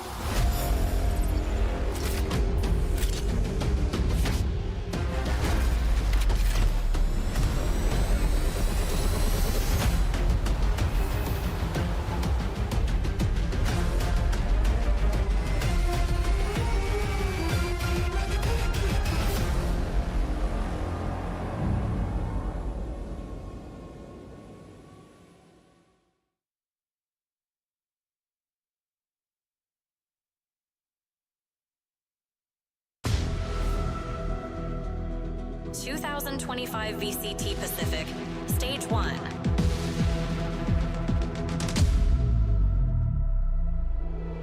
Rise Pacific.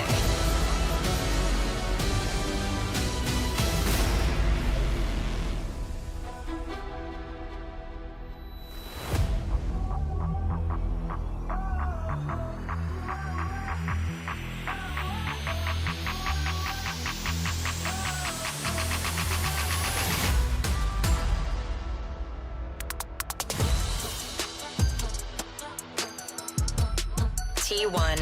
Yeah, it's a whole new level. This is a match Pacific has been excited about. The players themselves have expressed that it's going to be an intense match between these two. But gamers, Valoranters, I know a lot of you guys own the T1 bundle, especially after their win. I've seen it on the servers.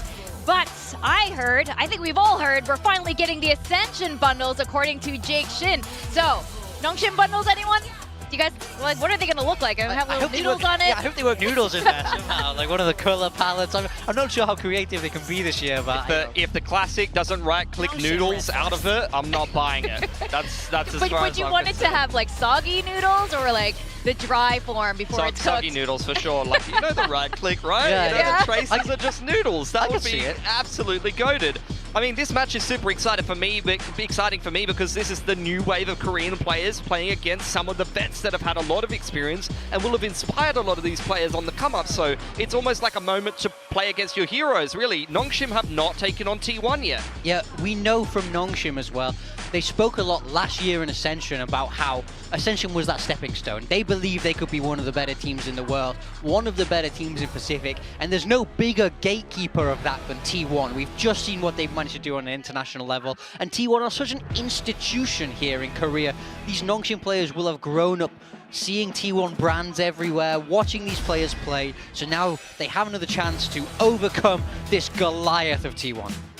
Yeah, that's well said, guys. This is so important for Nongshim to win. They said it in their match win interview last week that yes, this is going to be a really tall order. This is going to be a tough match to beat a team like T1. But if they do, it would speak volumes for the future of Nongshim. Yeah, I think they're kind of cooked in the veto here, guys. I'm not going to lie. I remember a little bit of Icebox from Nongshim being decent back in Ascension, personally. Their split has not convinced me. I was not convinced by that RRQ game. Their last two attack sides on split have not been great. The only weakness we've seen from T1 was that game against ZETA that they lost, which I felt like they were kind of letting that one go by the wayside. But if you go back to Masters Bangkok, they won 3 splits in a row against some of the best from each other region. So I think they're going to be very confident on that. And if it goes to Ascent, let's remember that Nongshim versus RRQ game, that was an absolute disaster for Nongshim. I am not feeling good about this map pool for them. Yeah, I mean, I think they have a mountain to climb here, but it all starts here on Icebox. For me, Icebox is the most crucial. Neither of these teams have shown their Icebox, so you have that chance to be surprising. You have that chance to steal a map here, for sure. Get that leg up, launch your own momentum into the series. That's what Nongshim need to do to get the win here today, in my mind. There is one thing, while T1 could have the element of surprise with the 2 map picks here in their advantage of Icebox and Ascent, at the same time, like, there hasn't been a lot of time for them to work on it. So I think there could be a lot of gaps and weaknesses that Nongshim could exploit. It will be a learning experience for T1. So let's see how they adapt to whatever T1 has planned. And here is the map draft coming in. Okay. And Pilsky, you're getting a comp that I think you like a little bit more. Yeah, I don't know if I like it. For T1, I like it though. This is just a straightforward approach. And it's interesting that they're starting defense on their own pick. That means that Nongshim wants to start attack. You're going to necessitate aggression with this T1 comp. Meteor's going to have to get aggressive. Buzz is going to have to get aggressive, and they're going to be having to take these duels and disrupt Nongshim as they move through the map. Across on Nongshim, we're seeing that KO brought out, but with a Teo this time, they're going to try as much as they can to make life difficult for this chamber. It's hard to play against KO Teo as that chamber. Pairing it up with Danby on the Jet, you know, it's a classic look to the map in a way, and nice to see Jet still getting some use. All right, well, the first destination of this match is going to be Icebox, and to take it away, it's going to be Komodo and Kuwak.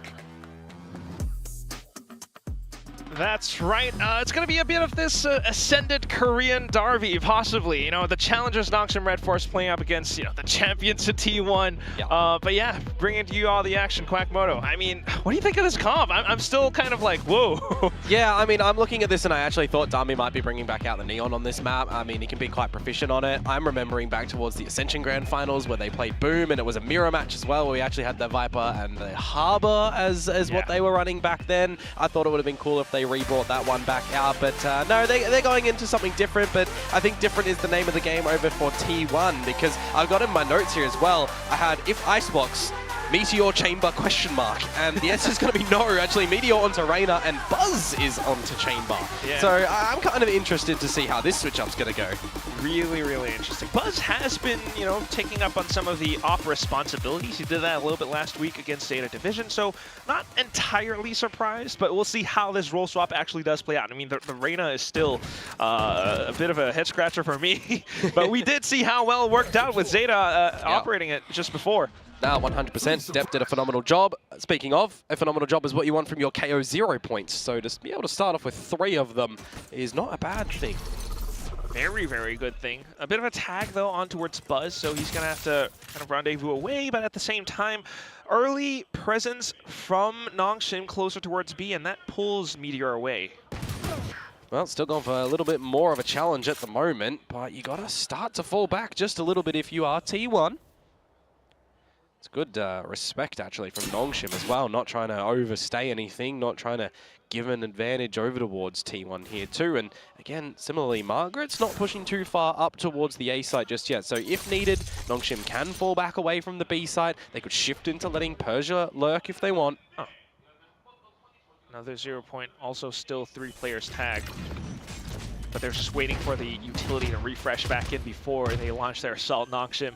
The salvos are gone, and now they're back in, getting the spike stuck. Buzz, though, just waiting for Francis to trail back. Eventually, Margaret's going to come through with a lurk, but I don't even know if it's going to be needed at the moment, because T1 are looking to go for this quickly.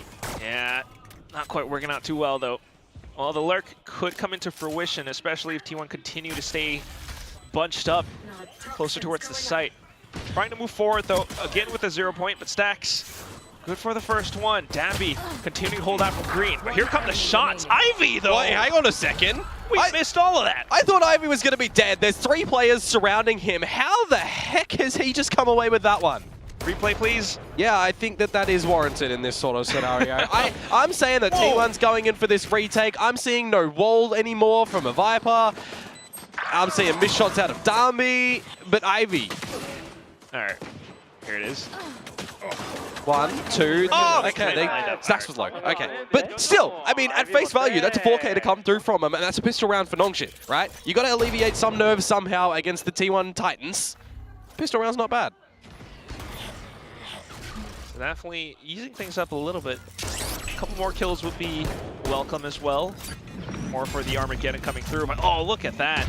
Knowing that, yeah, this is what Pilsky was talking about. You know, they would be positioned, especially with a chamber.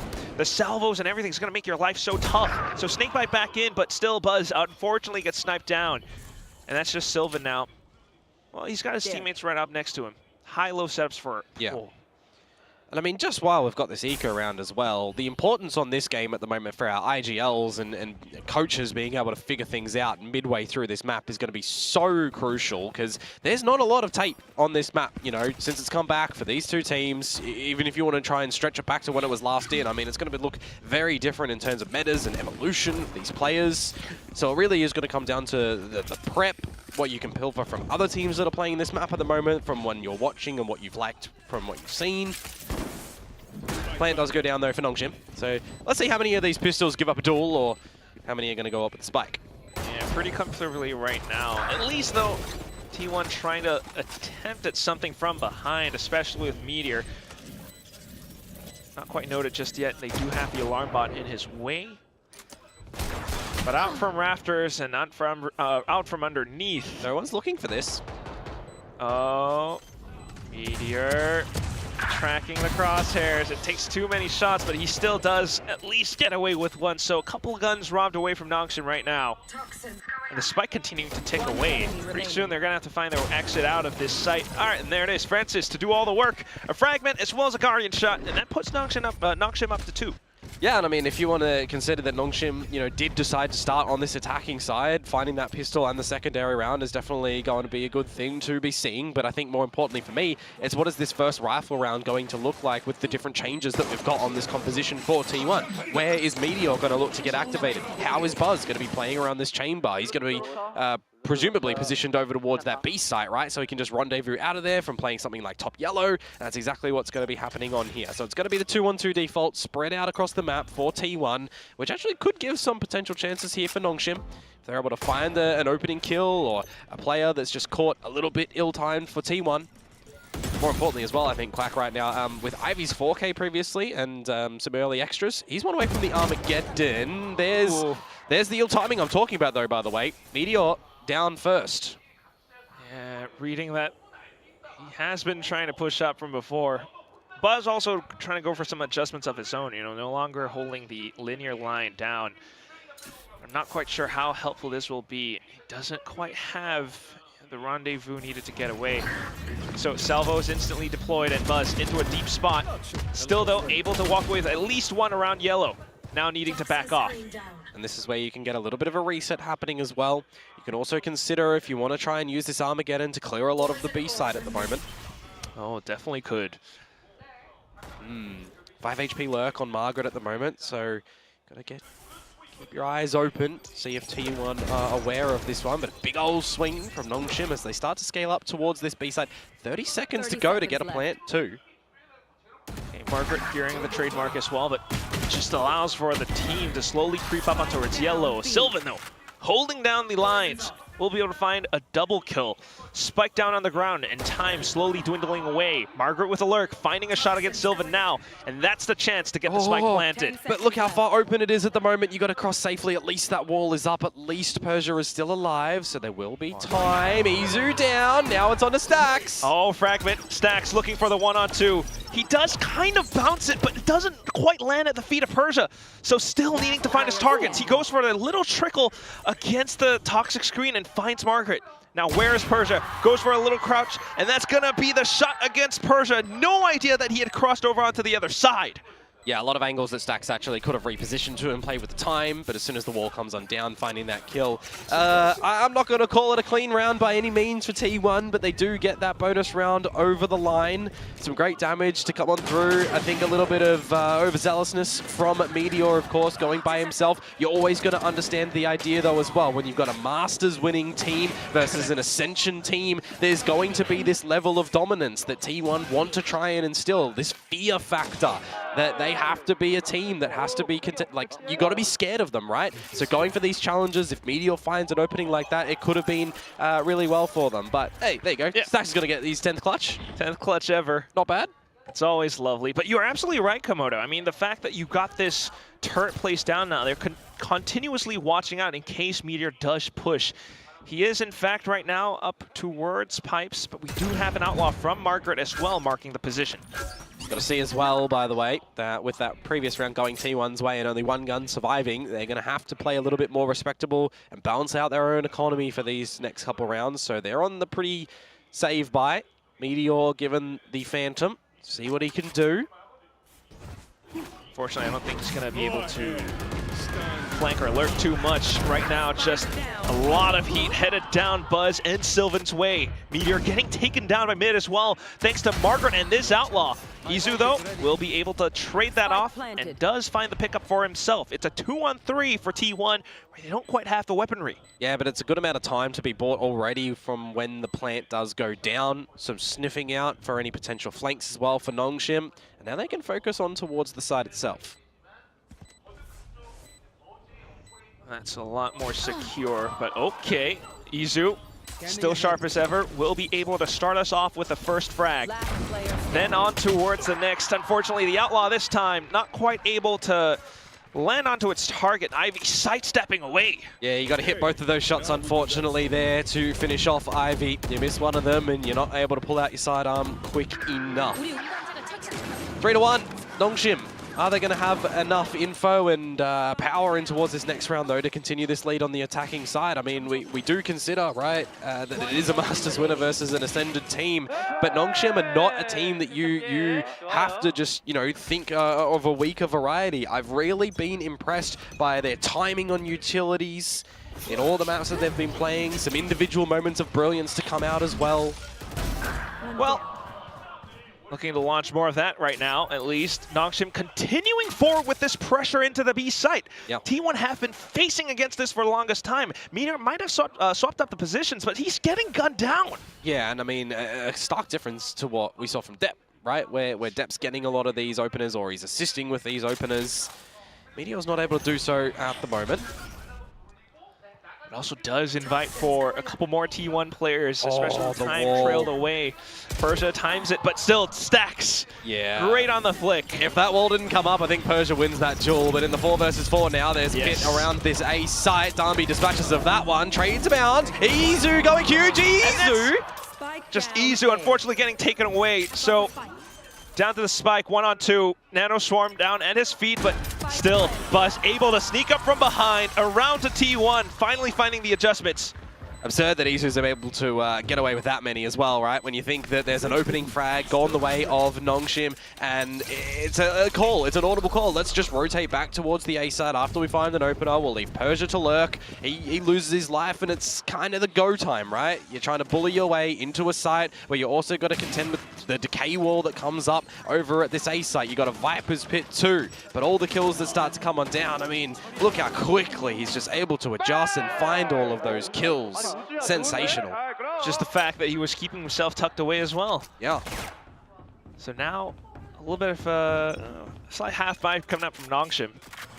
Finally peeling away from the B site. I'd be interested to see if Darnby wants to use the Blade Storm in a round such as this one. There is a Stinger on board for Francis, by the way, but it's going to be the Empress popped for Meteor. He is at the correct site in a more heavy lean for T1 towards A. Buzz is close to Garage as well. If he gets the Alt Orb, that would be tour de force at the ready. But that said, especially with the utility coming through, a clear strategy headed towards the site. But unfortunately, T1 not quite able to receive it. Slain down by Rafters, and Nongshim gets the spike. Does Stacks use the null command here? I don't think Izu's going to be able to hunt his Fury. They need to try and bring a bit of stability in this 3 versus 5 first. It's a little bit tough, but at least Stacks sneaking from right underneath. Up around 410, that's the next kill coming through. Lockdown invested, and that's the Hunter Street right back against it. A little bit of time. You still just got to brawl. Trying to keep themselves alive in case the Salvos come back alive, but still, Persia holding it all the way up. A double kill, and now it's just Stacks. Another one-on-one. The Salvos go through. Stacks running out of time. Yeah, there's no time. And that's going to be the round. Nongshim, they keep themselves alive long enough to pull off those missiles. Yeah, I don't even think if the 0 point hits Ivy and removes those missiles availability at the end there, that maybe T1 are going to be able to find that right, because Ivy can just play with the time, a little bit of peekaboo around it, and Stax will just have to hit a very crispy shot to be able to win that one at the end there to get on the defuse. So around all of the duels, I mean, T1, they certainly give it a big old crack, I won't lie, but enough at the end for Nongshim, and they will still hold on towards this lead and set themselves up for this next round where there's going to have to be a timeout. I was kind of waiting for something like this. T1 are really being pressured on the early stages of Icebox. You know, a map that we heard from on the desk, we've not seen, right? It's either been banned from them or it's been banned against them, like from the likes of Ascent as well, not seen. So, you know, the fact that it is new for T1 means that this isn't a map that we're seeing, you know, just on the back of their experience at Masters, right? They've had to have some preparations coming in towards this one. Yeah, but unfortunately, you gotta imagine it's also not enough time, especially after Masters, so it's a little bit rough for them right now. It's a bit of that modified composition that they played from before, which you adequately noted, but at the same time, it's just the way that you're kind of operating it, right? They've been trying to push up forward, but Nongshim are actually doing a fantastic job of finding these positions and isolating them. Sometimes it's Meteor, other times it's Buzz. So hopefully with the timeout, they're able to switch something up. Well, that's it, right? Now you're going to rely on the tenure of Coach Autumn and all of his wisdom to try and come up with something. He loves getting reps on stage, right? And this is the perfect scenario to be able to do so. Still though, Nongshim not backing down from a challenge. You do have Dambi in with the stingers, and okay, Meteor trying to sneak through. Ooh! That's a free gun, by the way. If there was ever a shill for the Nongshim bundle, that's going to be quite a painful one, but right now still continuing forward. It's going to be the trade out from Francis. Izu out from the back lines, and he's not able to find a chance. That's the Viper's Pit up, and that could very well be the round, Komodo. Maybe. I mean, there's a judge in this pit for Persia as well. You just don't have the guns. Oh God, Francis, he's on the hunt. And off towards the back lines. Buzz's foot has already been spotted as well. Ivy, unfortunately not quite able to take him out, but still. Low HP. Look at the map. Yeah, low HP, 2 players still circling around him. Sharks as they were. Buzz trying to keep himself afloat, but how long can you truly make that happen? Both of them kind of swing out towards the sides, and it's going to be Francis picking up the quad. Yeah, 4K for Francis. Do love to see that one. But it starts off with the free classic in Persia. I mean, I mentioned that he's got the judge, but the fact that it's a very deep duel as well. Look at that. That is just so quick to be able to find the shot. Got to see the value, though, now, Quack, on the timeout, right? You got to see this round look to be converted for T1 and what they've been able to figure out in these early stages of how Nongshim is playing this half, right? If they're going to start backward towards the B site this time, are we going to see any impact from Margaret on the lurk? Are we going to see a shift back towards the A site to leave Persia to lurk over here? These are the things that T1 have already started to kind of figure out, you would hope. I'll tell you what, though, T1 are happy to switch things around. You do have Buzz closer towards the A site this time, especially with an op. Nothing spotted so far, and it's going to be Sylvan trailing back away to respect a lot of the possible utilities coming through. Yeah, the operator as well for Buzz on the other side of the map. So no value towards this B site at the moment, but no overcommitment in the delayed high to low peak. What's your plan now? I mean, you know that they're up around the corner. They do have the toxic screen up as well. I mean, it's what I talked about earlier though, right? Margaret not pushing too far forward in towards A. Do you draw enough rotation to then switch things up and leave Persia over to this B side? This lull in action right now is what T1 might have considered to rotate towards A, but you've got the safety net in Buzz holding the operator there, and that 0 point that just comes up, confirming a couple more bodies that are still around B. So just a little bit extra, an extra safety net, as it were. But that still leaves a bit of the contention closer towards the B site. Look at Margaret. Yeah, the timing. Uses tube this time. With the trademark at his feet as well, though, does Izu kind of turn around? He is kind of checking for it. There's less than 20 seconds and then now just getting in towards the site with the spike. Yeah, this is a little bit worrisome for sure, but it's something that they are definitely considering about. Izu still will be able to get the spams in, and Margaret finds his opportune moment to strike, and the spike goes down. You don't have an opportunity now as everyone has been slain. T1, all that's left is just Buzz. Nongshim working the timer to their advantage. Can Buzz find the frags needed to clutch this out? He re-peeks! It's a double! Headhunter pulled out, and he swaps over to the automatic rifle. Where could Ivy be? That's what Buzz is thinking about right now. He could be around the corner, could be towards back sight. So there's quite a bit to clear out. He has to bait out the utility first. There it is. Instantly tells where Ivy is, but does he have the time to continue to find the frags? Ivy is playing hide and seek with him, and with that, the spike will still go off, despite Buzz's efforts. Yeah, Margaret with that lurk at the end there. I'm thinking to myself, all right, Buzz operator, 1 versus 3. All right, he gets the first kill, that's fine. I immediately in my head think, Francis, do not peek, do not peek. And Buzz hits the shot. He hits it nicely, but no time at the end. Always in this current meta, when there's a Taeho online, you know you have to try and bait out the salvos, and there's just too much time that's ticked away. So well weathered. If you're talking about after timeout conversions, and you're talking about, all right, if there's an eco round at the next one, you'd use that for the rifle round after, right? It doesn't go the way of T1 this time. So Nongshim, 6 rounds on the attacking side, a timeout already used for T1. I think you're crossing off everything that you currently do want, and to start off a new fresh round, Quack. They're really happy with it. But unfortunately, yes, the shot will not quite connect. Buzz, though, not shy about re-peeking, but Margaret will continue to press forward as well, knowing that Buzz is more than likely just alone. So even with the Armageddon being sent in as well, Nongshim will continue to push forward, and push forward they will as they find more frags. Danby taking down stacks. Spike might be, a little bit up behind, but numbers advantage has been found. I mean, you got to consider this round as an eco to come through from T1, and Buzz had the tour de force online. With all the crossfires and chaos around the A side, it comes down to the 1 versus 2. It's good recognition for Nongshim that they can just go towards this B side. You've also got your Viper's wall here as well, right? So you can play on a little bit of strengths with the agents that you do still have alive. There's a Snake Spite if things get a little bit haywire.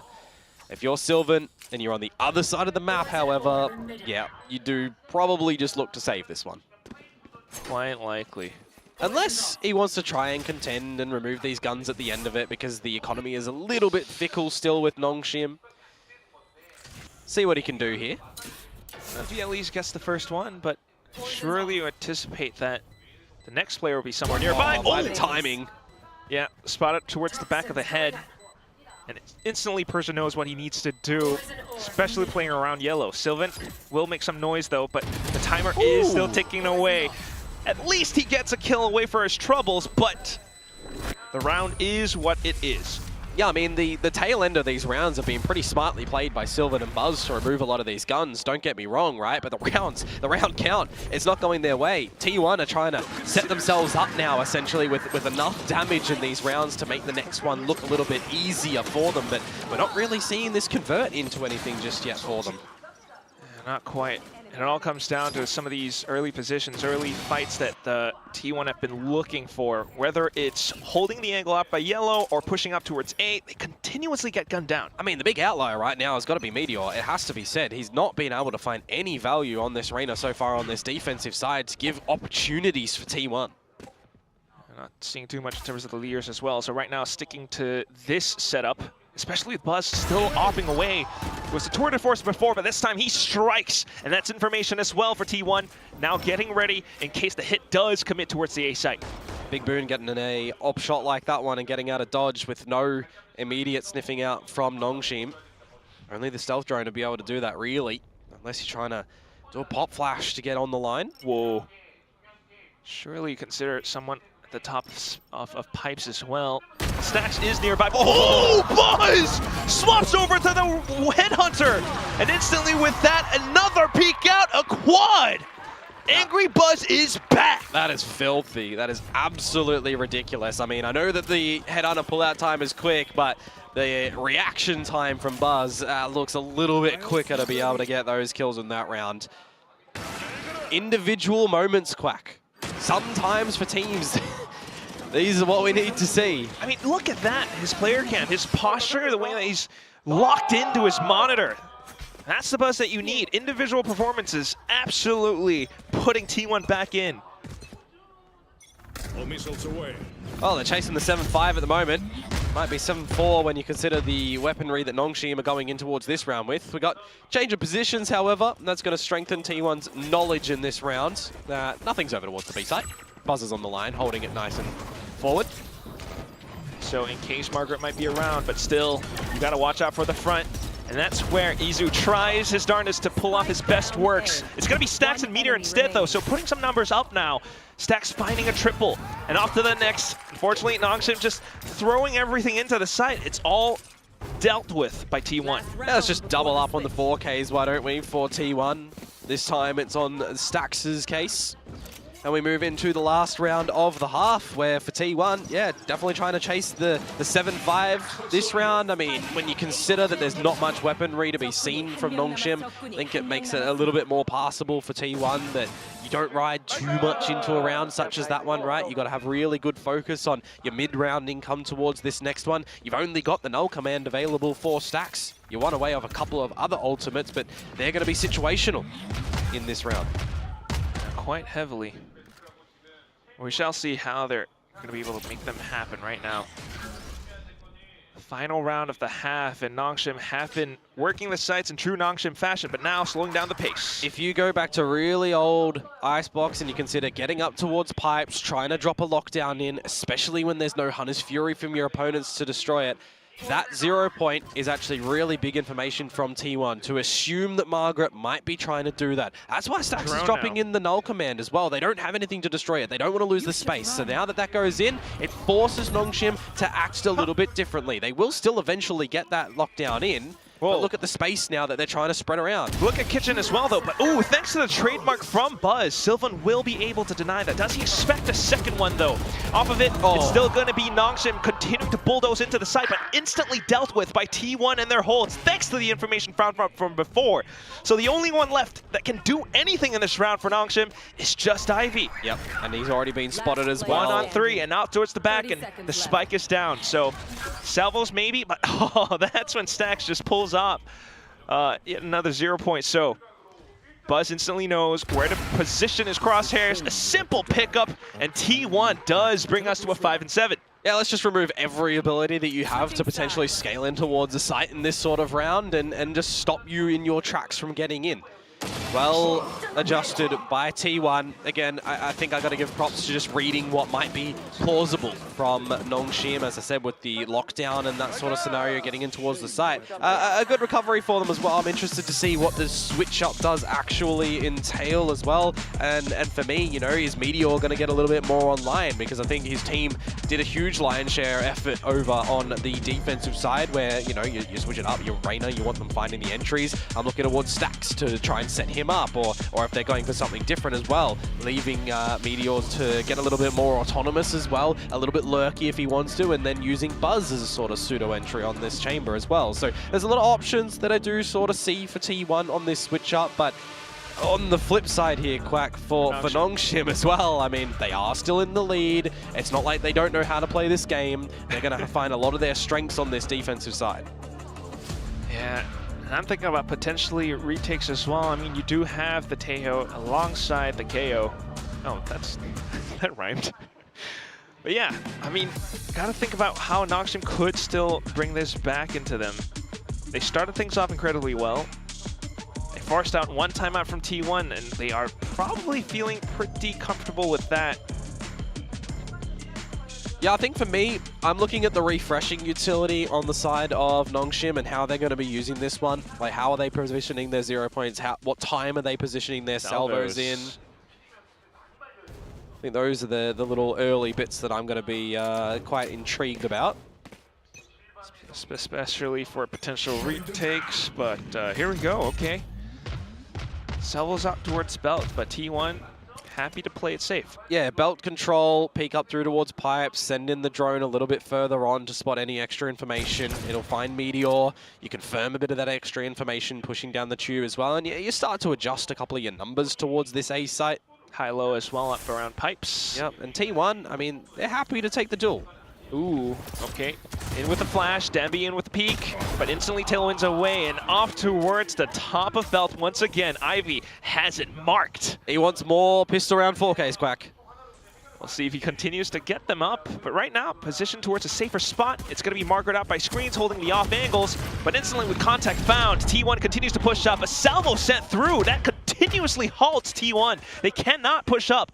Now with that gone, they're still kind of stuck behind what could be another toxic screen. Persia in with a flank. Meteor pushes up though, and he needs to find a lot more.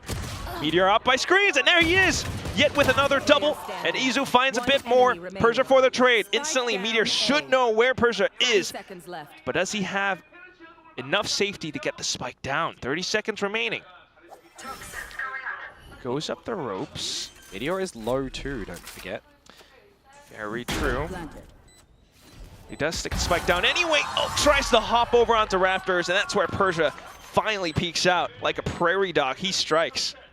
Well, that means it is both pistols going to the side of Nongshim here on their opponent's map pick in Icebox as well. So if you want to start off your series, it certainly is the way to go.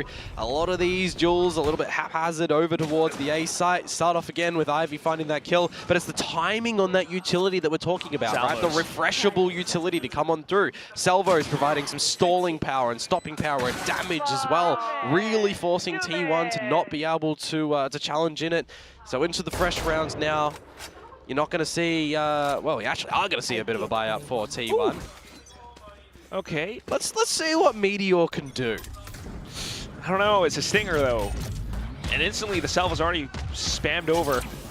Well, Meteor just crawls under pipes. Yeah. Komodo. I mean, you know Nongshim want to go for the challenge to try and find some forward positioning over at pipes. Yeah, well, maybe it's something that Nongshim doesn't quite expect, but oh, you got Danby, you got Margaret, and now Ivy chimes in as well. The Guardian and everything all thrown down against T1. No entry found. I understand the idea from T1, right? You know that Nongshim in a pistol round have provided a bit of dominance and how they want to layer their information gathering around the pipes, right? They want to get a player on top of it, a player below it, and then eventually you'll drone up through belt, and it's all readable. It's all wishy-washy. Utility is strong, guns are stronger. And that's what Meteor is trying to bank on, right? The latter, that the guns are going to be stronger with a little bit of catching you off guard. Surprise factor. And potentially get in with an opening kill on the Reyna Stinger.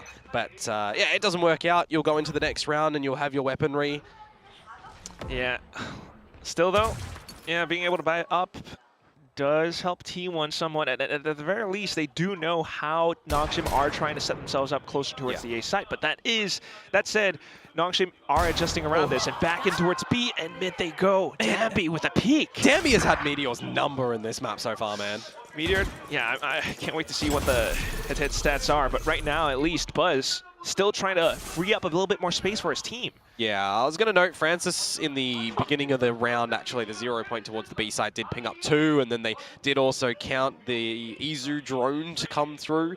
But there is still a big emphasis for T1 on trying to bully their way in towards this B side. Danby with the Guardian. If they are trying to bully their way through, at least Nongshim will defend themselves. Yeah, I mean, Stax has been sitting on this belt for quite some time, but no one on Nongshim has just given him a challenge. Hiding behind the toxic screen as well. But, well, now with Persia gone, as he tried to push down mid, might allow for T1 to sneak their way further in as well. So that forces the refreshable utility, like you mentioned, to get spent. And that's when you then get your foot into the site. Spike planted now, and Sylvan to provide additional cover too. So Danby and Margaret, 2 apiece, trying to sneak their way up from behind. Danby fires off shots. And Sylvan and Stax trying to reposition. Flooded and flushed in towards Margaret's crosshairs, but now here comes, oh, Sylvan looks up the wrong way. It's down to just Izu at 10 HP.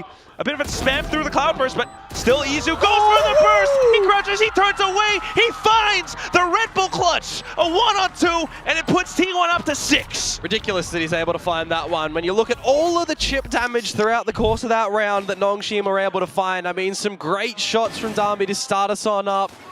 A couple of extra shots in the back for T1, of course. A 3 versus 3-ish scenario when the plant is starting to go on down. And I mentioned, right, look at how low all of these players are.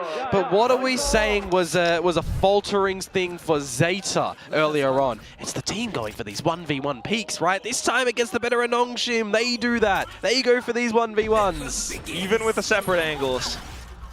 Just so easily marked by a master like Izu. Just before a rookie, but now here he is. Truly come into his own. That said, though, T1 still needs more rounds, and like you mentioned before, Meteor still hasn't quite yet found his stride. So possibly now with him stacked up with stacks, looking for a bit of a peak, Meteor will be able to find that first one, but Margaret instantly trades with an Outlaw. There is an op at play as well with Danby nearby, closer towards the B site. But Margaret still trying to play around the toxic screen. Yeah, Margaret is in a bit of a spot of bother at the moment. He has to just really play by himself. I don't think Persia's going to be able to help him too much. Yeah, look at that. And that's the Meteor that we want to see. Instantly dismissing away. Izu coming back into refill. Francis for the trade. But that leaves us with a two-man Nongshim. One on an op, one low HP Francis. Trying to go for the save now, but all right. Buzz far out from mid. Now the op is noted as well. Yep. So, although it's a clear save, this does inform as to what T1 needs to do for the next upcoming rounds. Yeah, I mean, you know, how early did we see a timeout come out from T1 on their defensive side, right? I wonder if Silkanon is going to be bringing one out from Nongshim anytime soon as well, especially after that previous round, right? The bonus, which looks so winnable for him. And now this one, the first gun rounds, going a little bit lopsided. Hot shot from Darby. Still good to go. But yeah, truly, I mean, especially with an op at play, think about what kind of positions you could have set up. T1 have been looking to, you know, like you mentioned before, a little bit of a bully, a little bit of a way to abuse their way to the sites, possibly. I mean, if you want to talk about hierarchy at its finest, right? T1 is going to be the team here coming on the back of Masters, right? They're the team that they're going to have an aura around them that you got to be a little bit worried, right? But don't play scared. And we're not seeing Nongshim play scared whatsoever. Yeah, it's been quite the scuffle repeatedly, especially into these forward positions. But now, playing a lot more defensive, trying to keep Ivy alive. They are on, you know, a bit of a half buy and Stinger at play, so maybe looking to abuse some of the close range duels. Danby, though, that's the one that we got to keep our eyes on. But right now, at least, Stacks able to find a bit of an opener. And last round, Dami did have that operator over at the B side. It's there again, so no adjustment this time, and it's just little by little. T1 knocking the front door down. Whoa! Here we go, maybe. Insane flick. Is he going to be able to find a couple more? Well, at least it's going to be the rest of the team already swarming and flooding the site, noting Danby's position once again. You have to wonder at some point, though, is this a bit of mental conditioning for Nongshim to then suddenly bring Danby somewhere else on the map for the next rounds? I mean, yeah, I'm a little bit surprised that they didn't reposition the operator towards the A site, but you kind of also do understand. Uh-oh. What?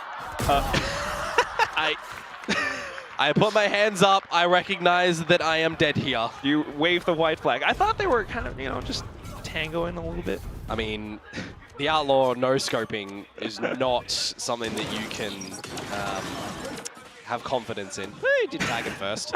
Regardless, it's going to be the big all-round to come through from T1. What I was trying to say is a little bit surprised that the operator wasn't repositioned, but I do understand its power if it's just solo over towards the B site right there. For the tailwind to be popped, Dami gets the pick, he can get out of dodge. Here is that timeout that I was wondering just a little bit before. And it's getting close, right? 9 to 8. T1 starting to find some good strengths on this attacking side. It's just with the way how they're able to position themselves, at least for the past couple rounds, closer to the A site. Stacks, a little bit of Meteor coming alive now. Like you mentioned, with the op possibly at play, I mean, not entirely sure if Danby's able to purchase another one back up, but it's definitely a potential tool that Nongshim could.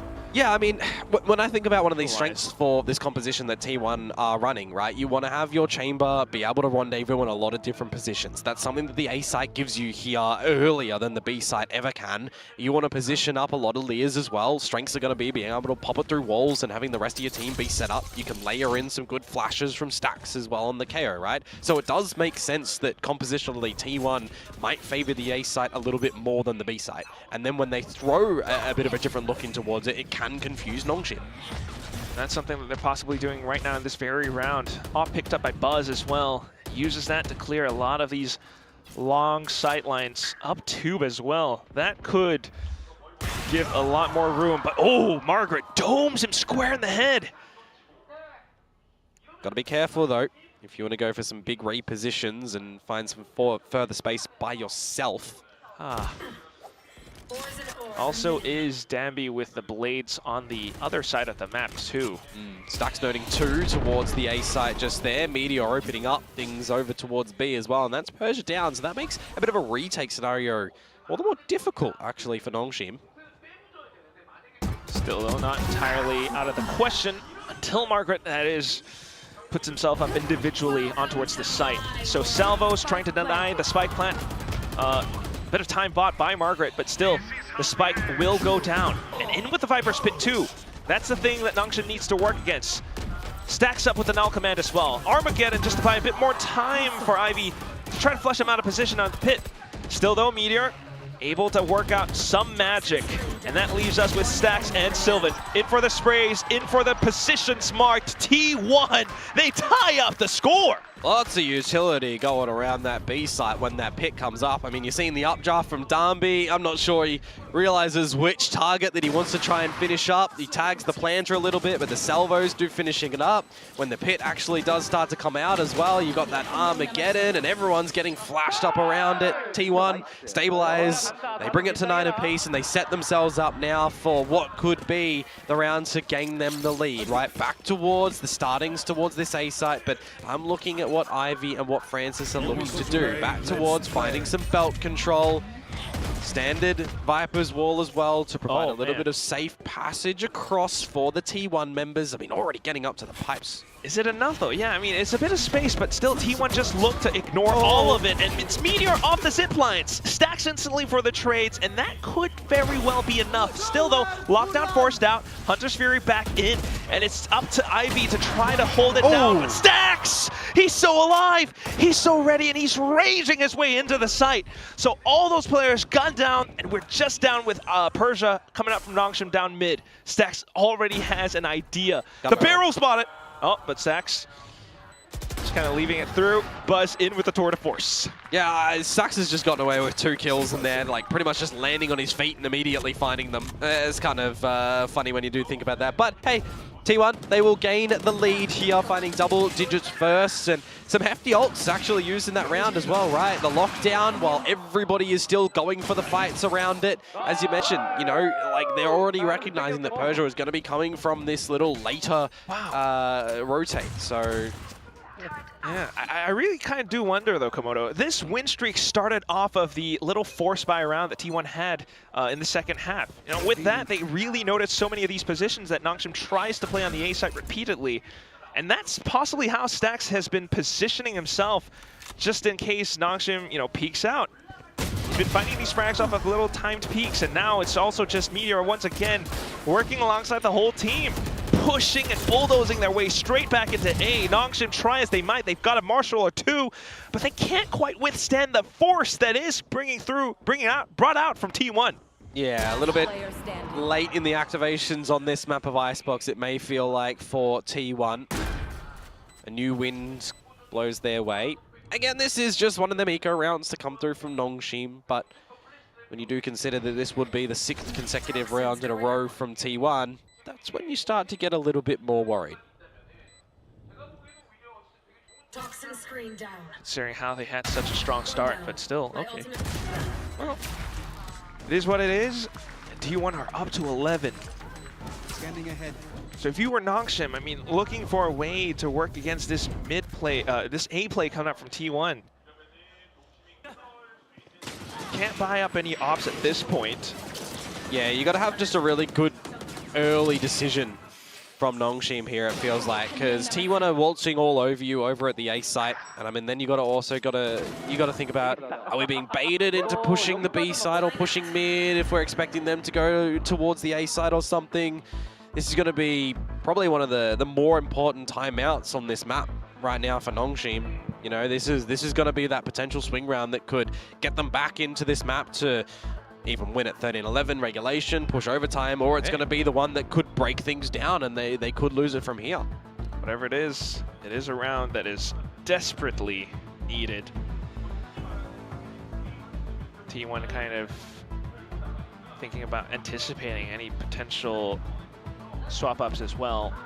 So far, it has just been, you know, a lot of the initiator utility focused on towards the A site. But the likes of Meteor and Stax just breeze right past it. Perhaps Danby positioned towards screens now. Oh, Persia with a judge. Yeah, it would signify that the Viper's pit is probably going to come out over towards B main. A pretty standard Icebox thing. And I think if you're T1, you're probably even happy to do that. And maybe even expecting it to come out. And if you're not, well, now you'll already have your adjustments kind of planned. Your 0 point over towards Pipes at A has just pinged out some good information. You know there's at least a Persia over towards B. So if you want to suss out what's in through mid, you could definitely look to do so. You're not really seeing too much up through A either. Persia's trying to control as much as possible with all his smokes. I mean, the Poison Cloud out by mid as well. Margaret staying tucked away.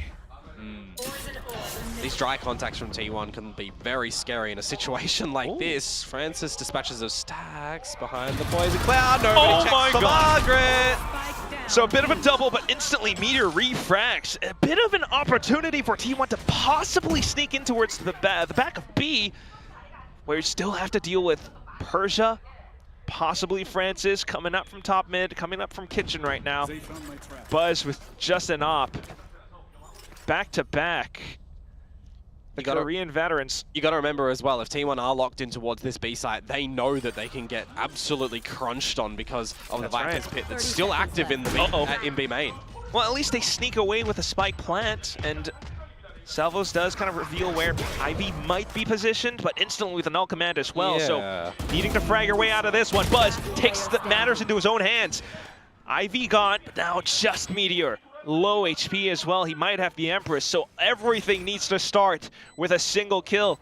Null commanded up as well, so that just makes things a lot more difficult. He hops down, does take down Danby, refreshes a little bit more health, but needs to spot up for the next. They're starting to dwindle him down, a bit of an odd high-low as Persia dives down to take Meteor away. Noxim are able to find a win back against T1, ending their win streak. Yeah, this isn't old Icebox. Meteor can't stay at the snow pile and then just have a good eye view on towards the bridge to be able to deny it. He has to get active, he has to look for him.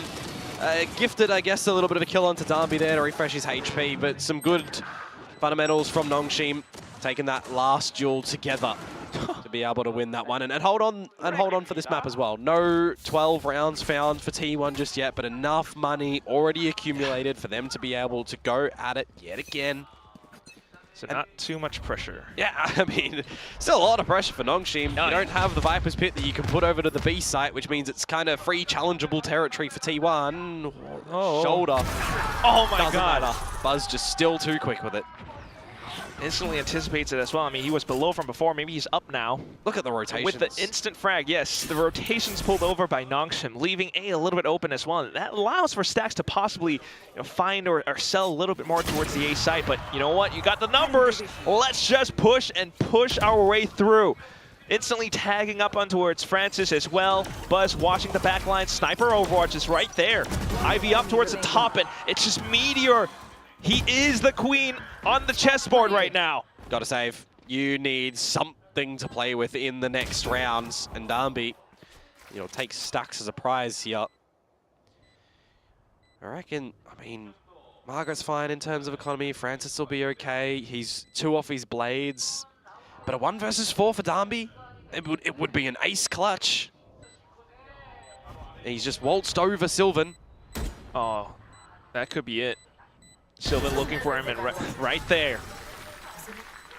X marks the spot. Yeah, so there we go. T1 on to map point of their own picking as well. And just look at the strength on this attacking side that they've been able to find. Finally, we're seeing a lot more involvement to come through from Meteor, but Buzz as well, getting a lot of these shots. That's a little bit of unfortunate timing. The flash drive over from Francis and the peek out of yellow just being spotted just before you go for that one.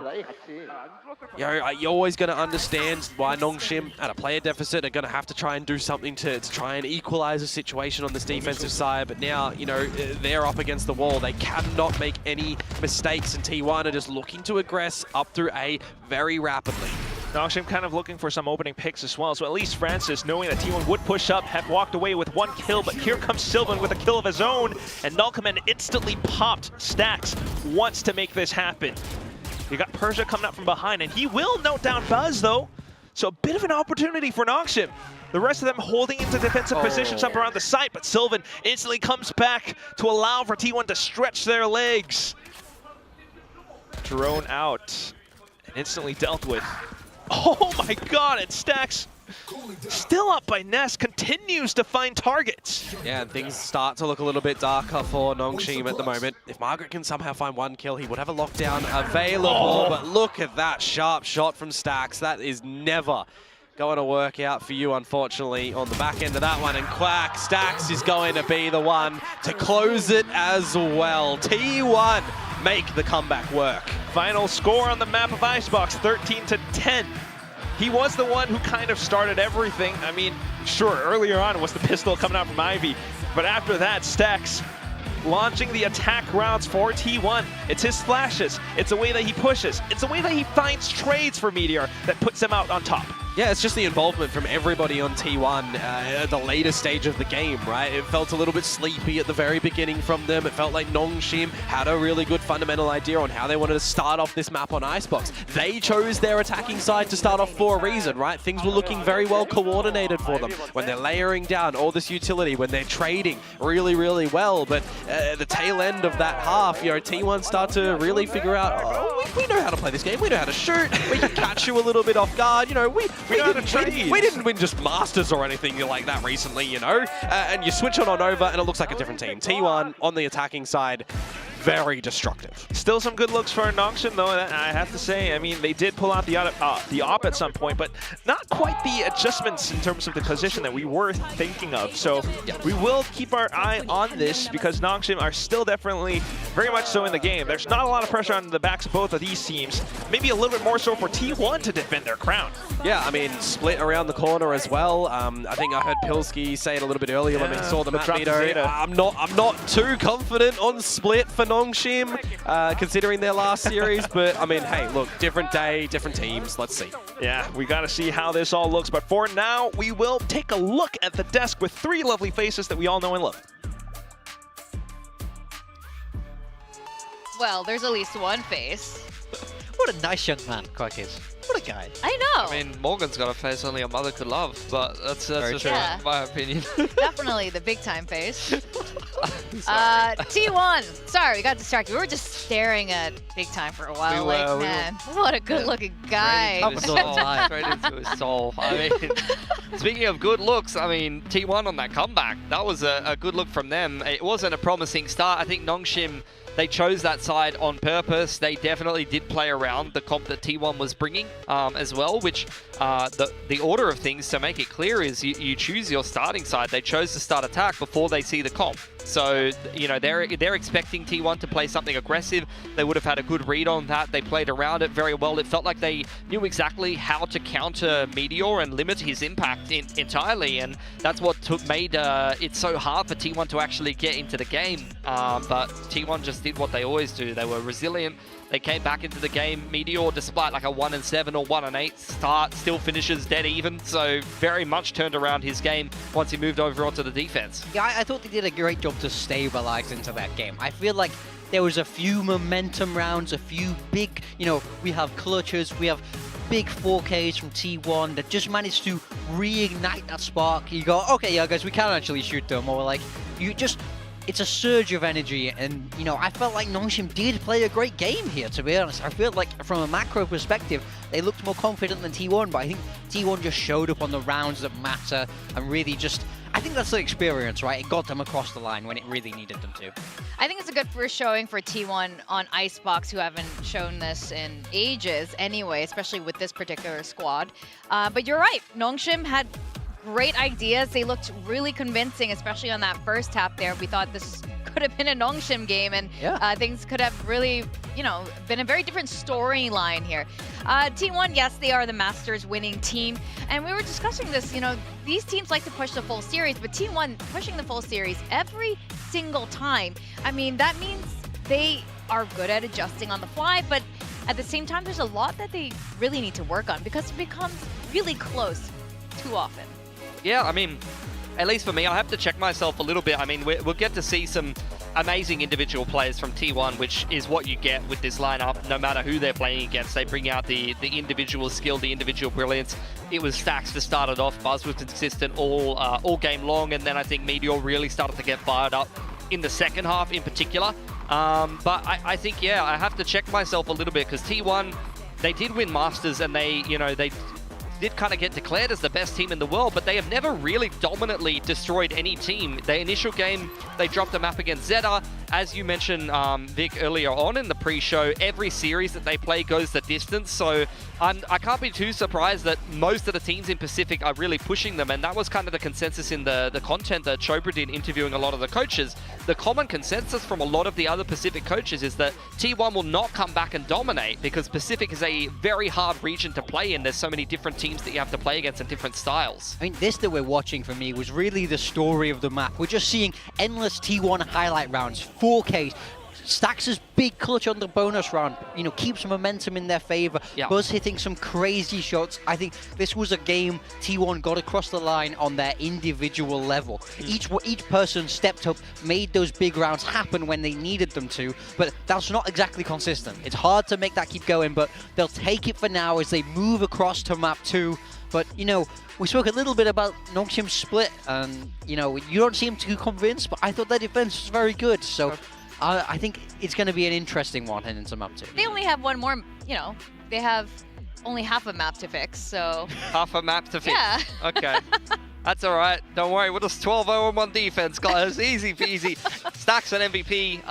A man that, you know, once upon a time, a little bit of sentiment criticizing his fragging. I think in current day T1, I don't know what it is about this guy, but every now and then, Stax is just like, I'm just going to win this map. Yeah. Like he just drops 30 out of nowhere on the init roll, or like when the going gets rough. I remember early on in kickoff, for example, the going gets rough for T1 on attack.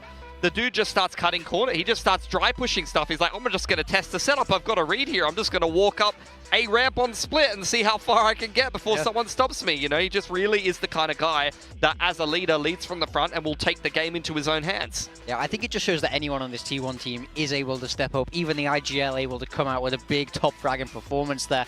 Everyone on this team is razor sharp, so that's why it's so hard to close things out. Even when we see Nongshim come in with a great game plan, really great structure, it doesn't matter if these players are just going to keep shooting you in the head again and again. Yeah, T1 is just I mean, they've very much earned their spot here in Pacific. But I think what this is also saying is how strong the teams in Pacific are to be pushing T1 time and time again in so many different matches over the past, well, not full year, but the past couple of months. So I think this is a good sign all around, but T1 still keeping it, like you said, razor sharp. And Stax as well, whether he's the first guy in or the last guy standing, he just kind of goes in this crazy like solo mode, and he's just like, you know what, I'm just going to have fun and kill a bunch of people. Yeah. But now Split is going to be the second map. This is Nongshim's pick. This is a map they did end up winning, and it's the only map that T1 dropped last week to ZETA. It went into a slight overtime. There is some debate though. ZETA did play well last week against T1. They did. But we also know T1 was really tired coming from Bangkok. So is this loss going to be a big deal? I don't think so. And then for Nongshim, like, I wasn't convinced by their attacking side in particular in the talent game, which they lost 5-13 end of kickoff. That was their previous comp though with the Neon. Now they've been playing the Waylay, and on attack, I mean 33% win rate against RRQ, and then defense 100%. Their defense was insane, and you keep saying it, but like, their attack was not great, and they're going to have to, I'm assuming, play attack first on this map pick against T1. I mean, I still think they have a lot of good options on attack. I think the Viper still gives you strong lurk. You're able to pair up the Deadlock and the Teo util. But you should be able to set up the Waylay. Like, I feel like there's more to their attack half that they can improve on, that they can show. I think they had some good ideas, they just weren't able to pull it off consistently. They'll have gone back to the drawing board, they'll have reworked parts of it, and I think T1 will have done a very similar thing after losing to ZETA. You don't just get beat on a map and go, oh, well, that was bad from us, guys. We'll visit this down the line. That's the first thing they're watching back and fixing. There was a lot of promise, but I'm kind of getting to the point where, especially for Nongshim, where they're a team that I look at them, I'm like, this Waylay should be perfect for them. They should be the exact team that can coordinate utility to be able to create the opportunities for Waylay to have impact. I'm kind of getting to the point where I'm like, just don't play it. Play something else, because Darby looks so much better on any other duelist agent than the Waylay. I know people have criticized him for being a Neon one-trick, but even on the Jet and a game or two of Raze, I've noticed he's a lot better than what we've seen from his Waylay. I don't really want to see them play Waylay again, but we'll see. I'm honestly inclined, like I have a similar sentiment, but to Big Time's point as well, they do have the pieces there, they do have the general ideas there, but you just need to be super like watertight with your strats here, what you have in the playbook. With an agent like Waylay, you need to work with your team, like we've seen from Talon and Primi. That's the right way to use Waylay. And you have to be confident on that attack side. Don't wait, especially when you have a Teho Waylay. Like you can't hesitate for a moment. I mean, the way I see it, Rome wasn't built in a day, right? Do you think Danby was a demon the first time you picked Neon? Do you think it was an instant? No, that's not how it works. It takes time. He was born to play that agent. Waylay still new. They're figuring it out. If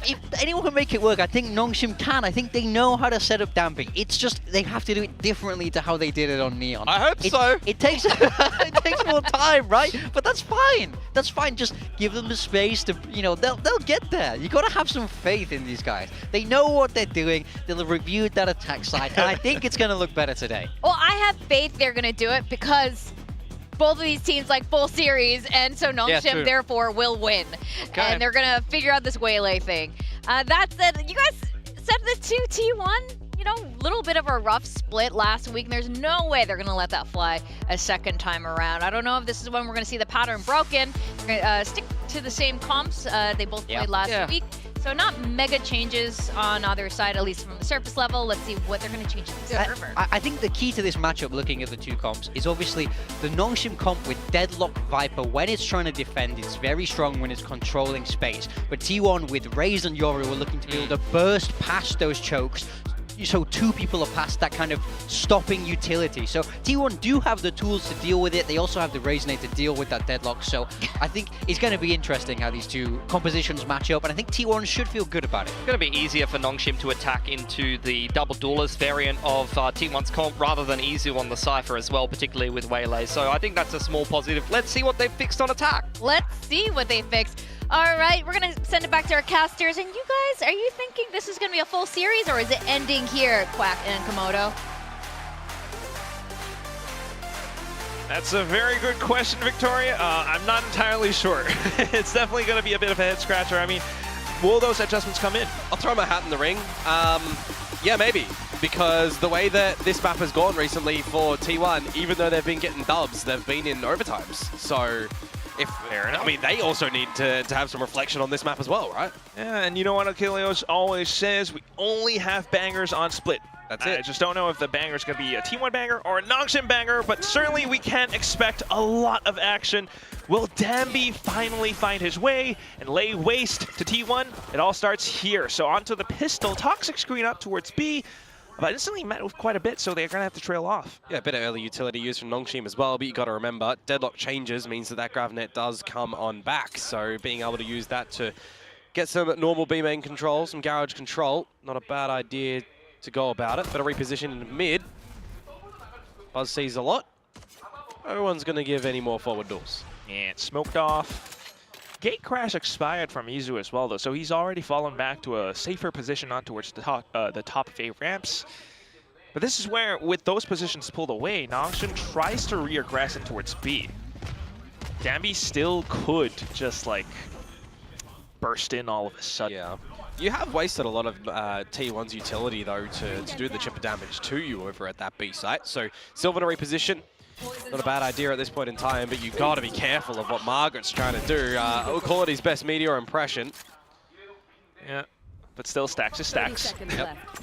So we find that, but here comes the execute back in now with the rotations pulled away. Danby finds the shot, refracts back in, busts to hold the off angle, but the trades are there. Nongshim will get the site. Going in for the plant as well now. Barrier mesh to block off CT, so you're going to have a bit of a reposition from Meteor. No one's going to give you a challenge there. try and buy some time for Stacks to get on in, but where would you even try and contemplate throwing the Haunt to try and set Meteor up? You got to rely on your element of surprise. Don't know if they're able to get that just true enough. Given how Demi's jiggling back and forth, holds the line now. It's just Meteor who's already dropped underneath Hell, and Francis instantly marks the position. In with the GravNet as well towards the end of it. So Nongshim very much aware of everything that could be happening on the map. So one out of 4 from what we saw from Nongshim on the attacking side of split last time, but immediately a infinite increase in first kills for Darby. Getting 0 last time on this map. He gets it immediately in the pistol round. So to infinity for Darby on this Waylay. Oh my gosh. Infinity and beyond is for the player on the other side. But hey, all right. Infinite increases in first kills is always nice. On the other hand, though, still continuing forth with their momentum. They got the guns, so why not make use of them? They're continuing to push down and in towards the A side already. Yeah, I mean, you can't let it be forgotten that all of the pistols so far have gone to the side of Nongshim. Say that, like, but they still lost the first map. Still, though, I mean, at least working with their advantage right now. Playing the long game. They picked up the Alt Orb. They've got Margaret deep in towards the B site, cutting noise, buying a little bit more time, and it forces T1 to think. So T1 back in towards B. Buzz will find Margaret, and that's a Marshall picked up. I don't really know if you want to take a Marshall in towards the next round, though, Quack. So we'll see if he can get some damage out with this one, if he puts on his running shoes and gets over towards this A site, because currently Nongshim planting out the spike. Run. Takes quite a while, doesn't it? It does. It does. It's not as bad as, like, Pearl rotates. Yeah, it's way longer. At least for right now, kind of able to group back up with Meteor. Is this going to be anything? Probably not. Nongshim all the way grouped up around the map and yeah, back into screen. Meteor gets dinked, see if anyone will chase him, fall into the crosshairs of Buzz on the Marshall. If not, up at the spike. Peaks. Yeah, more than likely to spike unless Persia hunts them down right now, but he's not going to spam. Oh, Ivy actually finds Buzz as he moves up front, so that's further alt points for Nongshim right now. I can't speak. It's all right, we had a great first map. But we're only bangers on split, so let's see. Gun rounds to be coming up forward for T1, so let's actually see where their strengths are going to lie on this defensive side as well. What early challenges there's going to be. I'm interested to see as well, more importantly, when we're getting a lot of these attacking rounds, what differences have we already seen in this short time for Nongshim? You know, what have they learned in their practice, in their reviews?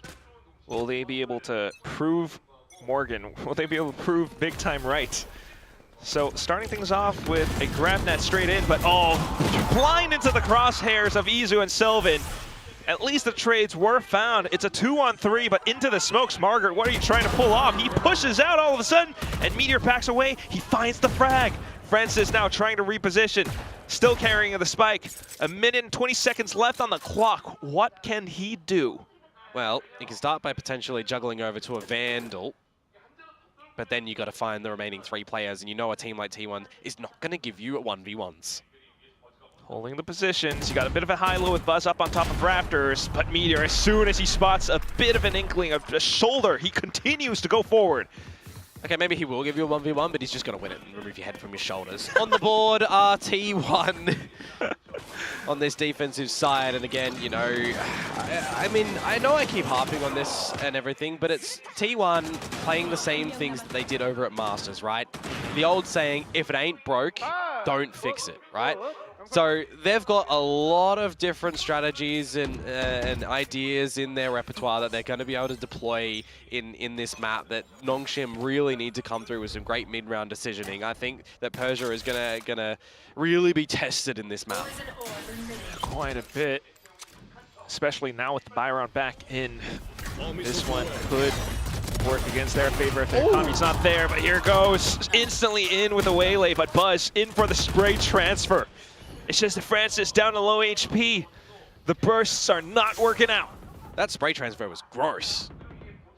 Now what do you look to do to bring some recovery back into all this round as Nongshim? You got to just find some really nice timing. You don't even need to see Izu stick around. He's already gate crashed out of it. And as the gate crash happens, another frag found. That was, I think, Francis down to bottom mid. It's a spike lost in no man's land. And Meteor marking it as well. Yeah, I mean, if you're trying to regain that spike, you have to do it from your own side of the map. You're not going to be able to lurk in through B or in through A as Nongshim. Yeah, I mean, you kind of got it with this position, right? Yeah. Well, 30 seconds to talk things through. So, I mean, what we've seen right now is instantly kind of what, again, Big Time's a fan of it, but he also points out the very, I don't want to say obvious, but flaws pointed out.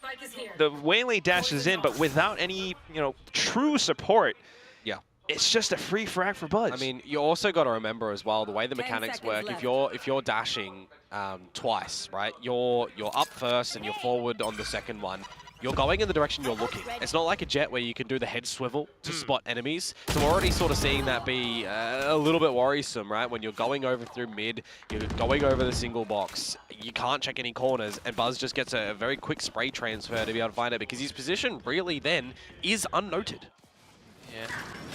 But we'll see it again. We'll see it again here. Like, you can't check that position. If Persia is shrouded stepping in and Danby is getting in the dashes, he just massacres you. More like a flash or a stun to bolster that attack, but at the same time, towards the end of it, Meteor got a pick up against, I believe, Ivy. So more alt points as well for the other side, but here it comes. T1 launching a bit of a showstopper straight in. Yeah. It floods Nongshim towards the back of mid. Oh, Buzz just not backing out. I mean, you'll take the trade.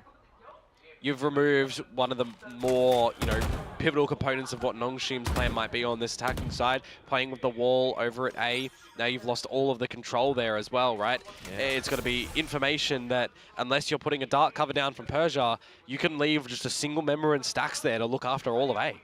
T1's, they don't got to worry about no more lurks outside of A. T1 really don't have to move too much around the map at this current point now. They have to leave it on to Nongshim to make a decision in where they want to try and end things up. Eventually, the gate crash will fail for Izu. And he'll reposition away from the B side potentially, even with 40 seconds to go. Now you start to re-clear mid. Ooh. Are you wanting to try and all wrap through the vents towards A or up in towards B tower? I mean, T1, they're just going to be happy enough to take the jewels at the moment. They've got Sylvan with a paranoia still. Yeah, falling back bound to bound. Flash is ready, and there it is. Let it rip. Saturate out towards the top of stairs, but nobody's there. So this means Sylvan, as well as Izu, are ready. Sylvan, in fact, keeps himself hidden, shrouded in mystery of this dark cover. Works around the back lines now, and Izu with the flash continues to find targets. Persia, though, will make quick work of both of them, alongside Francis. So a bit of a spike plant now. But still, the retake with information at hand for T1. Hunt instantly reveals. So now thinking about possibly Garage. Oh, but a bit of a slight blunder. Head exposed, allows for Persia to pick him off. Low HP though is Francis, and Meteor looks for the one-on-ones. Right around the pillar. Oh, smoked up. So you gotta work around the edge of it, but as he sidesteps away, shots fired, Persia comes back in to double down on the spray. Nongshim will be able to pick a round back up. 5 HP to save that one for Persia as well, by the way. A bit unfortunate for Meteor that he's not able to finish it up. Gotta say as well in there for Izu, some nice shots coming forward on this Yoru, of course. Starting to be really proficient, making that agent his own on this map for quite some time now.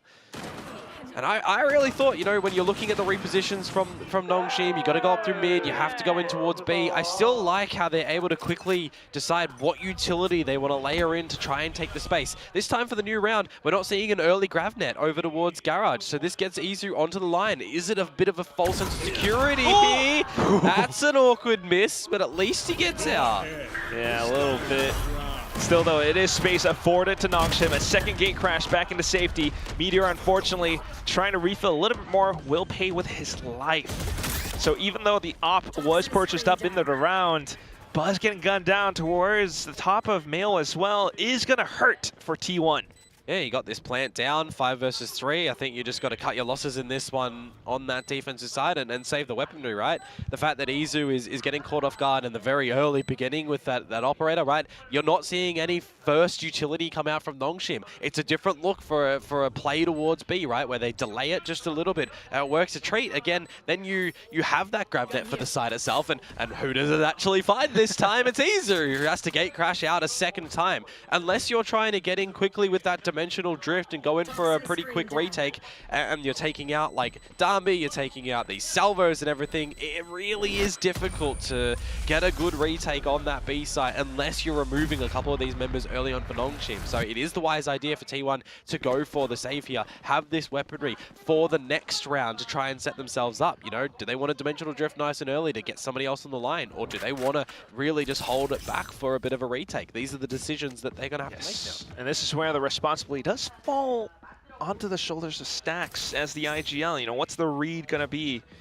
Thinking about the GravNet from before, this is where Nongshim's mental conditioning definitely comes into play against T1. So trying to position themselves across, it's Izu, maybe closer towards mid.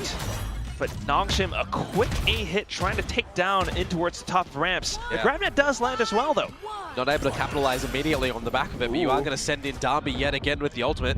Okay, but we do have Sylvan backing with the flash just to hold down the line. Meteor holding the off angle as well. Buzz coming in to support. It's the snake bite that decays them down. Margaret has a snake bite of his own, pushes past, but oh, Stacks ahead of him. Does find the next target. Just to Francis, and he's able to push even further up. Does take control over Heaven. And with this spot, he might be able to get his way into the site, but Izu up from behind. Does notice position as well. The op not quite yet fired. Francis has a chance. He's on for the 1 versus 4, and he's forced out this dimensional drift. Okay. Pushes Francis a little bit closer towards elbow. We know where he is. Meteor trying to spray and burst at him away. But Izu out of the Great Crash now, hops over with a shorty. Too many, too much to handle. And it's going to be T1 able to overwhelm with the Yoru at play. I mean, the fact that you're forcing it out means that you don't have to contend with it with the next couple of rounds, which makes your retakes, or rather your site takes a little bit better, right? You can hold, you can set yourself up some timing, and then if you are getting the plant down, that's less worrisome in a retake scenario. So I got to give credit towards Francis to at least try and make that a workable scenario too.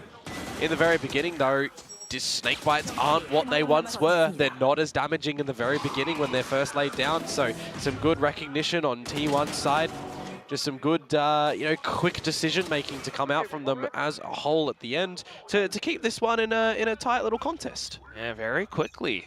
Do have to note that Meteor did kind of reposition himself from vents, so that could be something that Nongshim is trying to work against this time. And there it is. Much more of a stack closer towards mid, and they do deny Izu any opportunity. Yeah, 3 little positions that he has to really be accounting for with an operator. Look at the space that Ivy is just finding with this scary annihilation at the moment, but Darby taken out. Buzz was caught in the grav net, by the way, so stuck in the vents for the little bit. Over eager from Stacks as well. In fact, well, T1 stuck. Bit of an open sight, but still, even with a stuck T1, Meteor is still able to anchor as best as he can. Spots down falling Ivy, but no! The shot lands square on Meteor's head anyway. 1 on 3 for Buzz. Yeah, Ivy is poisoned in this round. Margaret as well, quite literally the poison in terms of the agent. Buzz has no idea where Margaret could be. GravNet sent out, and he kind of knows that they're closer towards the pillars, maybe garage, but there it is, Margaret.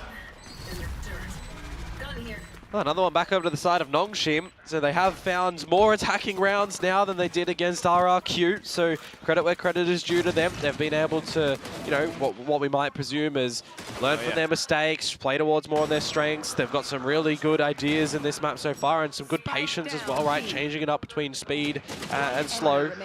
And then just hitting their shots where they need to as well. Have to admire it. A lot of variety. Pilsky, are you watching this? Are you more convinced now with the Nongshim's attack side? That's too early to tell. that's a great Pilsky impression. That was horrible.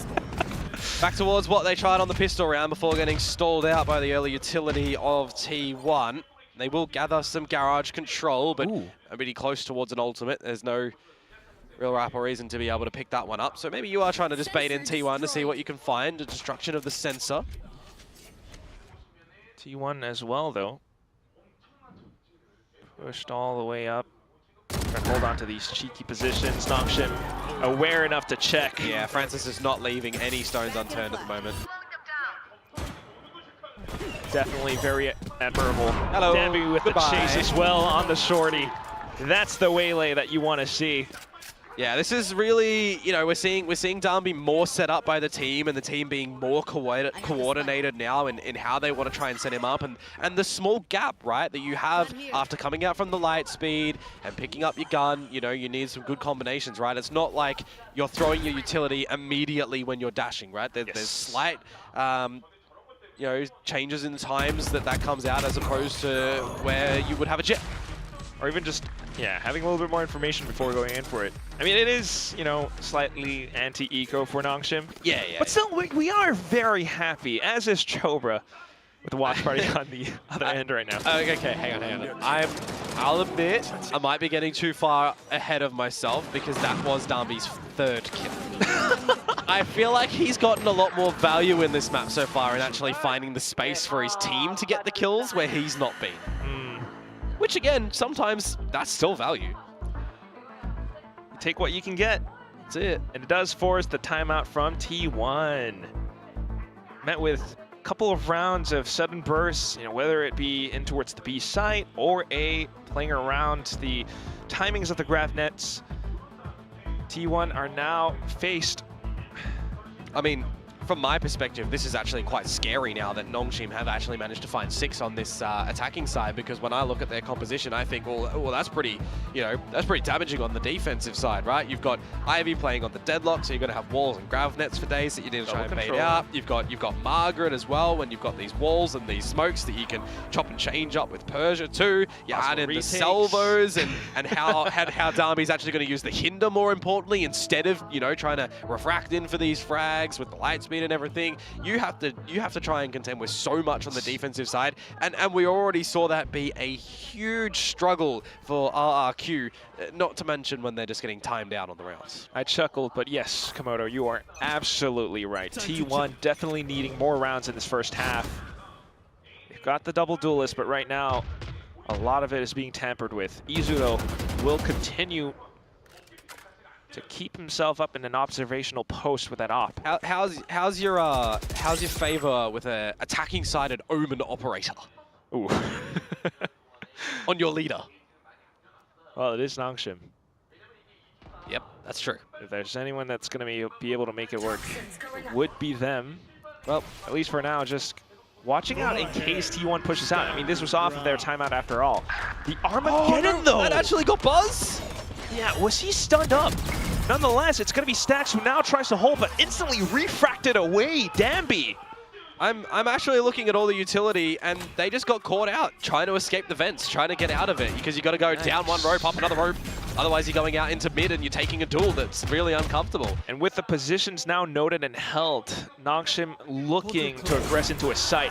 Izu, though, will make it a little bit more tricky for them with that op shot. Yep, and he's on the line for another one as well, but the timing of the wall will permit a little bit of passive approach for Margaret, though. I'm looking at the clock right now, Quack, and I'm seeing 20 seconds. I'm seeing Izu still here with the operator. He's got all his utilities to play around. Yeah. Okay, but Izu still able to work around it. Nightfall instantly coming out from Stax, providing additional support. Izu re-peeking back and forth. Maybe the wall in his face is going to be able to buy a little bit more time for Ivy, but still a 1-on-3. Ivy shots fired, and they instantly know where he is. Oh, Sylvan, though, trying to take him down to 1-on-1. It does buy the attention away for Izu to find the shot in the back. T1 managed to scrounge around back up against Nongshim. Yeah, really well played by Izu and his patience level over at the A side as well. You know, not enough heat over in through mid or anything over in through B to really force him to get out of there and reposition and help the rest of the team. You'll see on the replay, yeah, it literally was just caught in the ultimate, because it's what I said. You got to go down one rope and get up another rope. Really wise ultimate to come out from Nongshim there to try and gain advantage, but Favor in the beginning does not bring fortune in the end, unfortunately, for them. Yeah, and instead it's going to be Izu finding a lot of these fortunes.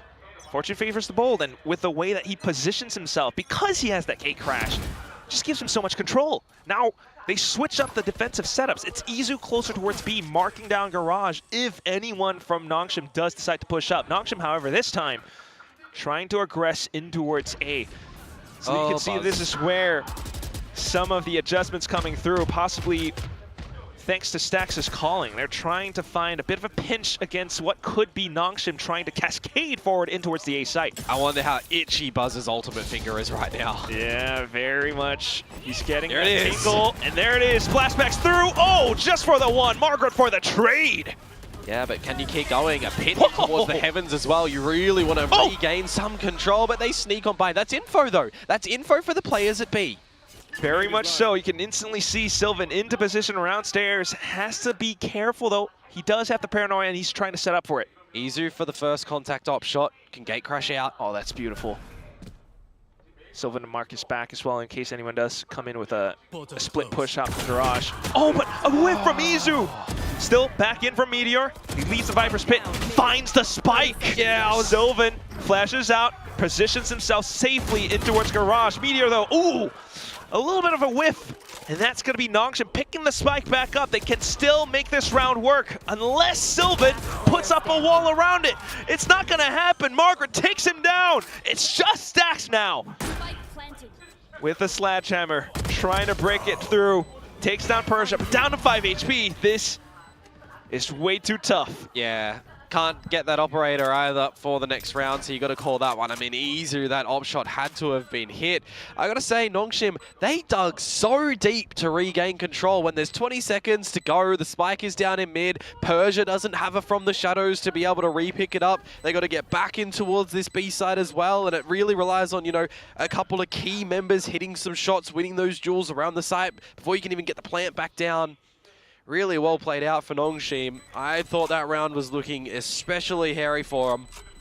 The mid-rounding and all the way across the map. Yeah. They do manage to bring one back, which means we won't have an equalization at the half. We'll have a Nongshim lead no matter what, but will it be 8-4? Will it be 7-5? Have we seen enough from T1 on this defensive side? I think my answer is no, just given by the differences in these comps as well, right? When you're thinking about double duelist versus a much more defensively inclined agent pool like Nongshim are running here. Yeah, so this round is going to be, you know, quite important for T1.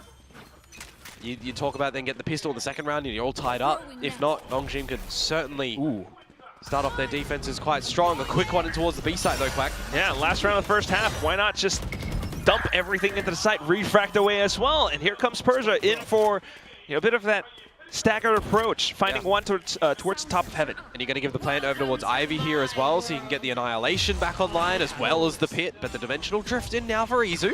Oh, but he's blocked by the wall, the barrier mesh. So teammates needed to kind of break that apart, and that is going to be a little bit more information, but just as he comes out of the drift, it's going to be a bit of a shot out from Francis. Everything engulfed and blocked off, vision obscured. It's Nongshim dominating in this very side of B. 8-4 half. You'll be absolutely happy with how that half did pan out for Nongshim as well. A lot of great strengths and a lot of great patience to come out from them as well. Just ultimately really good decision making. I'm quite impressed by how they were utilizing the Waylay on this one. You know, not for Darby getting kills, but to be the distractor, to draw attention to his body, but then his team to not just get one person in to try and look for the opening frag, but to get 2 or 3 going in together to really strengthen that bond for them to just take over the sites. That is, you know, them kind of figuring out their own little recipe for Waylay with this composition at the moment, which now, yeah, it changes up for them on this defensive side that they go to. Yeah, as a very dashing young man on a desk said, you know, it takes time for Waylay. Rome wasn't built in a day. Rome wasn't built in a day. Well, maybe now this is where we're starting to see how, you know, Waylay is meant to be, you know, deployed or utilized, especially the refract instantly back in that previous round. It was quite lovely to witness as well. And this is, yeah, you know, you kind of mentioned it a little bit before. T1 definitely worrying somewhat because Nongshim has had a very successful defensive side last week against RQ. A point of discussion that our desk has been bringing up here and there. Just to put things into perspective, how successful that was, it was 9 wins in a row. Yeah, flawless on the defensive side. Do I think that that's going to happen here? No. Probably not. Do I think it could? It could. Like, there is a real world. I mean, I don't think it will, don't get me wrong, but it could. Yeah, it's quite clear that, you know, T1's double duelists, some of the protocols, you know, Nongshim are quite aware as well. You know, as soon as that dimensional drift went out, the shorty at hand from, I think it was Francis, just in case Buzz would show up as well. That said, though, T1 starting things off a little bit split across the map. Yeah, I mean, for me, I think you got to just really figure out how Meteor is going to be playing around his utility at this A site. How much do you read into him just lurking or the whole team being behind him, specifically when you're using a really early drone as well from Francis there. Already spotting him out, but Meteor still Meteor anyway. Straight out from the toxic screen, he comes in, finds one shot, finds Danby as well. He's so good, man. It's crazy. And now, wall back up. Just thinking about Margaret on the other side. Still though, this is a lot of space, a lot of efforts then for our T1 to really consolidate everything into the site itself. Blast backs through, Izu with the support, Frenzy to spray everything down. Meteor notes out the last player. And at this point, if you're Persia, just trying to reposition. Well, you're going to give it a crack no matter what. It is a pistol round. Starting things on for off from screens at least, because they already knew that he would be closer towards heaven. At some point, he's going to have to possibly watch his back. Utility would reveal his position a little bit further, so he's just waiting for them to push on through, but oh, the shot's not quite found. Buzz making use of that little wall with the wallbang as well. That's going to be T1 now taking up the pistol. Yeah, first pistol that they're going to be able to gather in this series so far as well. So they'll be at least happy with that they can start off their own attacking side. I was seeing how they're, you know, on the back of Meteor getting all those kills, exploding back in towards the site, right? Away could never. And that's one of the differences that we're going to start to see in these little aggressions into these sites, right? When you've got flashes available from your Yoru, when you've got some satchels that you can fly and strafe around in the air as well for Buzz, you know, it does open different space and different positions that the Waylay compared to the Waylay rather. Yes, T1 is known to do, but wow, yeah, look at this. Yeah, they're in ramen. Buying up and trying to surprise T1, but T1 just hold back and refill that space. That said though, taking out Meteor is quite a huge factor for Nongshim. That's a weapon picked up as well. Okay, not quite. No. Still, I think it's fitting. Nongshim getting into ramen early. Yeah, I see you. However, I think it's Ramyun. Maybe if we're getting specific. In the dark cover though, gun barrel spotted. That's awkward for Persia. Yeah, but instantly back in with Danby, trying to position himself around the pillar. Still though, instantly taken out very quickly. Tried to get a little bit too far ahead, and he was by himself, so that gives T1 numbers advantage right now. That said, it is, you know, just the second round. Yeah, just trying to navigate an anti-eco as T1, which, I mean, in the very beginning, not too crash hot at being able to do so, with Stacks and Meteor falling. Now Sylvan as well, but you do recover a little bit, and you'll take 2 guns in towards the next round. So all in all, I mean, you back up your pistol with your second round, no shenanigans afoot where you drop that one, and now, I mean, if I'm looking to the paper notes, right, I'm thinking, again, this defensive side of Nongshim's, just with the agent lineups, it has to be strong. So you really need to be in the early stages of these rounds as T1 baiting out a lot of the utility, making sure that you can play it together in numbers or find some right timing for opening kills, doubling down, good rotations. You know, there's so much that I feel like T1 are going to have to do correct here. So far, so good, though. I mean, it is quite early, but I do admire how Nongshim has, you know, a lot of options with how they can push out sometimes. At least for now, a bit of information off the Jibble Peak. And noting Persia as well. T1 now looking for the pinch against him, and Persia tries to stay away from that splash damage. Does get decayed though, and that flash comes out, sprams through, and that's gonna be then Ivy trying to refill that space, taking down Sylvan, goes for the next one, maybe the next, it's the 3rd kill, and he's running out of ammo, tries to reposition, but still stuck in mail. T1 able to recover. Yeah, but you'll immediately see Margaret start to re-clear some garage positions as well and get an idea that if they do go into B, it'll have to be through Heaven. Otherwise, they might wrap back towards the A site. You got to remember, Meteor's wall is currently over here as well. So if you want to play towards your own utilities, that isn't a bad idea. You got salvos that'll come online soon for Francis. You got a lot of that utility there for Darby as well. So just waiting for that sound, that tap. 30 seconds left. Do note that Izu is one away from the dimensional drift, but you're not going to try and bring any priority on towards using that in this round. Or hunting for it. Bait a reaction out with that fake gate crash. No sound just yet from Nongshim though, but you are absolutely right. They do have those salvos back up. Spike still planted, 7 seconds, but Izu straight back in, spots out Dambi. Just a stinger though, so still not out of the woods yet, T1. Francis and Margaret slowly creeping up, trying to make use of their angles and positions, but Izu notes all of it. Possibly the ace now. Gate crashes in towards elbow. You can toy with him as well. Yeah, it could be a fake. Margaret still dropping down, and there it is. Izu nail in the coffin at the very end of it all. All 5 kills in round 15. We have had a lot of aces so far in VCT Pacific for this stage, I've got to say, but that one, the mechanics of Izu to just do it around from starting in the middle of the map and then around to that A side. I mean, I'm seeing a 3 versus 2, and I see the hit to go down from Darby, the saturate, and I'm thinking, why is he jumping down onto the site by himself? I know his refract is popped, but there's so many angles that he has to clear. His team is nowhere near him. That's the second time that he's kind of done that now. Yeah. So it's a little bit painful to watch, surely, but still, nonetheless, it's T1 beginning to catch up to Nongshim's scoreline. Slow and steady is the race, and Nongshim looking to create a little bit more pressure, a bit of a one-way towards Ramen. Just on the eco, though. Yeah. But if you can kidnap someone as Ivy, you can also get a gun upgrade. I don't know if you want to use it in this round.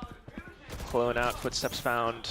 Oh, sonic sensor placed, and they know where he is. Persia, though, that's the real trap. And that's the first shot, but oh, just as it gets fired. Sylvan for the trade.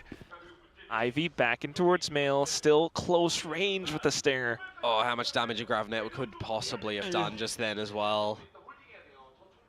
And that's when T1 peels off. You've got Meteor up towards A. Yeah, but he's seen nothing. No over-aggressions from Nongshim. Now Izu incentivized to try and open up some space.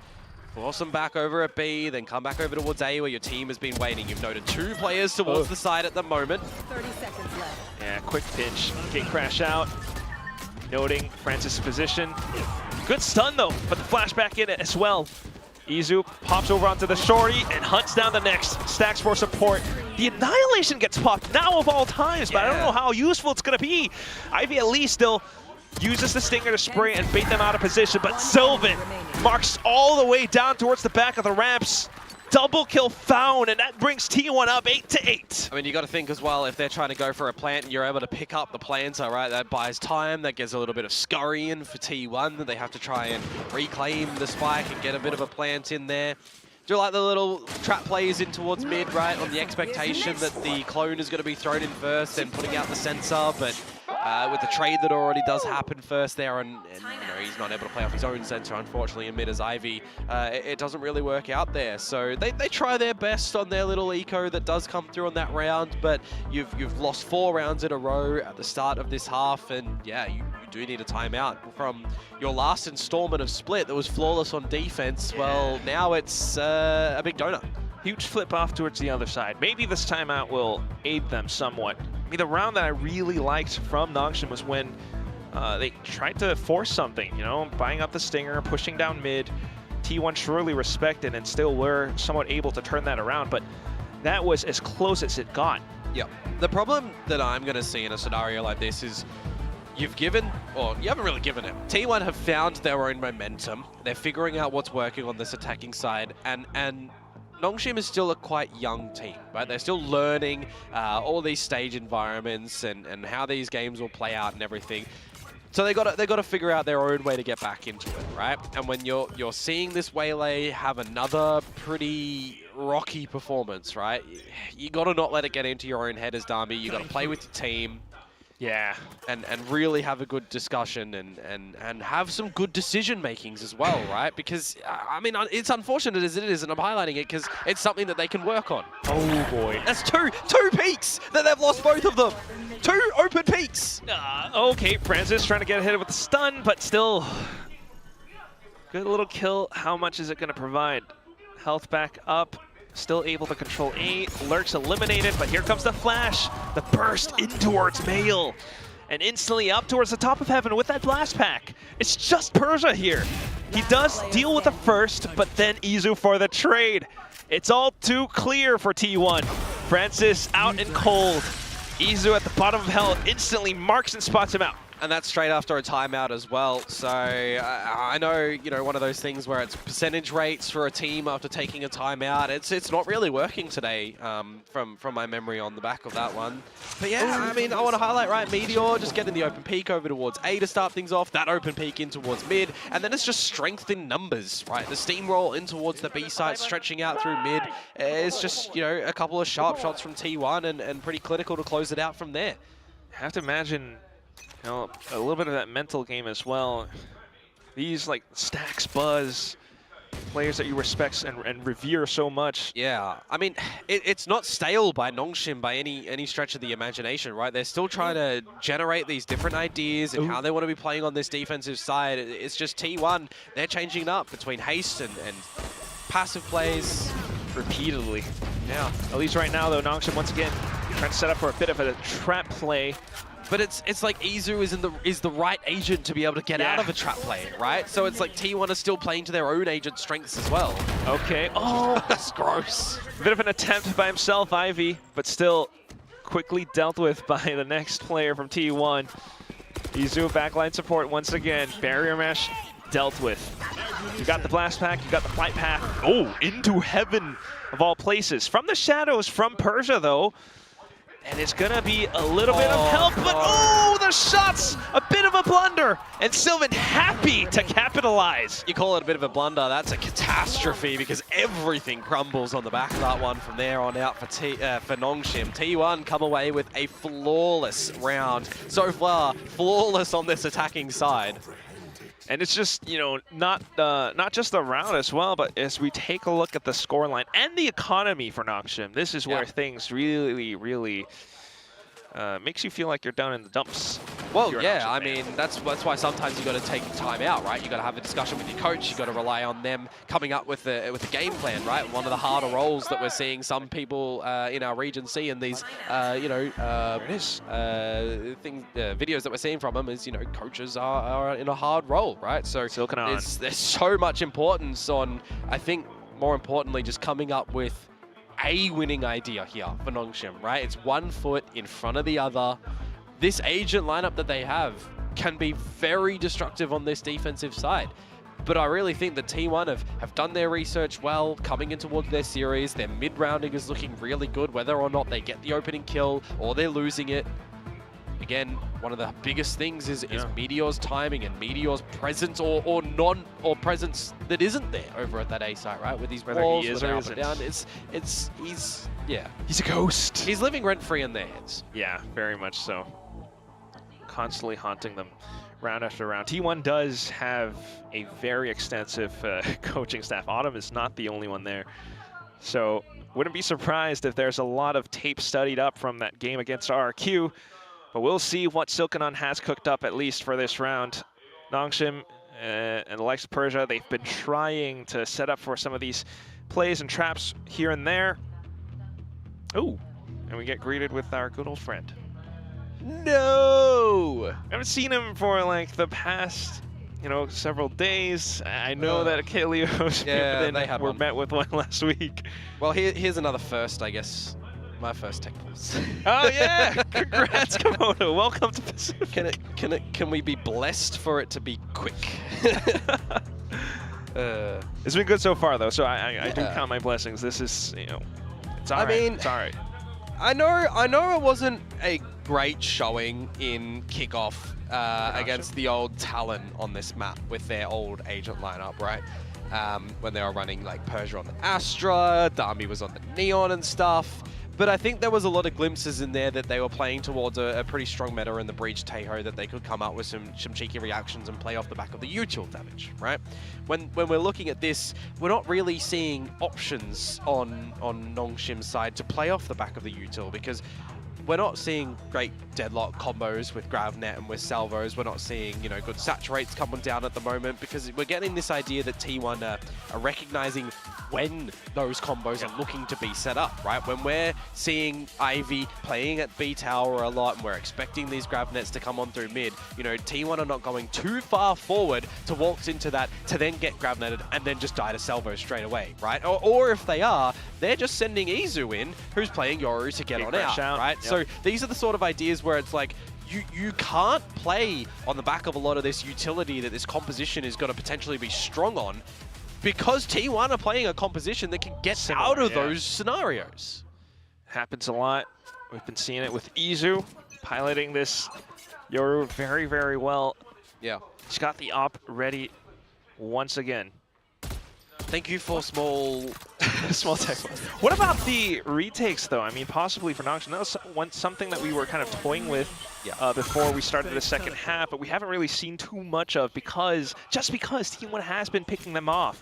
Yeah, that's it. If Nongshim want to give up a site here to potentially even full retake, I mean, you're just giving T1 all of the space to set up a stronghold. Yeah. This time, though, it's going to be a bit of a contact to explosion in towards this B site, and there's nobody to help Persia here. He's alone.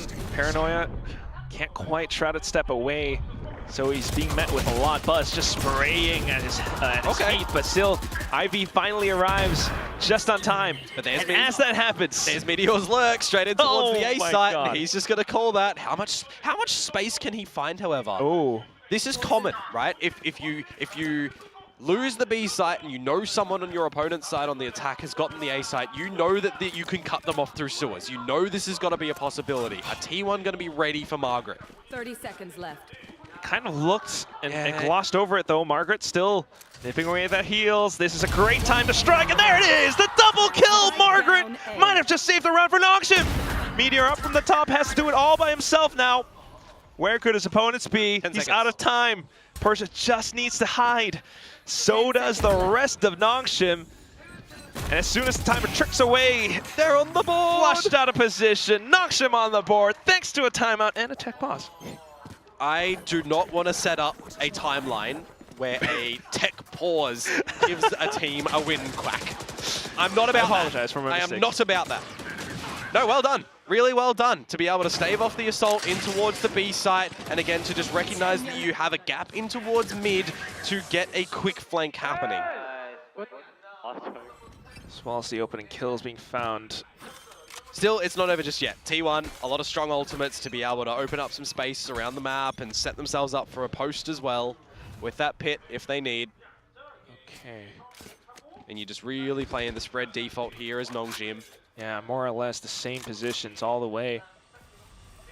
T1, though, happy to pull out a page from their very thick playbook.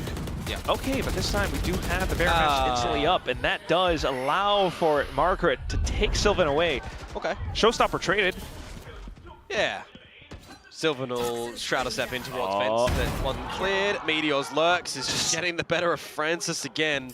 He's got to have a headache because of it. And now you're cordoning off a cheat rotate through mid in towards the Vents. And that's just the very keyword right there. Again, Meteor has done this so much now that it's just so tough for Nongshim to deal with. Yeah. At least, though, Ivy in position around screens looks to find some duels. Double! He sprays and runs away. What is that? The triple found. He Annihilation sent through as well. And it's just Meteor again. Picks up the spike back in. Ivy kind of has an idea. They're spread though, Quack. They're split, so they need to reposition to potentially do this together because of how low Ivy is. At least to play off of contact. Ivy has the Gravnet. Got him. Instantly sends it. Oh, Paranoia. Kind of whiffs, but still is enough for Persia to go in for the swing and to pick up the equalizer for Nongshim. Yeah, a little bit unfortunate for T1 where Izu's in the dimensional drift and he's kind of walked two of his teammates into their demise, right? I'm spotting out the opponent, yeah, but you guys have got to win the duels, and well, unfortunately they're not. And that drive-by at the end there, that was, yeah, it was kind of ridiculous. Dirty. I mean, the fact that Francis has just been done again by these lurks of Meteor, I mean, why do we keep harping about this guy being so proficient on this map? His timing is always impeccable. Thankfully this time though, I'd be able to find it. That said, 10-10. It still is T1 very much so alive and kicking in the game. Francis with the op this time. Yeah. Trying to deal with Meteor from longer ranges, but oh, Demby! It doesn't this time matter. He's the victim. It doesn't matter who it's going to be around Viper's this Pit A though, side. down bottom mid, and T1 are looking to surround it. Fake gate crash. They still have Margaret still not giving up a single reaction. They have 2 Prowlers still for stacks, all of the Fade util, which is going to be an avenue to get in towards this B side. If you were to just go back to Old Faithful, you can set up a gate crash to the back of the site, you can Nightfall in and just try and catch them off guard. Wow. So the timing on the barrier mesh is actually really important there. It gives information now to Nongshim that something's happening around B. At the same time though, just to shift the step over, Meteor in with the lurk. Now he hears the footsteps. Again, there it is. Oh, but Margaret turns back as well. Spots him out. And there it is, Nongshim able to shut down T1 with their approach. The bear mesh broken, and they all note where T1 would be approaching from. Just stacks. Hit with the salvos as well, instantly turns tail and runs away. That's the round for Nongshim. I mean, when they get the idea that it's going to tend towards this B site, right, you only really have to look at 2 positions. It's going to be Alert potentially to come in through mid, which was Meteor. So nice positioning from Margaret to be able to stop that one. And then, well, the remaining forces are T1. They're just going to come in through Garage, and that's why I highlight the importance of the barrier mesh, right? You cannot respect that and wait it out when there's that little time left on the clock. You're going to have to try and destroy it and get in towards the site where you've already then got the numbers started to rotate over for Nongshim.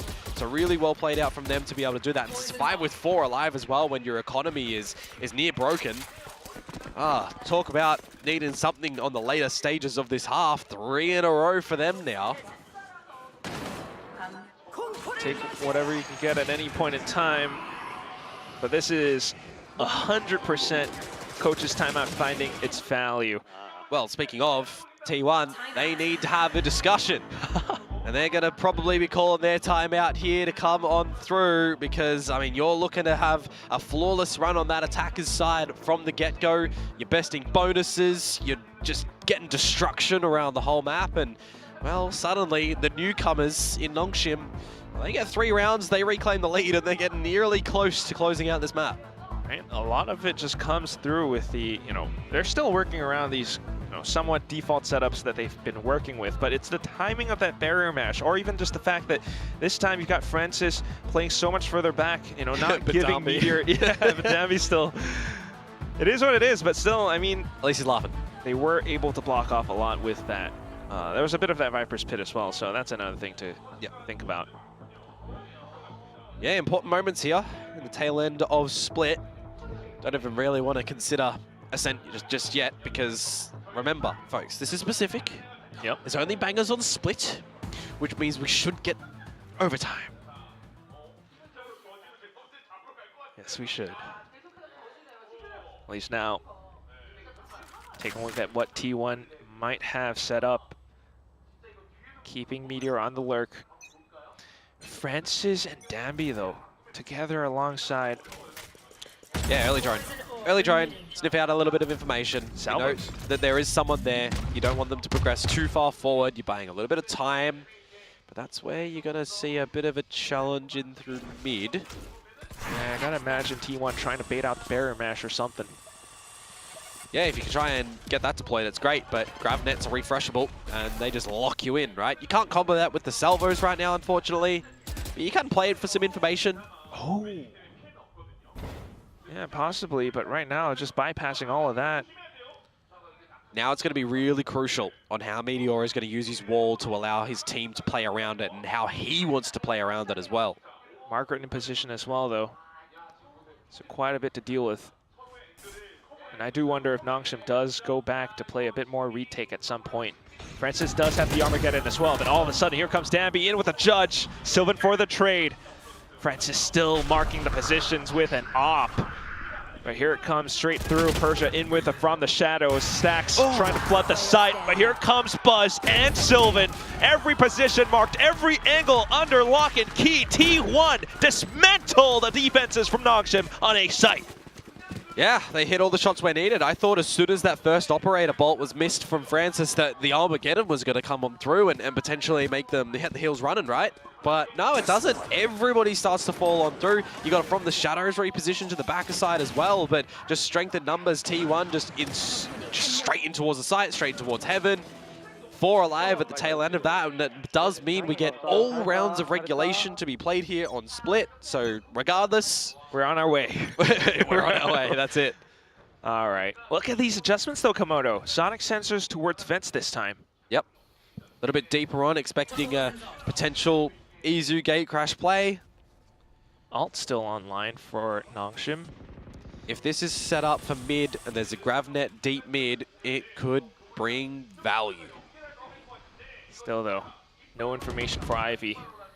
He's getting very, very antsy. Supported by Francis now of all times. The Armageddon gets sent through. T1 just avoids it, but here comes the timing from Meteor once again. Danby, surprise, surprise. And that's the judge lost. Meteor uses this now to push up in towards A heaven. Respecting where Margaret could very well be. I think he's spotted at the back. You're right, Komodo. Still though, T1 will look to swarm past this dark cover. And here comes Meteor!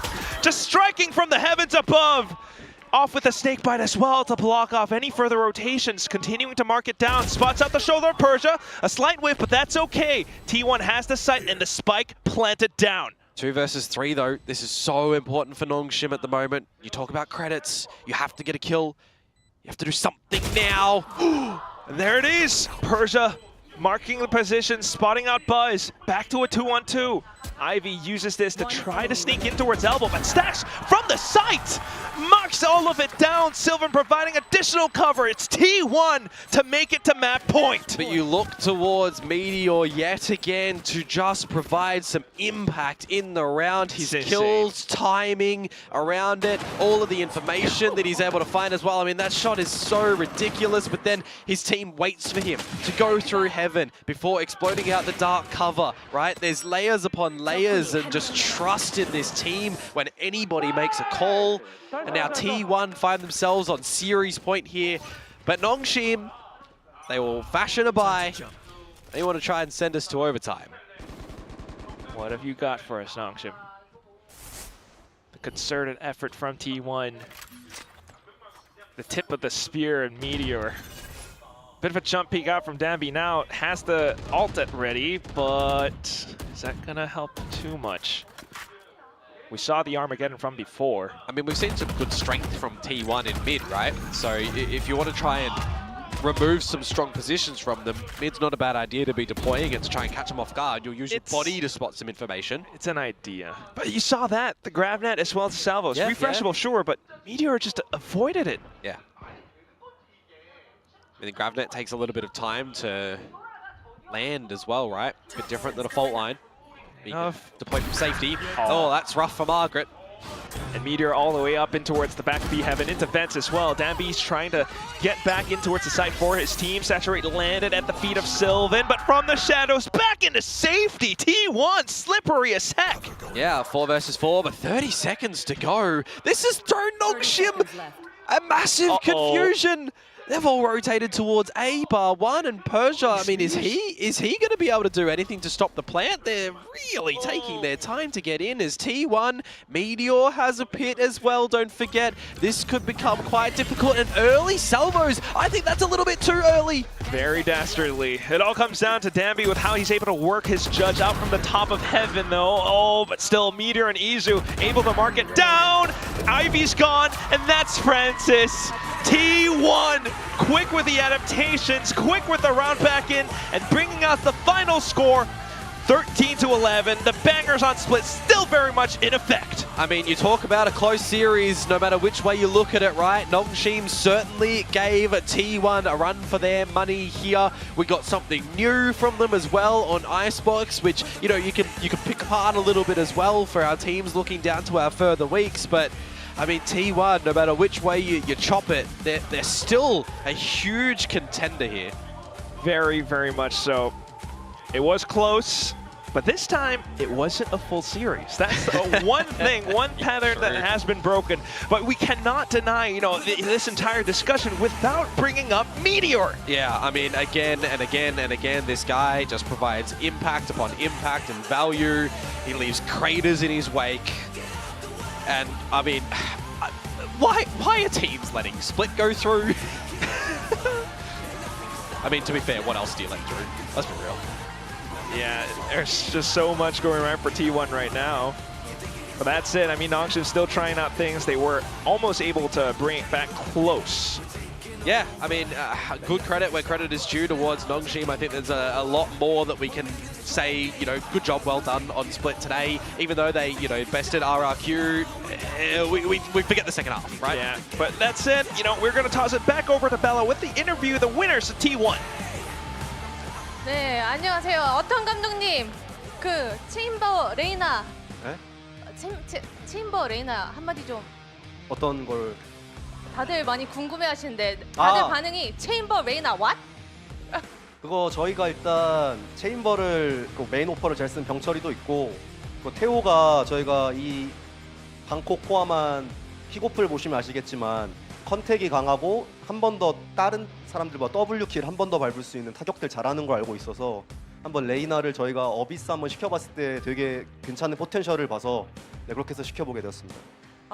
Autumn said that, you know, we got the buzz on the chamber up, and we thought that Reina would be a really good counter to go against Teo's skills, so that hence the chamber Reina. Thank you, Autumn. 감사합니다. 그럼 인터뷰는 스택스 선수 만나보겠습니다. T1의 스타 스택스 선수, 안녕하세요. 박수 부탁드리겠습니다. Alright, who won? T1 did it again. You ended your 11 full set days today with this win, and this was your first time meeting Nongshim, so how was that? 오늘 12경기 만에 풀세트의 저주를 이렇게 끊어내고 처음 이렇게 농심을 만나서 승리를 가져가게 됐는데 소감 먼저 부탁드리겠습니다. 뭐 예상했던 대로 확실히 잘하는 팀이기도 하고 색깔이 다른 팀이기도 해서 굉장히 신선했고요. 근데 저희가 풀 세트를 갈 뻔했는데 저희가 조금 실수가 많아서 힘들게 이기지 않았나 싶네요. I mean, you know, they play as much as we expected, and they're a very different style than we normally play, and it was really fresh and awakening in a sense. And we almost went the full set today, but hey, we came out today with a win. All right, you had us all thrown back, everyone with the Autumn's new meta, Reina Chamber. So I want to know more and hear from you about the backstory. 이제 어떤 감독님의 뉴 메타 그 아이스박스 체인버 레이나에 대해서 정말 많은 분들이 이제 물음표를 이렇게 띄워주셨어요. 그거를 좀 스택스 선수한테서 좀 더 자세하게 들어보고 싶습니다. 처음에 휴가를 갔다 오고 나서 아이스박스를 연습을 시작하는데 갑자기 레이나 체인버를 하자는 거예요. 그래서 연습을 진행을 했는데 진짜 너무 IGL로서 너무 힘들더라고요. 처음에는 와 진짜 이걸 어떻게 해야 되냐 이러면서 이제 하고 있다가 이제 그냥 해 임마 이러길래 이제 그냥 했던 것 같아요. I mean, we got back from our master's vacation, and Autumn was like, hey, let's try the Chamber Reina. And, you know, as an IGL, it was tough. And Autumn said, hey, just do it, man. And yeah, that's how that comp came to be. That was a very interesting story. Thank you, Stax. And we're seeing Waylay a lot, and we saw Nongshim play Waylay twice already. And was the counter strat that you prepared different than you expected it to be? Because although you managed the comeback, it took a little longer than expected. 이제 웨이레이가 정말 많은 지역에서 이렇게 좀 보이고 있고 농심은 또 스플릿에서 2번이나 기용을 했어요. 예상했던 그 카운터가 조금 부진했던 그런 이유가 있었을까요? 그런 점들 느낀 게 있었을까요? 그냥 개개인 실수가 많아서 솔직하게 말씀드리면은 오늘은 그냥 스플릿에서 이제 태호 형한테 저희가 절을 해야 되고요. 네, 빠따 맞을 준비해야 됩니다. 그래서 이건 좀 그런 것도 있고 그리고 웨이레이는 별로 안 좋으니까 안 쓰는 게 추천드릴게요. 오, 그럼 이제 T1은 웨이레이를 안 쓴다 이런 건가요? 그럴걸요? 그럴걸요? 아마도? 네, 아마도. And as for Split, I think we all have to, bow down, give a salute to Meteor because he carried us all. And as for Waylay, I recommend not using it because she's just not that good. And I asked him, is T1 not going to use Waylay? And he's like, maybe. So we'll see. That's not a yes or no. And next is Team Secret, Mr. Beast Stacks. What do you have to say to Team Secret? 이제 짐승택 씨. 다음은 팀 시크릿이에요. 좀 한마디 해주실 게 있을까요? 굉장히 개인적으로 제시베시를 좀 좋아하는데 오늘 경기를 보고 조금 많이 아쉽다라는 생각이 들어서 저희도 그냥 똑같이 이겨드릴 마음입니다. 그럼 겸손하게 이겨드리겠다. 네. I have huge respects for Jessie Vash, and after watching their game today, I'm sorry, but I guess we have to win against you as well. All right, thank you, congrats, Stacks. Thank you for the interview. Thank you. All right, 지금까지 T1의 스택스 선수 인터뷰 만나봤습니다. That's all from the interview. Bye.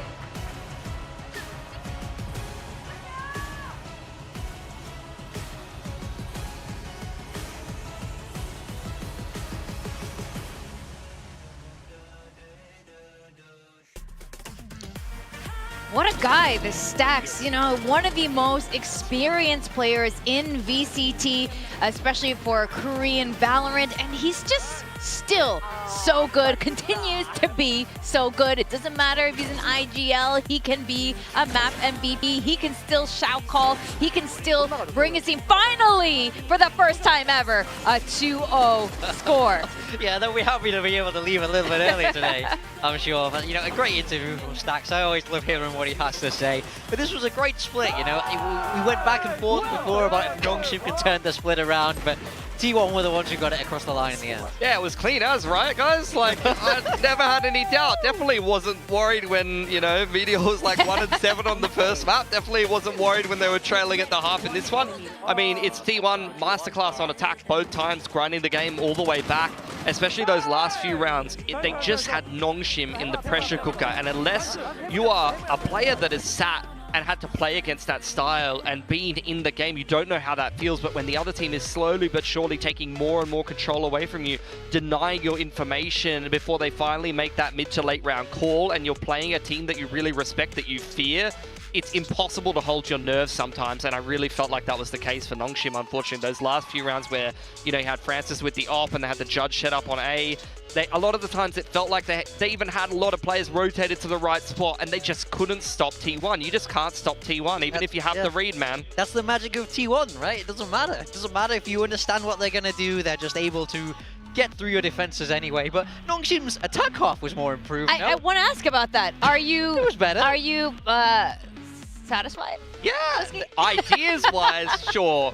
But I've got to say it, guys. It's time to stop. It's time to retire the Waylay. I've seen enough. No more. I don't want to see them be a player like one of the best up-and-comers. I don't want to see him go 5-19 again. I don't want to see him go -4, -5 in opening duels. You can do what they're doing with a better agent that he's going to deliver more impact on. And I dare to say that in a 13-11 game, if Downby gets a couple more kills, if Downby gets a couple more openers, that's a dub. I'm not digging the Waylay. There's some interesting ideas, but I just put him on Raze next game, please, for the love of God. Yeah. Big Time, do you agree with this? Because you were like something about Rome building and I don't know. Do you still crumbling, terrible foundations. I think this might be the Nero story. I liked the theory that they have, but Danby clearly isn't comfortable on it. I think that's the biggest thing. Compared to the performances he was able to put up on Neon, he's got nowhere near that with the Waylay yet. Now, he could just need more time, or it could just not be the right fit. I wouldn't be shocked if they do end up dropping it after a performance like this. I think after a 2-0 loss like this, you want to change things. You're going to want to adapt. So they might be trying different things. but we'll have to wait till next week to see.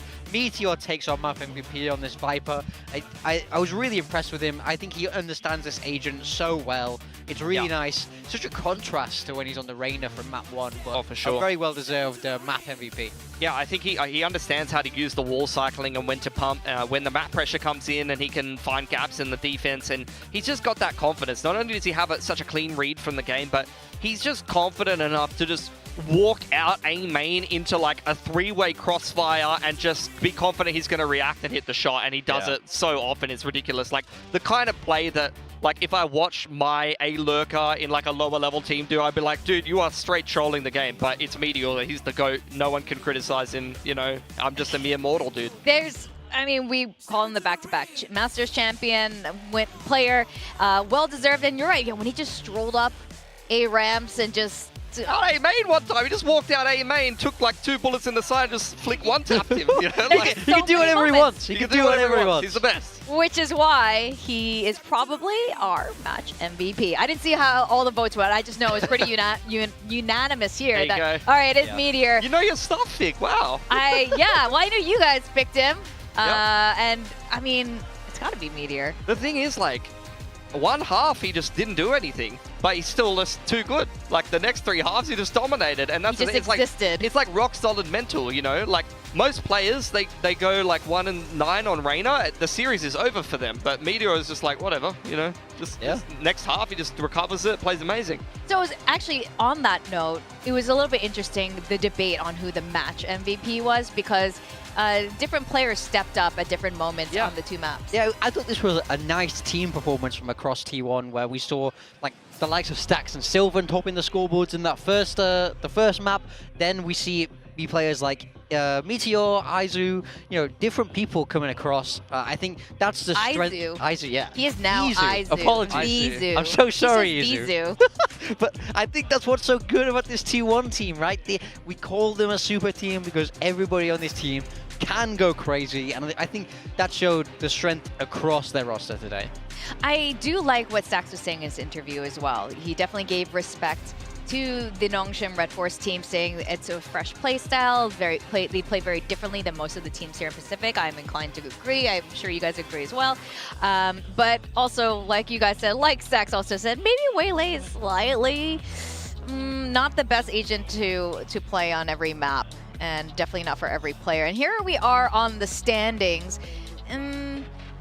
Things are shifting around a little bit. ZETA has finally, you know, gone into the green zone, no longer in the red zone. This is a good sign for them. How are you feeling as we move through closer to playoffs? Yeah, ZETA getting that win is huge. We can see if you know, it ended today, they'd make it through, but of course it doesn't. We got a long way left to go. It's really hard to predict. With both of these games today being Group Omega games, it's really hard to kind of decipher who's going to make it through here and get that top 4. But T1 getting out to a clear lead, getting that 2-0, a good round difference, good map difference, ready to propel themselves through the rest of this split. Yeah, I'd agree with that. I think Team Secret have got their work cut out for them now. Very little room for error at this point, going 0-2 and already playing a beatable team in the head-to-head today, and unfortunately going down against ZETA. That's going to be a series that could come back to haunt them. So, look, moving over to Group Alpha, we'll see who's going to start to break away from the pack as well. Big time, did you see who was #1 in Alpha? Just for this moment. Alpha was GE. Yeah. Top on the board, yeah, like, 2-0. We are in a new reality. Difference. Yeah. I mean, you know, I think it's positive signs, right? They had that really good opener, but, you know, they have a tough game against Boom later on in the week, as we can see on day 6 there. So things can change because Boom are right there with them at the top of the scoreboard. I mean, yeah, these next 2 days are really going to define how the rest of this group goes. I think 2 kind of shakier Titans, Gen G, PRX, could go either way. DFM, I mean, the way they're playing, I don't think they've got a snowball's chance in hell against DRX unless they're going to be playing that double duelist and doing some funky stuff. Maybe there could be some weakness there. Talon RRQ going to be a very important game for both of those teams. And Boom GE, yeah, I think it could go either way. I think that's another one of those like make or break games that you really got to be winning if you're going to be guaranteeing yourself a spot in playoffs. I think all of these matches for these next 2 days today included will continue to be a little bit of a coin flip in terms of predictions for us. Really hard to call, and no matter who we end up picking or predicting, it's really hard to say. We're not going to be surprised if it ends up going the other way, which is why it's so cool. My predictions are terrible. I'm doing terrible. I think I've got like almost nothing right, and every time I like it's my copium, but I'm just like, it's not even my fault. It's not my fault. They should have won. I predicted for DFM. They didn't even show up to play the game. Like, what am I supposed to do? It's the classic. I should have been right. I was right it's if they did the it kids that properly. are wrong. It's the kids in the server. I'm almost 30, and it's these teenagers that just, you know, they're not just frag guys. Yeah. Well, either way, it's really good signs for Pacific. Continues to be good signs for how high level the gameplay is across the board. And with that, we're going to close out for tonight, and tomorrow we're going to have more VCT Pacific action for you. I'm Victoria together with Pilsky and Big Time. Everyone have a great night. See you tomorrow.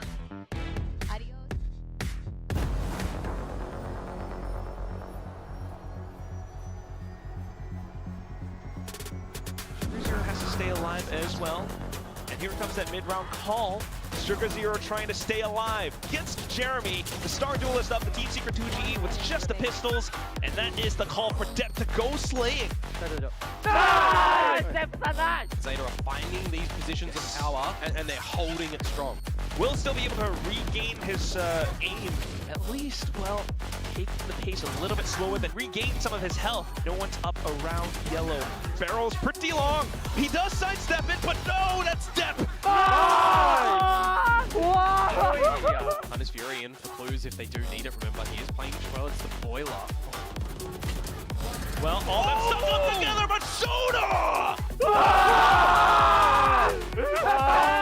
Zeta closes out the map. Final score 13-10.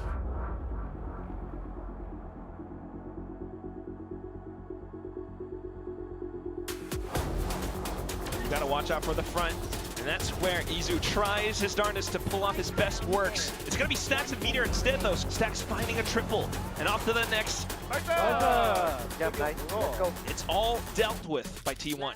Stay away from that splash damage. It does get decayed though, and that flash comes out, sprams through, taking down Sylvan, goes for the next one. Maybe the next. It's the third kill, and he's running out of ammo. Spike still planted, 7 seconds, but Izu still dropping down, and there it is, Izu.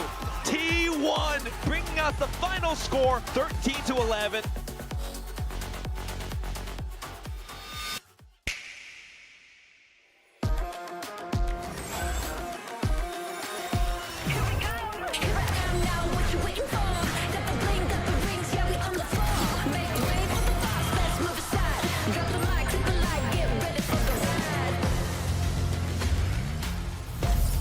Let's fly.